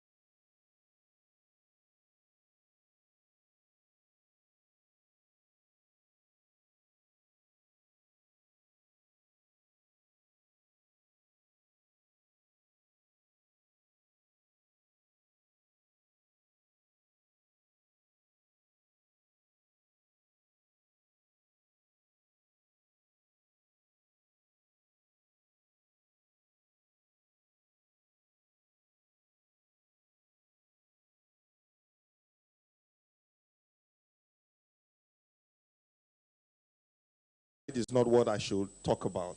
I hope you can still show the slide. I was primarily supposed to talk about how we can use AI to reskill Nigeria. And that's a big issue for me, okay? I mean, I run an AI startup right now from Lagos here in Nigeria. And earlier this morning, I had a meeting with one of our investors who is out there in Singapore. I was never going to say this. It didn't make sense, right? He had met with one of the leading AI startups out of Japan, and they are simply working on AI for security. And this investor is putting money in my company, but he was thinking that besides using technology to make money, which is what everybody wants, I mean, that's what I want, we're a product, is thinking that really the game-changing thing that AI can help is with security. That the biggest concern in Nigeria right now is security, and that if we can figure out security either from the financial side, which is where everybody who runs a tech startup thinks about financial services, if we can think about security from an NFIU, for example, perspective, or think about security from a safety security perspective, then whatever technology we have begins to make sense. And so when you think about an event like this, we're talking, hey, social media hangout, some of the conversations are just cool for us to laugh about. Some of them are very stern and hard conversations to talk about. I think that it is until those conversations truly, really address our realities and help us find a pathway forward or some bit of solution, then there's maybe no point to all of this. So yeah, the topic again is reskilling. Like I said, I'll just maybe share a few of the slides and then just talk extemporaneously if you don't mind. Oh, thanks. I'll start with what we think our strength is. I mean, one of the ladies on stage said it's hard to sell a difficult product. That's not wrong. But if you took away the chaos on the street, the violence, the security issue, if you took that away, and it maybe feels like we can't, but if you took away those, Nigeria is an unbelievable product. I promise. If you took away the madness and the noise on Twitter and the ethnicity and tribal issues, it's an unbelievable product to sell. Think about Nigeria currently today has one of the youngest populations in the world. We have unbelievable topography, weather, the benefits beneath our soil, the benefit above the soil, our heads. I mean, it's such an unbelievable product that if we just took away the madness, we wouldn't have needed to struggle so much. Now, if you think about what the strength is, it's supposed to be our people. I mean, when you think about Nigeria, people say our biggest export is crude oil, and that's true. I mean, if you think about it, the last 5 years is maybe not crude oil. Our biggest export is our people, right? Those that are jackpying by themselves, those that have to go through the deserts and the like. But our biggest export has been our people. But think about it. We have 240 million people, average age 19.2. Some of these people are supposed to be smart. But if you looked beyond the fact that we here are not the average Nigerians, then you realize that our so-called biggest strength is maybe our biggest burden now. Okay? These janjaweeds in the bush, these security issues that we have, they are guys we didn't take to school 20 years ago. Okay? The bandits on the western side of our northern corridor, they are people who are out of school. Okay? And so when you think about what our so-called strength is, Tony Elumelu said, our demography, which should have been a strength, is no longer a strength. And in the midst of this madness, the question then is, how do we rescue Nigeria? And I'm not just talking security now. I'm saying this country of enormous potentials, how do we set it back on track? We will not be able to do it without rethinking about skilling. Why is skilling important? I mean, I'm not an HR person. This topic will probably make sense at an HR conference where you're saying, oh, skilling this, skilling that, let's train, let's that. For me, it's existential. If you put 250 million people in one place, of course they're going to be crazy, right? Please plead for me if you have access to it. They're going to go gangster. And so the only way 250 million of us are going to stay in this part of the world is if there was something that is gainfully in my hands to do. That's why I will not wonder if the next person to me is another Igbo who is squeezing me, or there's another guy who thinks that, oh, it's something that is, if I had something to do. And so the big question is, what do we do to skill ourselves and the millions of unoccupied, disengaged youth? And that's where AI comes in. So I know that, I mean, predominantly when we think about AI, everybody thinks Gen AI, generative AI. Everybody talks ChatGPT, and that's fair. I do AI, so maybe I have some leeway to talk some bit more beyond ChatGPT and the likes. But I would just like to talk about 5 things about how AI can help us. Like I said, I put this together overnight. I have an assistant who helps me. But the more I think about the audience, the more I would like to script it differently. Those 5 pillars are: first, we need to find the talent. Before I talk about finding the talent, why is that important? It is only when we think about training and development that we think everybody is a talent. I mean, talent by nature is scarce. In it, I mean, the actress in the room, we all would like to be like her, but some of us can't act for, even if we were paid, right? The same with sports and athletics. Some of the best paid people in the world, they're talented, and they're by design scarce. So the first thing we need to think is, we have 250, 40 million Nigerians. How do we sieve out those who are maybe not the best and give them just something operational to do, carry these things? But those who have promise, how do we skill them, train them, find the best of their skills and help them sharpen it so that they are not just Nigerians by nationality, they become economic citizens. People who can earn, people who can contribute, people who can pay taxes, but more importantly, people who are not just tweeting on Twitter every day, they have job to do. Okay? Because they say the only thing we create in Nigeria is skits and memes. All right, so the first thing is, let's find the talent. AI can significantly help us. Let's grow the talent, of course, and I'm going to talk about it in the light of ourselves. The third one, no, I just want to quickly run through that screen. Yeah, let's empower the talent, reward the talent, and reinvent. So I'm going to talk extemporaneously now, not with my slides. So let's talk about the first one, which is finding the talent. And this wasn't in my notes, so just think about it. You know, as we talked about AI all through it, I've been here, maybe not so long, but I think I've been here for a better part of 4 hours plus. And while I was in the room, it occurred to me that maybe some of us in this room right now are not really sure of the change that is coming. So let me explain. When we talk about the next level, are we aware that the generation that led in the media space 15 years ago, they are either 3 things: either retiring, either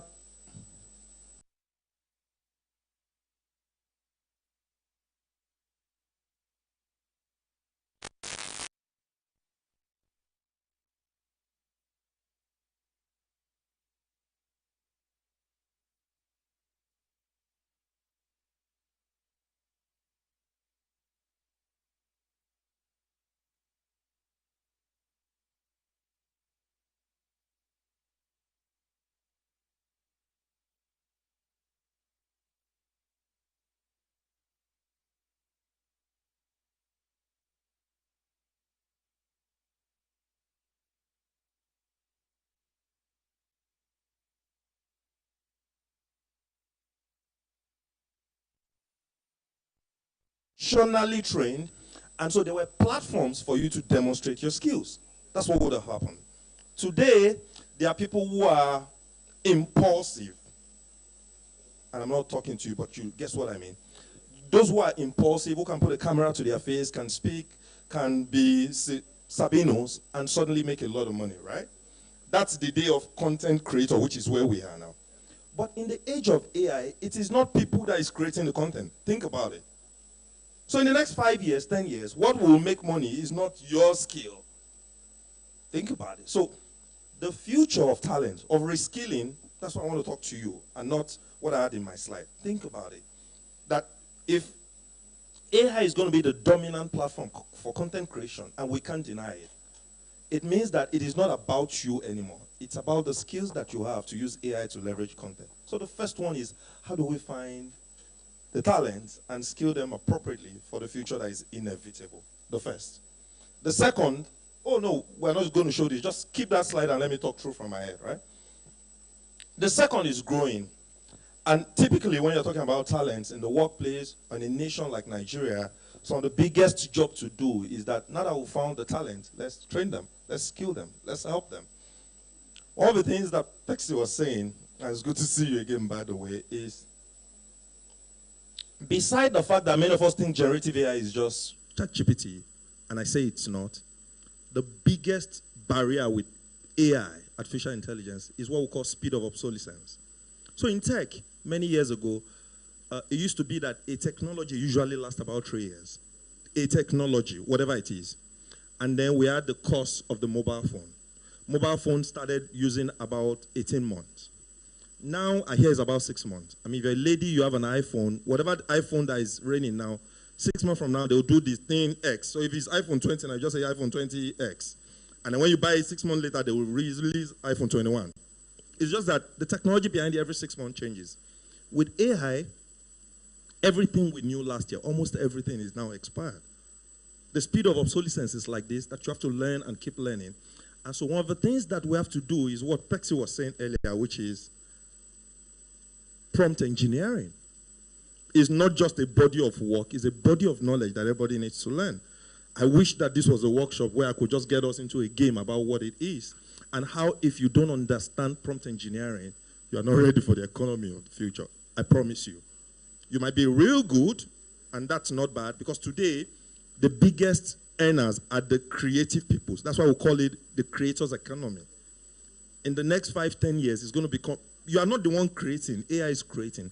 So it's the person who can use AI to create, which is the prompt engineer. So the most creative person, the funniest Nigerian in 5 years, may not be like Sabinos. It will just be somebody who could tell computer to create jokes. The wittiest person who could act, the best actor in 5 years, I promise you, I promise. The wittiest person in the next 5-10 years may not be somebody who's skilled in stagecraft, who could play all the word plays, just somebody who knows how to tell machines, craft this out, and people are going to pay attention. I don't know if you guys were, I was going to say I don't know if you were around, but we're not around this year. When we heard this rumor about R. Kelly releasing a full album from the prison, you heard that, right? It was a lie. It was just all AI. Somebody used AI, and that guy completely cashed. I mean, it's not even going to be fake. You will do it if you knew. We're just speaking English here because we're trying to protect our industry, right? The next couple of years, it's going to be the person who know how to figure out AI the best that would use AI to create value. And so in that instance is, how can you learn? And I promise you, in this AI age, knowledge is democratized. Everything you need. I mean, I get people talk to me every now and then, say, Larry, what do I need? I need to take some training. I say, you know what? Anywhere you are, you can start from there. Right now, YouTube is on your phone. All the skills you need for the future of tomorrow. You don't need to be the best writer. Many of us went to writing school, journalism school, Ogbashe, is going to be near pointless if you want to create. I'm very certain. I mean, you went to film school, right? That's great. But if you want to create some, I mean, yesterday you saw the trending video of Nigerian Godzillas on the street.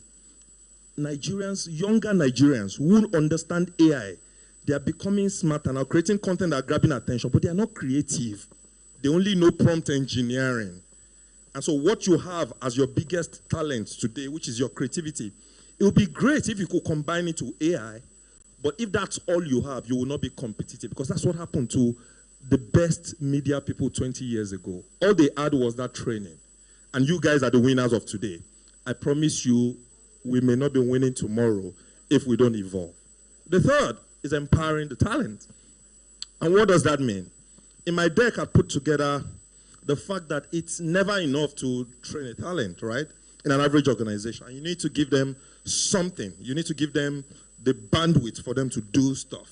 Because it is in doing that you acquire. I mean, I recently, don't laugh, started going to the gym. Just I look underfed, right?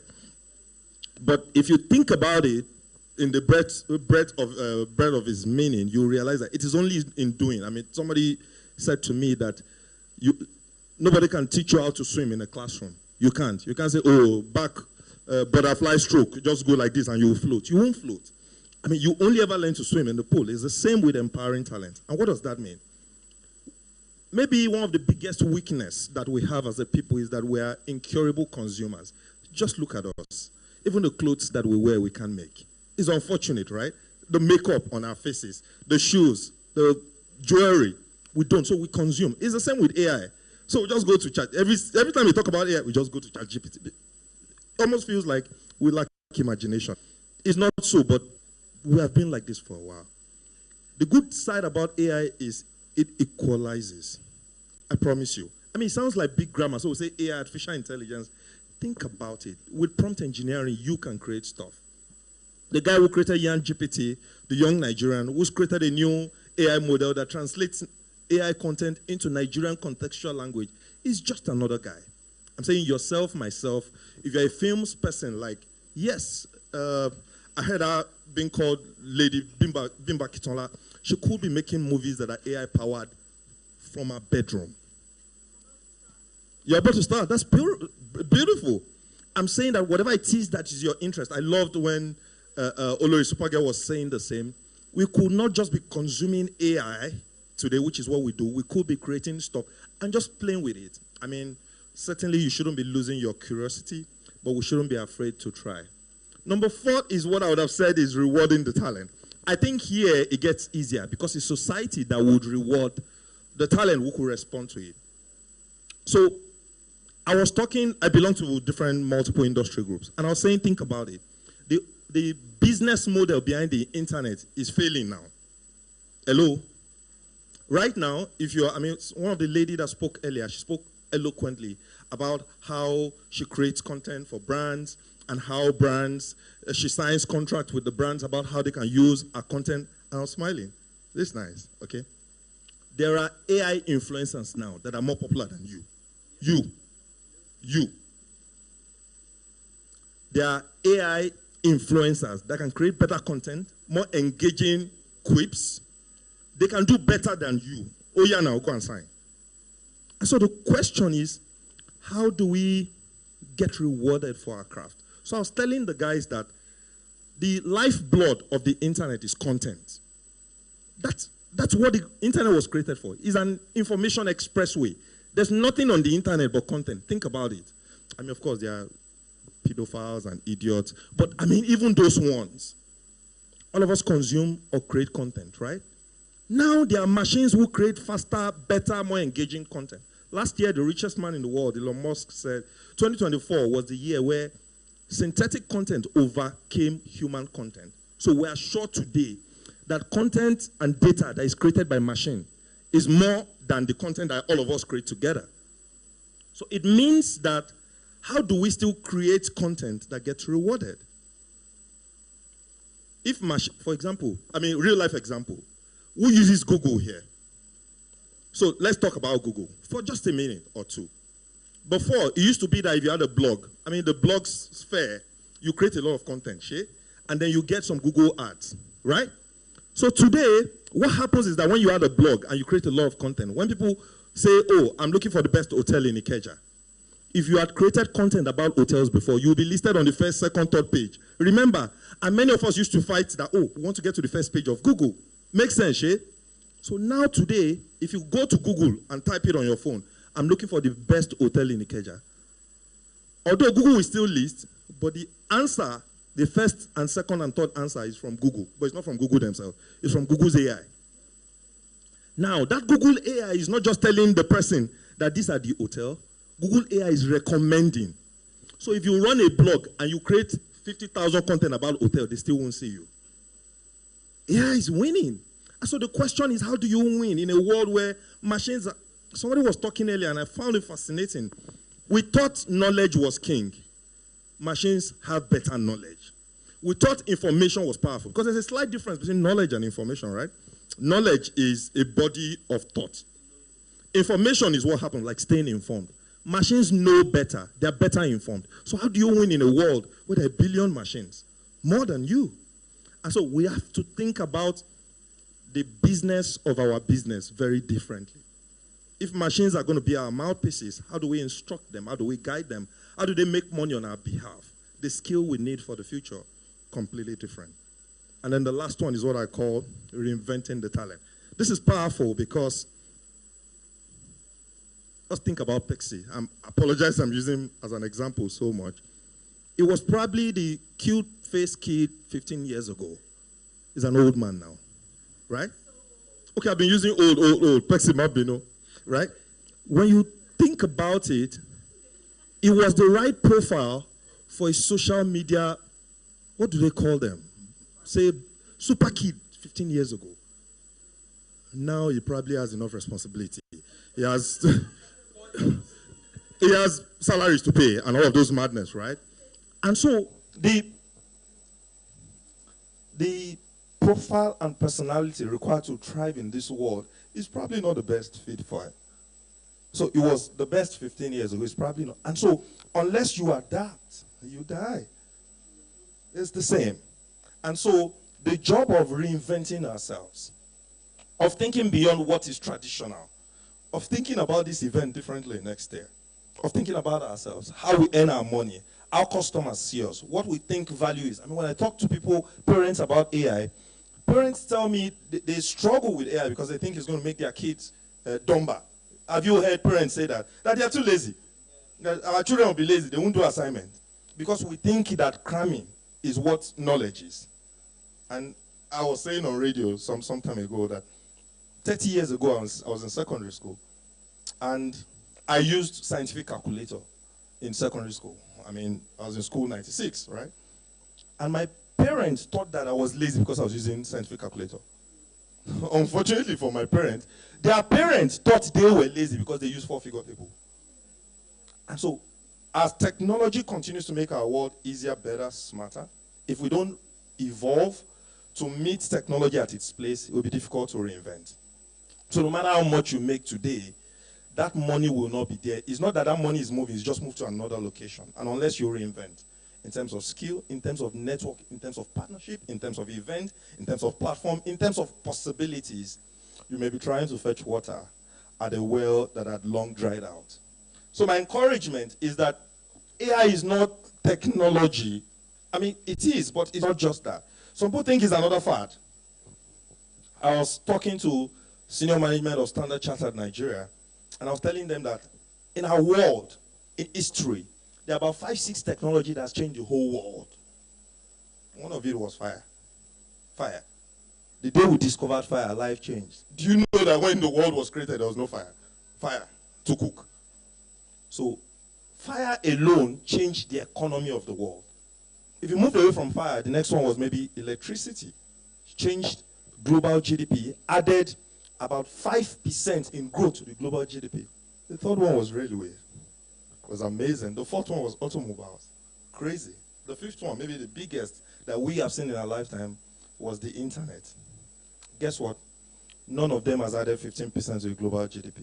By 2030, AI would have added 16.7%. Today, one of the most iconic AI companies, NVIDIA, is worth $4.6 trillion. The whole value of the African economy, including me and you, and maybe 1.5 billion others, is not even worth $4 trillion. There's a new world. It may not feel like it. We may argue with it. We are oftentimes like that. We may debate it. Our world has changed.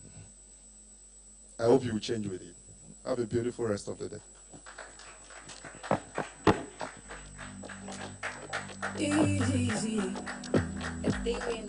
Please, let's put our hands together for him. That was such an eye-opener.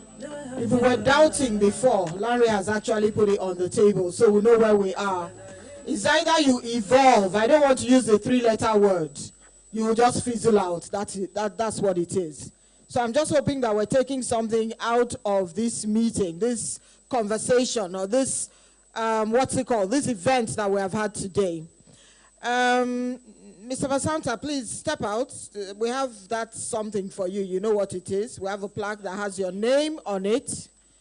And this is in appreciation of all the work that you do. DJ, please, some nice music. Be like 1, 2, 3, and as you and me, darling, I decree. Say nobody fit to separate us, you and me. Body, sexy mommy, coming closer, egg by me. I'm on the egg by me. All right, all the awardees, people who got plaques today, if you're still here with us, please just step out so that we can do like a group photo. Did you get a plaque from here today? Please step out. Thank you. be say I too late bumpers. But if you wanna come bunny, baby, come my way. Step out. Fola Shade, Fola you're the answer.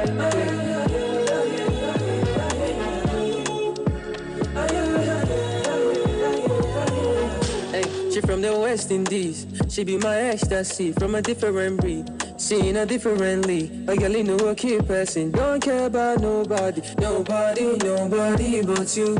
Two steps and I don't confuse. She gets it where she delights in my move. She delights in my life inside. Like a shooting star.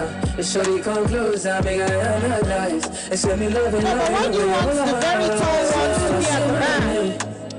Girl, I know they do like Downton Thomas. Don't be say I too they bumpers. But if you wanna come bunny, baby. Photo men, why do you want the very tall ones at the back?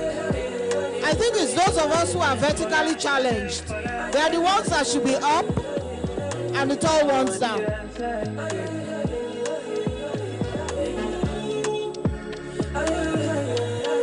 Till I know ABC, till I 1, 2, 3, and as you want me, darling, I agree.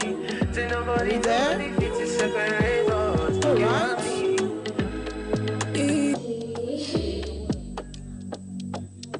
Easy. It's Dewey and this one. It's still yeah. No, yeah.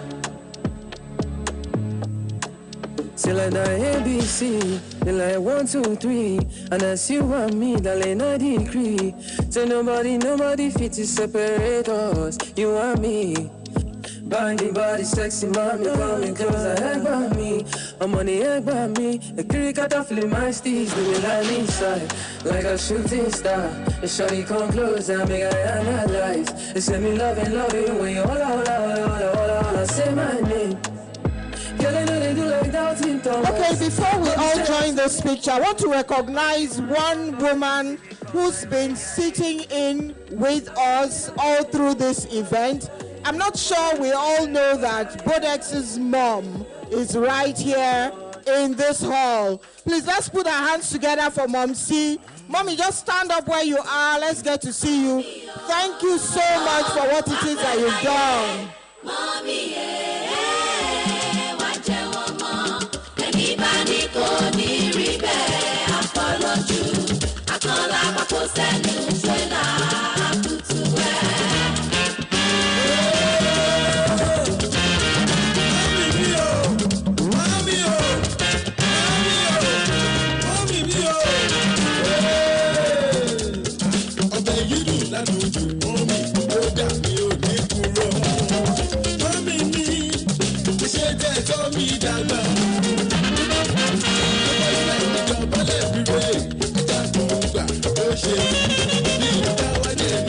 Alright, let's all come out and join this photograph as much as we can.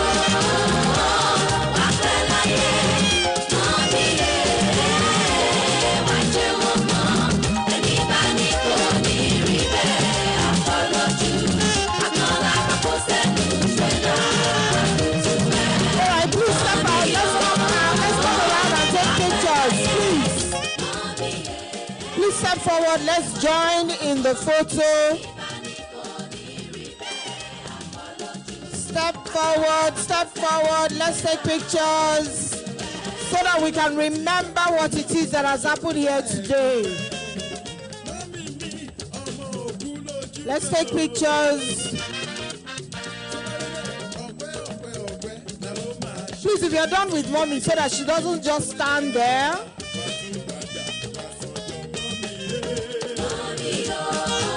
Okay.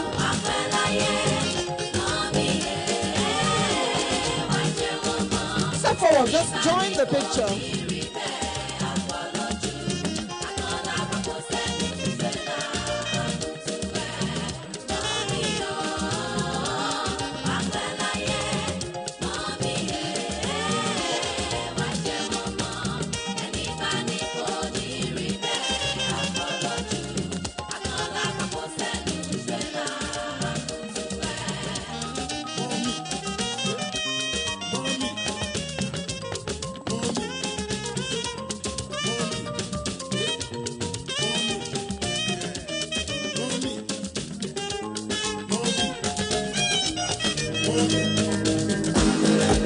Hello, hello, vitamin C. Mommy, mo fi on my melanin queen. Fine girl, no pimple, classy and simple. Mommy, can you see me now? What I pour down for my many times I did miss you, gone. Need to say you wait a little longer. This our life, every day I do back. What give me, make me strong for danger. What don't give me, make me stronger. But this one weak me, make I no lie.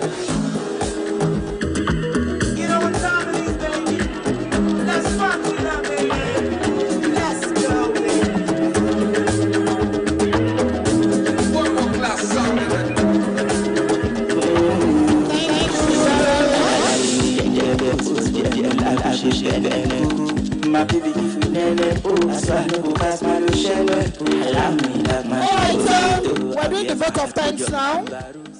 Time for us to do the vote of thanks, and we're calling on Lady Bimbo Akitola. She's giving us the vote of thanks, and we'll step out and go and have dinner as it is. Hello, hello everybody. Hello house. Hello house. You people have to answer. I'm not that person. Hello house. Hello house. Okay, so we've learned a lot today about AI, artificial intelligence. I came here to be part of a panel and said, excuse me, Bodex, you're disturbing me. Bodex, you're the one disturbing me. You. So I came here to be part of a panel, a whole lot today. I think my whole idea of AI and what AI stands for is totally changed. And that's amazing. There's something that happens to actors that we're all scared of. It's a fear every actor has. It's the fear of being used to be. You used to be Bimbo Akintola. Used to be my somewhat less, so to speak. You are disturbing me, these people. Really have attitude. Really looking. You are looking for something that brought that back to me. No, but you'll be a has-been. You'll be a used to be. You'll be, and there's nothing more pathetic, nothing more humbling, humiliating than being a used to be. Because places where you went and you were celebrated, you come and nobody notices you. It's death whilst being alive. That will not be our portion. So I think we must adapt.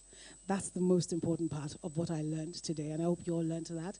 And after all this story, let's go and eat. It's over. Thank you so much for being here, for being a part of this. Oh, before you leave, sorry, the MCs, please. We need you here. Bodex must present something to you. Our dearest chief. Chiefer. Chiefer, we want to thank you with this very placard and say, thank you very much for being part of this. Oh my God.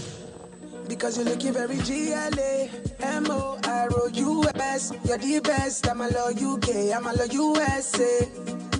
Because you're looking very beautiful, you know, get issue. I know they give you, you know, I miss you. I want to kiss you. So, on behalf of Bodex and the social media hangout, I want to sincerely thank each and every one of you for your patience, for sitting through, for listening, for joining, for partaking. In fact, you have been of which for a better group to be in the same room with.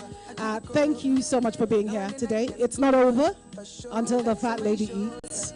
And we're about to eat. So let's go to the other side and do what we call item number 7. I give you all money, because you're looking very GLA, MOROUS. You're the best. I'm a law UK, I'm a law USA.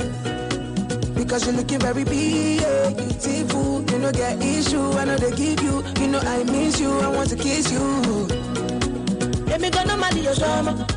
I never show you all my colors. Come on, look at me on the condition, confusion. I was so me so you gonna take it to the bed. You know what time it is, baby. I'm gonna the bed. Come and get a little fast. So you go tell me who's that?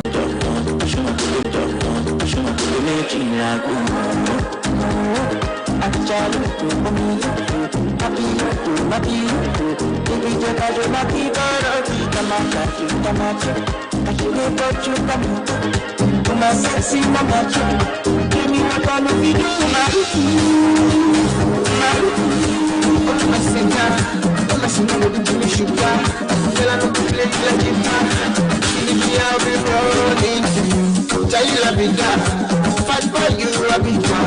Girl, sorry, maybe I'm not sure I'm rising. Girl, I wanna spend time. Girl, I wanna spend time. You wanna time. It's a good darling. It's a good darling. For the family. Why you having cause trouble? Why you having cause trouble? I'm a good darling. I don't say anybody. I'm gonna spend my life. I'm going to fight. Oh,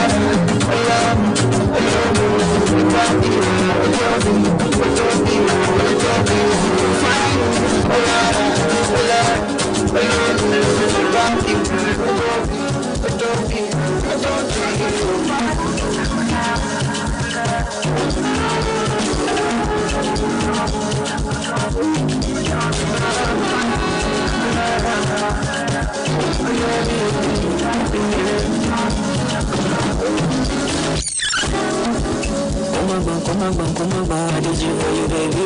Come on, see the money they do for you, baby. Come on, you dey call on my name, I go call on you, baby. Come on,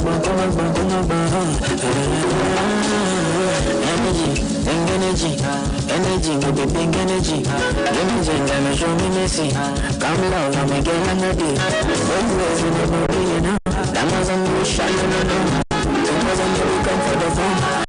Money day for the ball.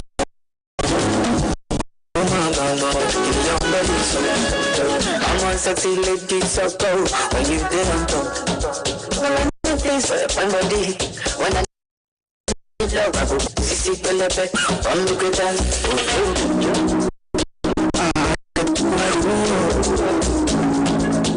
I want you there, I'm gonna be sure. I know your body over and go for the condition. One day I used to call my mama. That's what I know. And what she said, my mama. It's too early for you to fall in love. Mama, don't you worry. She's my baby. One and only. Yeah, yeah. Mama.